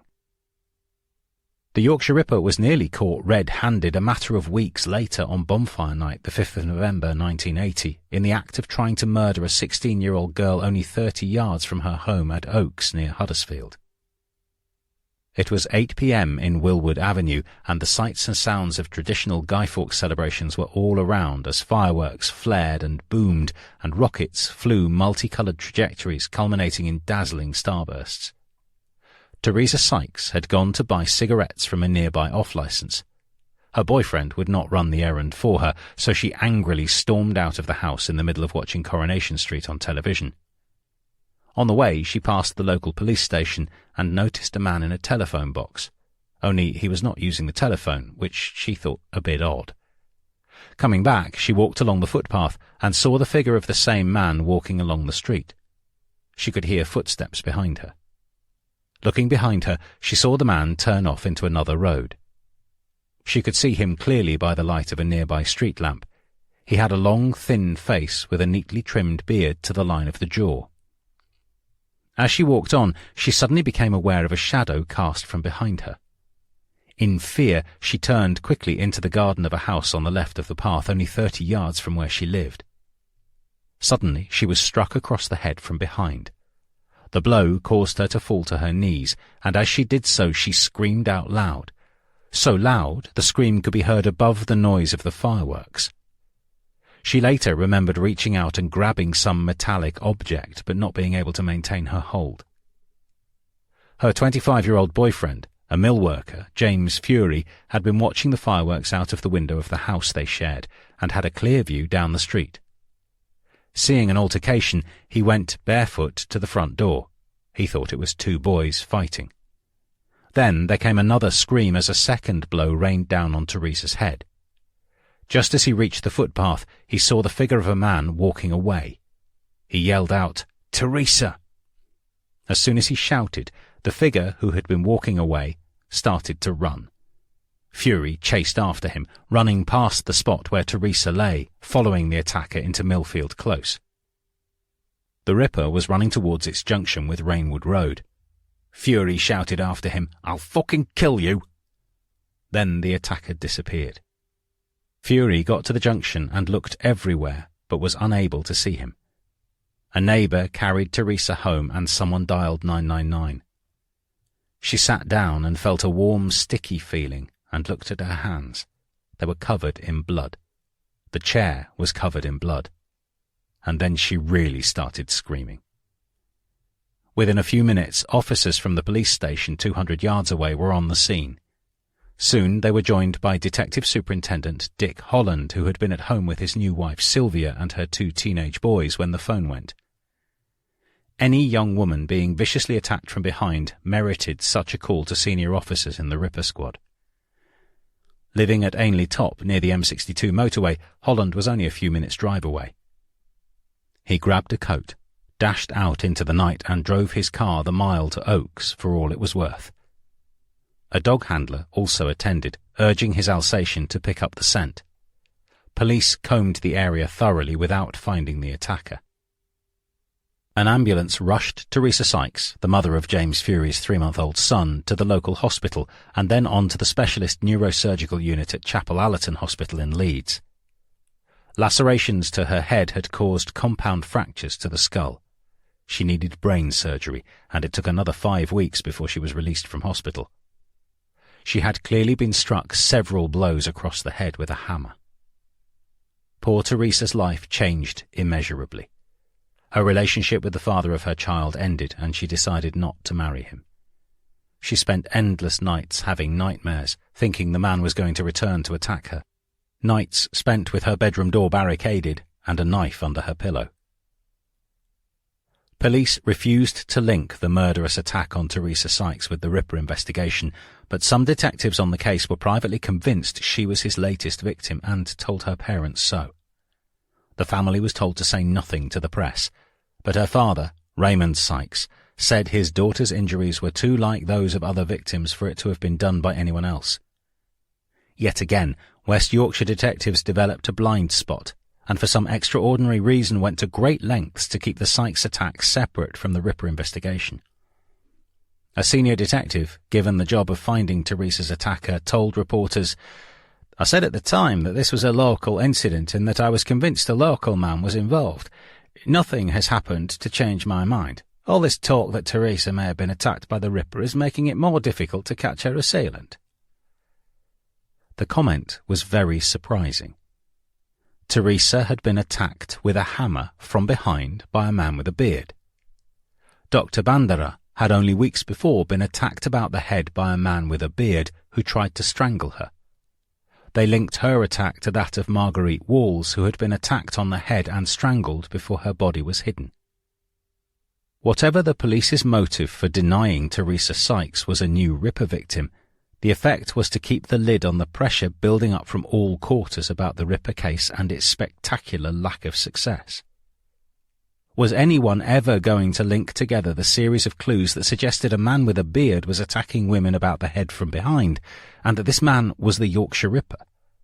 If his victims were dead, he invariably made sure their bodies were hidden so he could delay them being found, make his escape, and possibly establish an alibi. What was it going to take before someone at the highest levels of government began asking for answers to some very serious questions? The painful fact was that it took the murder of another young woman and a tragedy for yet another family. And this time, when the right questions were asked, they came from the most powerful woman in the country, Margaret Thatcher, the Prime Minister. Chapter 16. He lives somewhere, he works for someone.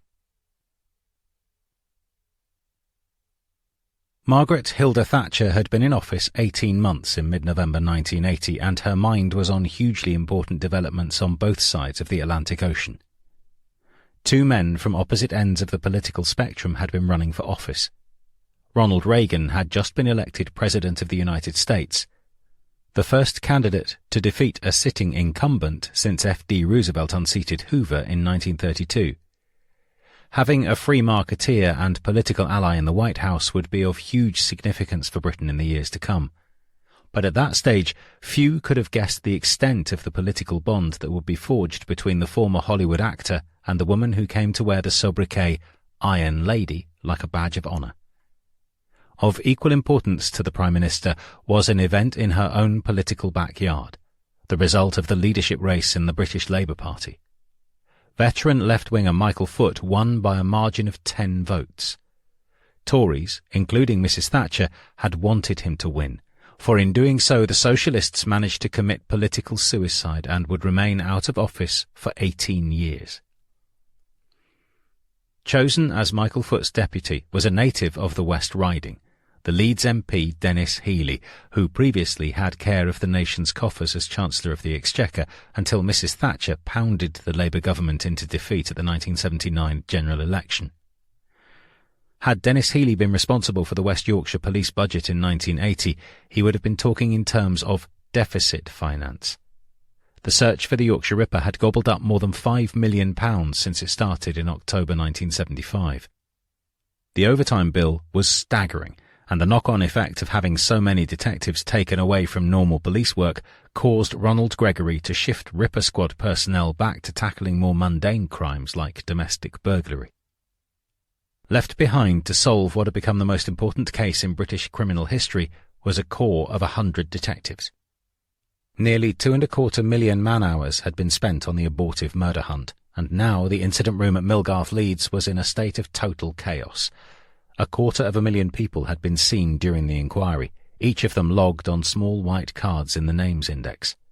Over 157,000 cars had been checked, 28,600 statements taken, 27,000 house-to-house inquiries made, and more than 130,000 separate actions completed. Yet, in the run-up to Christmas 1980, there were still 600 actions outstanding from the Whittaker murder in April 1979. 1,500 tasks were waiting to be completed from Barbara Leach's killing 14 months earlier, and more than 36,000 documents connected to the Ripper inquiry were still waiting to be filed, a backlog that would take at least 9 months to clear. Morale was on the floor. For Sergeant Megan Winterburn, the personal cost, after 2 years of working in the incident room, was high. The hours she dedicated to the work had undermined her marriage to a fellow police officer, and they were to be divorced. The fun had gone out of the job she loved. She felt ground down by the pressure. The small team of dedicated incident room staff had been joined by uniformed officers and young cadets just out of school who were totally unsuited to the highly disciplined work involved in a murder investigation. The index system itself was hopelessly compromised, with cards containing crucial information split up, misfiled, or not replaced. Because of this breakdown, Jack Ridgway's golden opportunity to catch the killer had been completely wasted. The inquiry had simply run off the rails. The officers, told to check the original 241 names on Ridgway's final list of suspects in the £5 note inquiry, were simply not up to the task. The incident room was a hive of activity, but the regular staff were chasing their tails. Hardly a desk had a square inch of space free. Telephones rang incessantly as hundreds of people a day called in with snippets of information, all of which had to be logged. The room was cloudy with smoke. Mugs of stale tea and full ashtrays littered desks. From time to time, staff took quick breaks in the canteen where chips were served with everything. Large metal wheels in which index cards were kept had long since been jettisoned as the mountains of information grew. They were replaced by dozens of narrow wooden boxes, 3 feet long, made up in the joiner's shop at Force Headquarters. They formed a massive wall along one side of the room. On other walls were maps of murder scenes, posters listing staff telephone numbers and duty rosters. The place heaved under the weight of 4 tons of paper, and there were serious concerns as to whether the floor of the 5-year-old police station could carry any additional load. Structural engineers advised that filing cabinets be placed around the walls instead of in the centre of the room. Staff at one end of the incident room had no clue what was going on at the other. It was quite feasible that 3 or 4 officers could be making out cards for the same person, Meg Winterburn said. The cards should have been stapled together when they were filed, but as the inquiry became prolonged, some officers weren't trained in indexing and didn't think to get the correct spellings or to look for similar names in the files. So you could end up with the same person logged on several different cards. She became incensed by the arrival of staff who showed little or no commitment. Sick, lame and lazy, she calls them. They didn't want to be there, and they had even less desire to be trained. Even had they wanted training, the time simply didn't allow it. Female staff felt particularly vulnerable, believing they were obvious targets for the Ripper. There was a clear undercurrent of disbelief among some staff, aware that those in charge were refusing to link several new attacks on women to the Ripper series when it seemed highly probable he had struck again. Women staff were escorted at night to the car park on the other side of the street from Millgarth Police Station. An area of land where the West Yorkshire Playhouse now stands had remained derelict for several years after hundreds of tenement flats were torn down and turned into a temporary car park. Late at night, after finishing a shift, the women had to cross a patch of unlit open ground to get to their vehicles. In private, over cups of tea and a cigarette, they discussed the chances of the killer standing across the road watching as they left the police station. On dark nights, we tended to go over in 2s and 3s, said Sue Neve. A couple of chaps had come with us and made sure we got there safely. We constantly looked around. Before I drove home, I automatically locked the car doors and didn't unlock them until I was safe at home. I had never done this before. We were not safe. This guy was a complete psychopath. This terrible fear of being a potential target for a killer who could strike anywhere at any time was now shared by hundreds of thousands of women across northern England. It was a completely rational feeling, reinforced by the Ripper's next attack on another university student, again in the Headingley area of Leeds, only yards from a well-lit shopping centre. The effect of this latest outrage was finally to turn the 5-year-long murder hunt into a national crisis, and one which had devastating consequences for the image of the British police. On Monday night, the 17th of November 1980, a 31-year-old Iraqi student at Leeds University discovered a woman's cream-coloured raffia handbag close to a hall of residence in Alma Road at Headingley. It was shortly before 10 p.m. Unknown to anyone, apart from her attacker, a young woman lay dying only yards away on rough ground behind the Arndale Centre car park. Inside the bag, which had a red shoulder strap, were a Barclay card with the woman's name on it and a small amount of money. Unable to find anyone to hand the bag over to at the nearby site office for the university halls of residence, the student took it back to the block where he lived, In the kitchen, he and 2 other students decided they would have to wait until morning before reporting the matter. Even so, 2 hours later, the overseas student went back into the kitchen and examined the bag more closely. He noticed spots of fresh blood.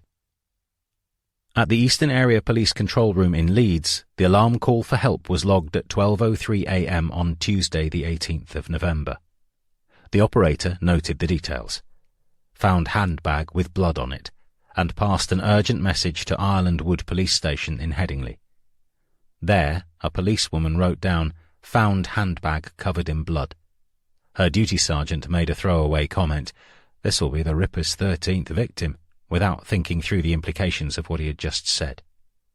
He did nothing further. Meanwhile, the 2-man crew of a patrol car arrived at the Hall of Residence and examined the bag. The time was now 12:12 a.m. The 2 officers briefly searched the grounds of a large house in Alma Road close to where the handbag had lain. They discovered nothing, because the body of the Yorkshire Ripper's 13th victim was lying on a patch of waste ground on the other side of the road. At 12:30 a.m., the officers were called away to answer one of the 90 burglar alarm calls Leeds police received that night, only 3 of which turned out to be genuine. Next morning, pedestrians in Alma Road found a Fair Isle knitted mitten followed by a pair of spectacles. An hour later, at 10 a.m., Jacqueline Hill's body was spotted and a murder inquiry launched. No one can know for certain, but had a thorough search been conducted as soon as her handbag was found some 12 hours earlier, it is just possible Jacqueline would have survived, just as 3 years earlier did Maureen Long. Her injuries were very similar. Pathologist David G. believed Jacqueline died sometime during the middle of the night. It was doubtful, gone midnight, that the police officers who conducted the superficial search of the area would have found her alive. The killer had struck 3 hours earlier. Public reaction to the murder of the 3rd-year English student was swift and savage. Press, public and politicians angrily turned on West Yorkshire's police with a bitterness born of 5 long years of frustration. The story of the police officers' actions after Jacqueline's handbag was found became front-page news. It badly affected everyone who knew the 20-year-old student, including Stanley Ellis, who had been one of her lecturers. Everyone regarded her as a delightful young woman. A Sunday school teacher at her home in Middlesbrough, she was keen on a career in social work. At the time she was murdered, she was returning home from a seminar in Leeds organised by the local probation service. On the dressing table in her room were 3 photographs of her long-standing boyfriend, an RAF technician. They were planning to become engaged.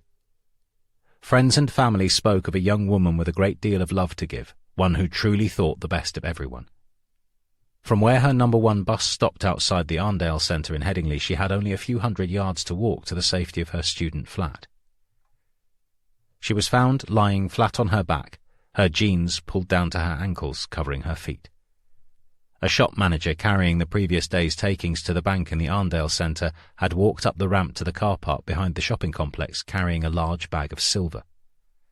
As he stopped to switch the load from one hand to the other, he casually looked over the wall and saw Jacqueline's body below amid a clump of small saplings by a single large ash tree.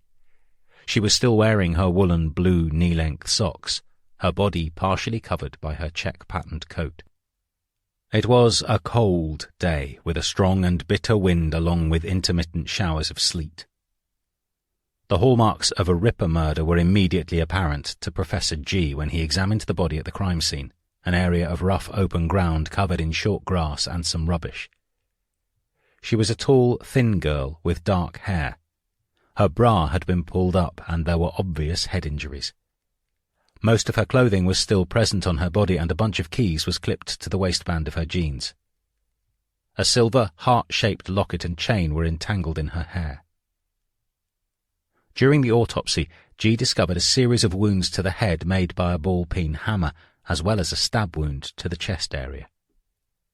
Disturbingly, the victim had also been stabbed through the right eye by an instrument like a chisel or screwdriver. The wound had penetrated her brain. He believed she had been dragged 30 yards from the road across the rough ground to the point where she was found. Peter Gilrain, still head of the Ripper squad, attended the crime scene, along with a local detective superintendent, Alf Finley, deputy head of Leeds area CID. Next day, Oldfield, who had been attending a senior officers' conference in Derbyshire, confirmed what most people realised. The Yorkshire Ripper had taken his 13th victim. "The man is obviously very mentally ill and has got this sadistic killer streak in him. He can flip at any time." He appealed to women in particular to look at their husbands, boyfriends, brothers and fathers and ask themselves if he could be the man police wanted. The public had heard the same statement many times after previous Ripper murders. Students in the Hall of Residence complained bitterly about the way police had treated the discovery of Jacqueline's handbag the night she died. 3 days after Jacqueline's body was found, Detective Superintendent Finley zeroed in on a square-shaped car seen going the wrong way down Alma Road at about 9:30 on the night Jacqueline was attacked. He wanted the driver eliminated from the inquiry. Police also had descriptions of several men seen hanging around Otley Road and wanted help in tracing them. One of them wore a dark blue or black donkey jacket and had a Mexican-style moustache and hair growing to the bottom of his ears. The Yorkshire Post immediately linked this description to one given 3 years earlier by Marilyn Moore after she survived a Ripper attack. They reproduced the photo fit she provided of a man with dark hair brushed back, a beard and moustache. West Yorkshire Police for the first time faced a hostile challenge from reporters as Alf Finley and his chief constable fended off questions. The atmosphere was so savage that Finley, normally a softly spoken and courteous man, refused to talk to the press again unless he had something specific to say. The chief was close to losing his temper after a barrage of questions lasting an hour. In a tense atmosphere, neither man could explain why officers had not searched more thoroughly for the owner of the handbag. Gregory glibly claimed it was easy with hindsight to say the patrol car crew should have found the body. There were 3 blood spots on the handbag, but at that stage Jacqueline had not been reported missing, he said. Many listened in disbelief to his suggestion that finding a handbag with blood spots on it late at night was nothing unusual in Leeds. Public anger rose swiftly. On the streets of Leeds, hundreds of feminists marched in protest for several nights in a row under the banner "Women Against Violence Against Women." Fights broke out between marchers and police outside a Leeds cinema showing the film Dressed to Kill. Red paint was hurled at the screen. A warning that women should not go out alone at night was seen as a police curfew, shifting responsibility for the killings onto the victims away from the Ripper himself, or from the police who had pathetically failed to catch him. MPs became openly contemptuous. Several demanded a change at the top of the Ripper squad, calling for Scotland Yard to take over the inquiry. Against this background, the chairman of West Yorkshire Police Authority also went public, demanding a change of direction in the investigation. Ronald Gregory's reaction remained unchanged and totally out of touch with the public mood. Commander Jim Neville from Scotland Yard, he said archly, had already given the inquiry a clean bill of health. "I do wish people would resist the temptation to make harmful statements before they have made contact with us. They can only undermine morale in the force and unnecessarily intensify public concern." That same evening, Mrs. Doreen Hill, the heartbroken mother of the murdered student, bravely went on television and made a desperate appeal that moved the entire nation. With great calm and dignity, she pleaded with people everywhere to help find the killer. "I want to ask everyone, not just in Leeds or around Leeds, but all over the country, to help us find the person who killed my daughter. Please think. Perhaps he lives in your house. He could live in a mansion, in a block of flats, or down the street. He lives somewhere. He works for someone. Please think." Public fury, Mrs. Hill's appeal, and the Chief Constable's dismissive response to legitimate concerns from reporters and politicians reverberated 200 miles south in London. At number 10 Downing Street, Margaret Thatcher urgently summoned the Home Secretary, William Whitelaw, and launched into a ferocious attack on the police force's inability to catch the Ripper. She had a daughter, Carol, roughly the same age as Jacqueline Hill, and could empathise with her grieving mother. This strong maternal emotion, and the thought that young women were being slaughtered by a killer who was running rings around the police, galvanised Mrs. Thatcher into wanting to take direct action. So vexed was the Prime Minister by yet another murder, wrote her biographer Hugo Young, she announced her intention of going to Leeds that weekend to take personal charge of the investigation. Nobody but her, she thought, really cared about the fate of these wretched women. Certainly no man could care enough. Whitelaw needed to do some fast talking to restrain her, suggesting her presence in Leeds would distract the police effort and be seen as an overreaction. Above all, it would quite gratuitously associate the government with the failures of the West Yorkshire police, and if the Ripper was not caught, immediately make people think ministers were responsible for the next murder. Ronald Gregory still had complete charge of police operations in West Yorkshire, so Whitelaw turned to Her Majesty's Inspectorate of Constabulary as a means of reining in his power. For more than a century, inspectors of constabulary have been the means by which central government keeps a close eye on Britain's police forces. Made up of former chief constables, the inspectorate's job is to carry out annual performance reviews and recommend necessary changes. The local HMI for the North East region, which included West Yorkshire, was Lawrence Byford, a former chief constable of Lincolnshire, a trained lawyer, and a passionate supporter of Yorkshire Cricket Club. He knew the Ripper's killing ground well. Byford had joined the West Riding Force in 1947 and worked his way to the top, serving as a divisional commander in both Halifax and Huddersfield in the 1960s. A clever, tactical thinker, he also had a reputation for being unsentimentally ruthless when a difficult decision needed to be made. Byford's political acumen was much in demand amid the frenzied backlash against the West Yorkshire force. Public confidence had eroded fast, and senior officials and ministers inside the Home Office were losing patience.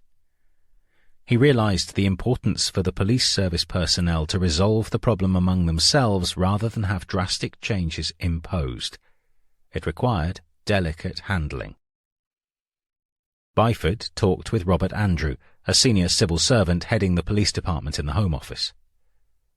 The outcome of their discussion was effectively imposed on the chief constable. Some of the best detectives in Britain were going to be sent immediately to Leeds to get a grip on the Ripper inquiry. To save face, it would be made to look as if Gregory initiated the idea. Andrew, later head of the Northern Ireland office, was convinced West Yorkshire needed outside assistance. There was impatience that nothing was being done to resolve this case and secure a conviction. Murders kept happening and the police were not actually bringing anyone to justice. There was no desire to interfere with Gregory's operational responsibility, but there was a feeling of whether we could give him help in resolving this problem and draw on the experience of other police forces. Byford quickly visited the incident room in Leeds and spoke with Alf Finlay about progress on the Hill investigation. He found the murder squad chief almost dead on his feet, having had no sleep for 48 hours. Appalled, Byford sent him home that afternoon to get some rest. Other members of the Ripper squad were similarly run down. From the top to the bottom they were mentally exhausted, he said. By then it had become the largest, the most significant, the most demanding criminal case in British history, and I don't think the police service and the forces involved were geared up to take on such a long, hard, difficult inquiry that affected the health and well-being of so many officers. Gregory retreated on several fronts. On the 23rd of November, he had stated confidently that there would be no outside involvement with the investigation. 2 days later, he was forced to back down, now publicly welcoming the infusion of the best brains in the police service. Jim Hobson would be taking overall charge, and a team of senior detectives from other forces would be helping him. Their job would be to examine critically what West Yorkshire had done, then advise Gregory. Byford, who later went on to become head of the inspectorate, had left the chief constable with few options. They went through a list of possible candidates to join an advisory team of very senior detectives, as well as one of the country's top forensic scientists. These announcements achieved the desired effect of damping down public clamour. The headlines were suitably favourable. 6 against the Ripper. Police bring in best brains to lead the hunt. Super Squad to net Ripper. New chief heads killer hunt. Jim Hobson was being given temporary assistant chief constable rank.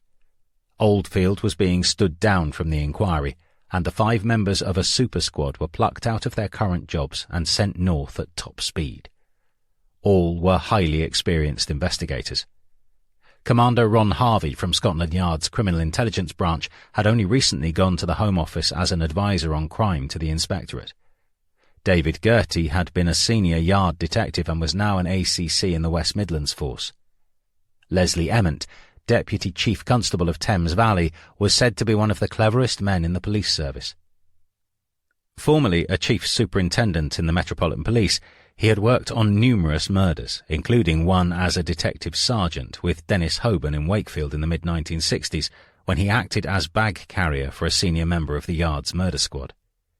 At the time, Holborn had been deputy coordinator of the Regional Crime Squad called in to help with the investigation. Andrew Sloane, a former West Riding detective, had joined the police after a career in the Royal Navy. A Scottish farm worker's son, he had worked closely with Dick Holland for several years and been a divisional commander in Dewsbury. He was now the national coordinator of regional crime squads. Finally, one of the country's leading forensic scientists, Professor Stuart Kind, director of the Home Office Central Research Establishment at Aldermaston, became part of the team after receiving Byford's reassurance he would be co-equal and not the token scientist. The pair had first met in the 1950s when Kind did the laboratory work on a York murder and Byford was a detective sergeant on the case. Changes were made within the Ripper squad itself. Hobson set up an internal West Yorkshire team to review crucial aspects of the inquiry, effectively mirroring the work of the external advisers but doing so in greater depth. When Hobson was questioned by reporters, he still proved obstinately resistant to the idea that they might have made mistakes, to the possibility that they had already interviewed the killer and failed to recognize him, or that the Ripper's name was somewhere within the incident room system. Given that hundreds of thousands of men had been interviewed, it was an outstandingly obtuse response. Hobson dug an even bigger professional hole for himself a few days later when the linguistic expert at Leeds University, Jack Windsor-Lewis, openly claimed the Ripper tape was a hoax. Hobson still said he was 99% certain the tape was genuine. Windsor-Lewis and his close colleague Stanley Ellis were by now certain the man who sent the tape must have already been interviewed during the inquiry and provided an alibi and been eliminated because he could not be the Ripper. For more than a year their warnings had gone unheeded. In November 1979, a national newspaper had published their concerns about a repeat of the Black Panther fiasco. They predicted a nasty little hoax has pointed police in the wrong direction. It fell on deaf ears. Hobson, like Oldfield, refused to countenance the police being wrong. Finally, on the 3rd of December 1980, a much frustrated Windsor-Lewis blew the controversy wide open with a warning in the main regional daily newspaper, the Yorkshire Post, that completely destroyed any credibility the tape still had. The national press repeated the story, raising the possibility that years of police effort had been wasted. Still, Hobson refused to budge. He and the top officers in the Ripper squad seemed unable to contemplate the unimaginable, showing clear signs of what a former government official termed perseveration, a grim determination to cling to an opinion in the face of evidence to the contrary. Psychologists have another term for the process whereby people put off making difficult decisions when they receive information which challenges passionately held beliefs. Cognitive dissonance. Subconsciously, the men in charge of the Ripper inquiry had found it hard to admit that the Geordie connection on which they had staked their professional reputations had been a false trail. The entire Ripper inquiry would be hopelessly and utterly compromised if the hoax fears were true, because thousands of men had been eliminated on the basis that they did not have a Geordie accent. Turning back now would mean humiliation, a massive public controversy, and terrible consequences for the reputation of the police service as a whole. Returning to Leeds for the first time in 4 years, one of the outside team, Andrew Sloane, quickly noticed a changed atmosphere within the city. Formerly carefree and relaxed when they went out at night to enjoy themselves, young women in Leeds seemed on the edge of hysteria. This evil, brutal and cruel man had been murdering women in West Yorkshire for a number of years, and it was now manifest that it was getting to these young people, he said. Sloane had travelled up to Wakefield alone to meet George Oldfield, whom he knew well from his own time in the West Riding Force. He had discovered no one had bothered to inform Oldfield of the radical changes to be made at the top of the inquiry. Sloane wanted to reassure him. He had great sympathy for his former colleague. "We were not going in there to do a hatchet job. We were going there to work with West Yorkshire," he said. "Psychologically they were on a hook, but they were not aware they were on a hook." The fresh minds from outside quickly got to grips with the key problems. Within days of moving to Leeds, Sloane and the other think tank members secretly concluded the Geordie connection was a busted flush. The tapes and letters were a complete irrelevance which had hampered the investigation for far too long. The immediate problem would be how to wean both public and police away from the belief that the Ripper was a Geordie. The outsiders spent 2 frantic weeks reading reports, examining witness statements and visiting crime scenes, and many long hours grilling the detectives who worked on the inquiry. At the end of the first week, they organised a major conference of senior investigating officers and pointedly began probing the assumptions they had made. The meeting, at Holbeck Police Station, began at 6:30 p.m. and ended past midnight. Somewhat incredulous, the outside team had discovered an absence of businesslike methods in the management of the inquiry. The decision-making process appeared completely ad hoc. No minutes had been taken during countless crucial meetings of senior officers during the past 5 years. No records were taken of who made recommendations or what had led to particular decisions. Les Emmett, a deputy chief constable, outranked everyone present and chaired the meeting. He demanded to know who had correlated the Ripper Squad's work. Who was really in charge? No one seemed to be able to tell him. "There was a lot of togetherness," said John DeMail, who had run the Ripper Squad in 1978, but had spent the last 2 years heading the detective training school in Wakefield. Wilf Brooks from Lancashire and Manchester's Jack Ridgway were strongly in favour of narrowing down the geographical scope of the investigation. The outsiders were privately in total agreement. While they had learned much that depressed them, there were a few bright moments. The report by Detective Inspector David Zachrison of Northumbria Police warning that the Geordie connection was a hoax contained shocking information, but cleverly demonstrated how the police service had detectives of high calibre. "It was such a beautifully written analysis. It was like finding a diamond in a dung heap," said Professor Kind. The advisers also quickly accepted the merits of Ridgway's £5 note inquiry, which pointed strongly to the killer living or working in the Shipley area. A tour of the Ripper's killing ground helped convince the outsiders the murderer was almost certainly from Bradford. They were billeted not far from the Leeds city centre in the Dragonara Hotel, a multi-storey red brick structure frequently used by visiting company executives and sales reps. During the working day they split up, each conducting separate aspects of the review. They gathered for discussion over a drink in the bar at night, and next morning over breakfast in the hotel restaurant. After dinner, one bitterly freezing night soon after they arrived in Leeds, the team piled into a police staff car to visit one of the murder scenes. Andrew Sloane, who knew the area well, was at the wheel. He pulled to a halt on a bridge looking down across the M1 motorway. They sat for a few moments gazing out across a great sweep of the industrial West Riding. A clear night presented a memorable vista of thousands of shimmering lights dancing in the darkness. As they discussed the enormity of the task they had been given, Ron Harvey wistfully remarked of their quarry, "Well, you're out there somewhere."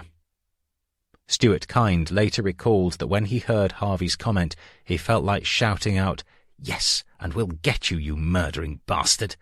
Not wanting to vent his emotions, he kept silent.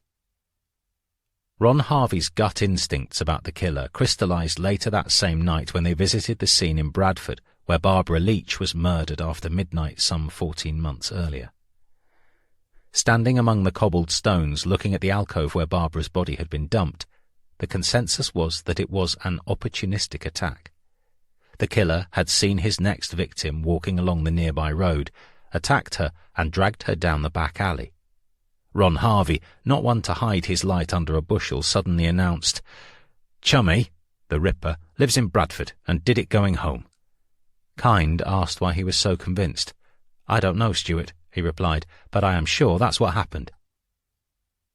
A few days later, Kind began seriously pondering the probabilities of the Ripper being a local man.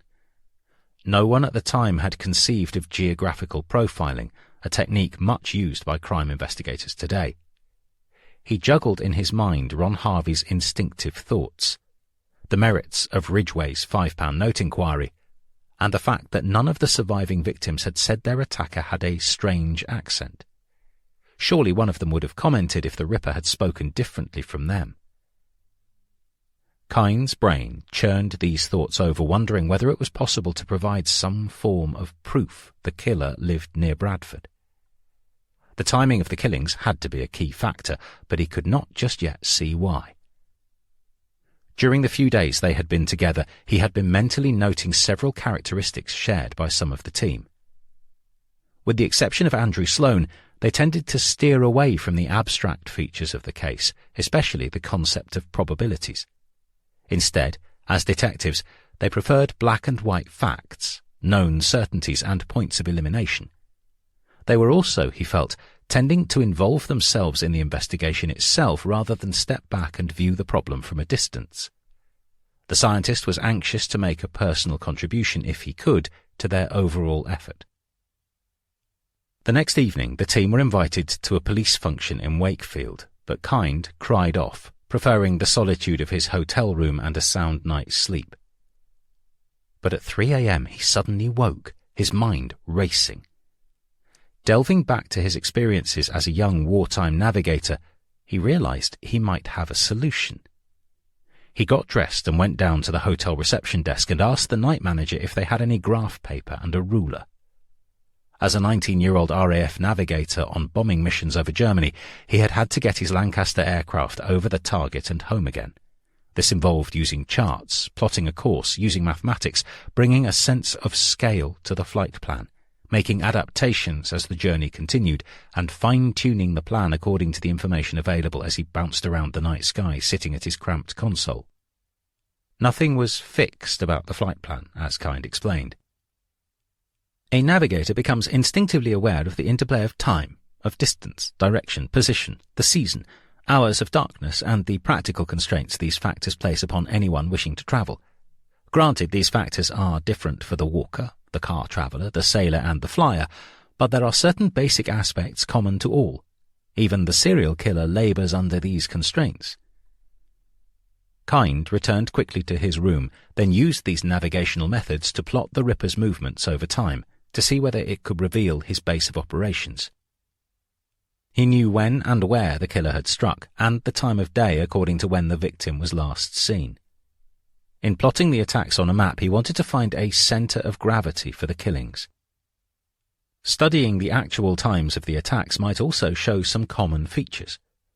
He assumed the Ripper started and finished his murderous work from the same point, his home. Kind wanted to find it. On the graph paper, he plotted each attack on a map, then joined them together with an imaginary thread. He saw it as a simple distribution problem. Imagine the warehouse for a network of supermarkets. What are the criteria for positioning the warehouse for minimum travel overall? Imagine a map with the individual supermarket positions marked on it. Now, visualize choosing a position for the warehouse. Mark all the positions so identified by using map pins. Now, join each supermarket position with the warehouse by a piece of taut thread. Measure the total length of thread used. Now choose another position for the warehouse and repeat the exercise. Do this several times. The amount of thread used in each exercise will vary, but the warehouse position that uses the least thread lies at the centre of gravity of the cluster of warehouses. Sitting at a table in his hotel room, Kind drew a series of diagrams. The result was clear. The centre of gravity for the attacks lay halfway between Manningham and Shipley, very close to Bradford. The further away from this point an attack happened, the earlier in the day it occurred. The closer to Bradford, the later at night it happened. It suggested the killer covered up the bodies of his victims because he needed time to get away and home before they were discovered. He did not want the alarm raised in case he was stopped on the journey home. The further away from home, the earlier he attacked his victims, because it took longer to get home. The closer to his lair, the later at night he could afford to strike, knowing his hiding place was close by. He could leave a murder scene and be home within minutes. It was a devastating piece of analysis, confirmed later that day when Kind's colleagues ran his calculations through a computer at the Home Office Central Research Establishment at Aldermaston. On the 10th of December 1980, Kind wrote a one-page memo to his colleagues outlining his theory. It was a major breakthrough incorporated into a list of 14 key recommendations made to Ronald Gregory a week before Christmas. What I was doing was cheating, in effect, Kind explained years later. Working backwards like the mathematician does, I was already convinced of Ron Harvey's hunch, but I've got to test it to see if it's right. A few days later, William Whitelaw paid his second visit within a month to the incident room, trying to dampen down the public clamour for an arrest. He tried to soothe public anxieties by reassuring them the whole police service was fully involved in trying to catch the killer. The people of Leeds and the women who are naturally anxious and with whom I have the greatest sympathy will be the first to appreciate that great efforts are being made. But the Home Secretary had no hint of just how bad the position was inside the Ripper investigation. The outside team had found major flaws in the inquiry, its management in total disarray. Crucial matters had been overlooked by senior officers who had been unable to make critical deductions about what clues to follow, particularly in relation to physical descriptions of the killer and the cars he used. The outside team wrote in their interim report to Ronald Gregory, "To make sound judgments, it is necessary to grasp the complexities of the inquiry and, in particular, to understand 1. What has or has not been done. 2. What evidence can be deduced from the overall inquiry to give a weighting to the welter of varying descriptions of suspect persons and vehicles remaining unidentified." The fact that the advisers felt it necessary to point this out highlighted the depths to which the inquiry had been allowed to sink. Standing back and reviewing evidence was arguably the most basic element required of a senior detective if they were to develop hunches and solve a case. The outside team found this element clearly lacking in the Ripper squad, so overwhelmed was it by a welter of information. Worse still, the outside team learned that help and advice given to the senior West Yorkshire detectives appeared to have been completely ignored. Crucial recommendations made by Jim Neville from Scotland Yard a year beforehand were never followed up. The force's own review by Detective Chief Superintendent John DeMail in 1978 had also fallen on deaf ears. The outside team had to tread cautiously. There was little point in tearing into the Ripper squad and producing a report so critical that it alienated Gregory. They readily acknowledged the British police had never experienced an inquiry like this before. The rest of the police service has little concept of the sheer logistical problems involved in this inquiry, they told Ronald Gregory in their 8-page report, which landed on his desk a week before Christmas 1980. Yet the outside team could not ignore the errors they found. The tape and letters were critical. They could not understand why Gregory's men attached such weight to their authenticity. The emphasis should be shifted to allow for the possibility of an elaborate hoax. We recommend that the aim of the inquiry should now be to foster an opinion within and outside the police service that the killer does not necessarily originate from the north-east of England. Other recommendations included re-interviewing some key witnesses and victims who survived attacks, checking all photo fits to see which ones had been made public, checking all other assaults on women during the previous 5 years to see which ones had falsely been excluded from the series, reopening the £5 note inquiry and concentrating on suspects living and working in the Bradford area. The final words of advice to Gregory were, "We stress the need to record and document all decisions taken." As the outsiders made their way home to share Christmas with their families, they envisaged returning a month later to check on the progress being made. They knew that Bradford was the key, and all efforts had to be narrowed down to a relatively small area if there was to be any hope of catching the killer quickly. But what they and no one else connected with the inquiry realised was that a member of the public had only weeks before provided West Yorkshire Police with the Ripper's name and address. 32-year-old Trevor Birdsall, living in the Pollards Park area of Bradford, had been a friend of Peter William Sutcliffe since the mid-1960s. He had been having disturbing doubts about Sutcliffe following Jacqueline Hill's murder. On the 25th of November 1980, he wrote an anonymous letter to the police naming his long-standing drinking friend as the Ripper.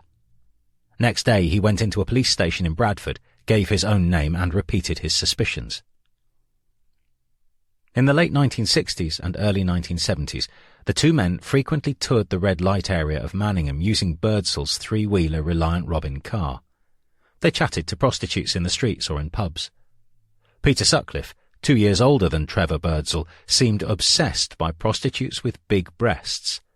Birdsall's affinity was with Sutcliffe himself. Both were outwardly shy and quiet. They enjoyed their social time drinking together. In August 1969, they were together in Manningham Lane when Birdsall witnessed a crucial incident. By now, he had progressed to an Austin Mini, and Sutcliffe was in the passenger seat. They were eating fish and chips wrapped in newspaper when they saw a woman staggering around drunk. Sutcliffe got out and went after her, returning 10 or 15 minutes later in a state of some excitement, telling his friend to drive off quickly. He said he had followed the woman to a house and hit her. He pulled a sock from his pocket, removed a small piece of brick from inside, and threw it out of the car window.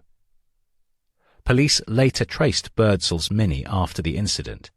He pointed them to Sutcliffe, who was later questioned but only cautioned after admitting he had hit the woman with his fist, saying they had an argument after he had been drinking.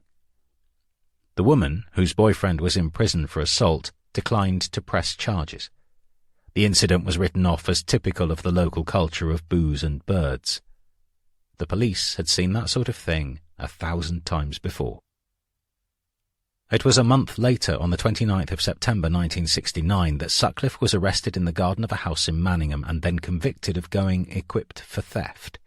He had been spotted on his own by a police officer concealed behind a bush in the red light district after he found Sutcliffe's car parked nearby with the engine running. Sutcliffe was in possession of a hammer. He also had a knife with him that he managed to hide. The pair worked together in the early 1970s at the Baird TV factory in Bradford, where Trevor Birdsall met his future wife, Melissa. They stayed in close contact, too, after Sutcliffe married his long-standing girlfriend, Sonia Joma. On the 15th of August 1975, they went out drinking again. This time, they were in Sutcliffe's Ford Saloon, visiting pubs in Halifax. Sutcliffe chatted to several unaccompanied women, leaning across the table and speaking quietly to them. In the Boothtown area of Halifax later that night, Sutcliffe stopped the car suddenly and said he was going to talk to someone. 20 minutes later he returned, saying he had been talking to a woman. He was quite unusually quiet, Birdsall later said. Next day he read a report in the Bradford Telegraph and Argus about a brutal attack the night before on a woman called Olive Smelt in Boothtown. He thought perhaps Sutcliffe was involved, then dismissed it from his mind. Several times during the late 1970s, he wondered whether his drinking friend might be the killer, particularly after it was said the Ripper had a gap in his teeth and worked in the engineering industry. He knew Peter Sutcliffe had been questioned by the Ripper Squad in 1977. However, Birdsall did nothing, finding it hard to believe that one of his best friends could be a mad killer. Then the police announcement that the Yorkshire Ripper was a Geordie convinced him Sutcliffe was totally innocent, though twice in 1980 he raised his fears with his former wife. In November 1980, the two men, now in their 30s, had gone out drinking for the evening. Sutcliffe was driving a big brown Rover V8 saloon. Birdsall was by now divorced and living with a girlfriend, Gloria Conroy. A short time later, the aftermath of the Jacqueline Hill murder triggered dark memories about Peter Sutcliffe. Several newspapers had offered more cash for the capture of the Ripper, raising the total reward money to £50,000. Olive Smelt appeared on television accusing the Ripper of being a coward. Instantly, Birdsall remembered the incident in Halifax in 1975. Then, the Ripper squad said they were looking urgently for a large, square-shaped car seen close to the Hill murder scene at Headingley. It matched the type of Rover car Sutcliffe drove. The Yorkshire Post then published the Marilyn Moore photo fit of the man with a Mexican moustache. It bore an uncanny resemblance to his friend Peter Sutcliffe. On the 25th of November 1980, Birdsall hand-wrote an anonymous letter to the police. Its contents are revealed here for the first time. To whom it may concern, I am writing to inform you that I have very good reason to believe I now, the man you are looking for in the Ripper case.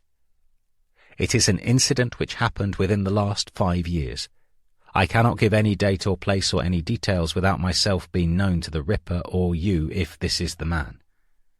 It is only until recently that something came to my notice, and now a lot of things fit into place. I can only tell you one or two things which fit. For example, this man has had dealings with prostitutes and always had a thing about them. Also, he is a long-distance lorry driver, collecting engineering items, etc. I am quite sure if you check up on dates, etc., you may find something. His name and address is Peter Sutcliffe, 5 Garden Lane, Heaton, Bradford, Clark Trans, Shipley. Next day, the 26th of November 1980, Birdsall's girlfriend berated him for not giving enough information in the letter and urged him to go to the police. At 10:10 p.m. they turned up at Bradford Police Headquarters and spoke to a young constable at the desk. Birdsall relayed the incident with Sutcliffe in Halifax in August 1975, the night Olive Smelt was attacked.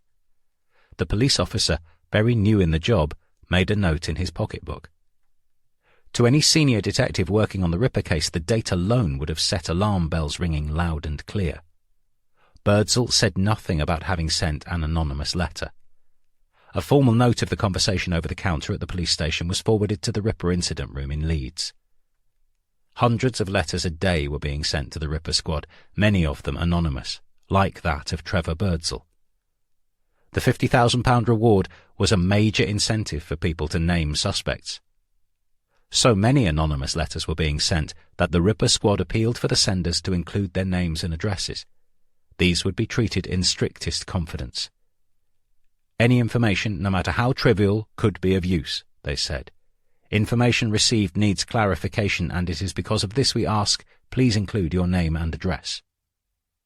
A team of officers wearing gloves opened the letters before forwarding them to the Leeds incident room. Birdsall's single-page letter was first received by a detective sergeant who marked it, Action to Trace, Interview Sutcliffe.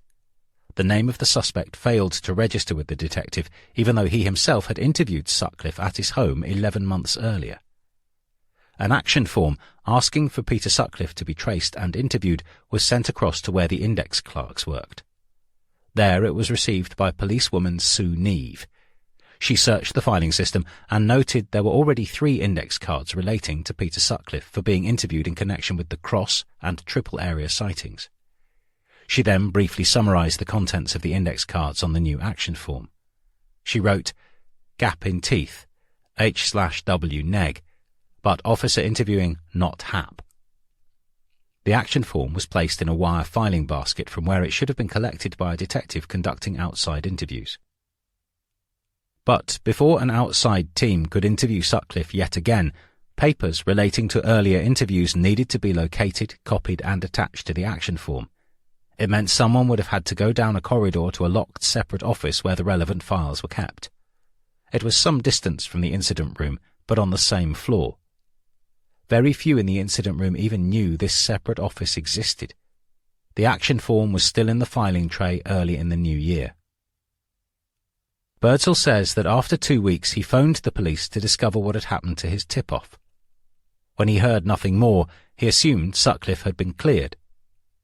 By now his friend was experiencing deep concerns about his future employment. The outcome of his run-in with the law during the summer, when he had tried to escape from a police car and was breathalyzed, was that he was due to appear in court early in the new year on a drink driving charge.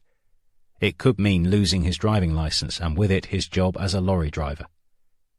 He handed in his notice at Clark's, telling colleagues he and his wife were moving and intended to buy a cottage and open up a small pottery business in North Yorkshire. The Sunday after Christmas, Birdsall and his girlfriend joined Peter Sutcliffe in a local pub for a lunchtime drink to celebrate the festive season. Sonia Sutcliffe stayed at home preparing a special meal for her husband's family.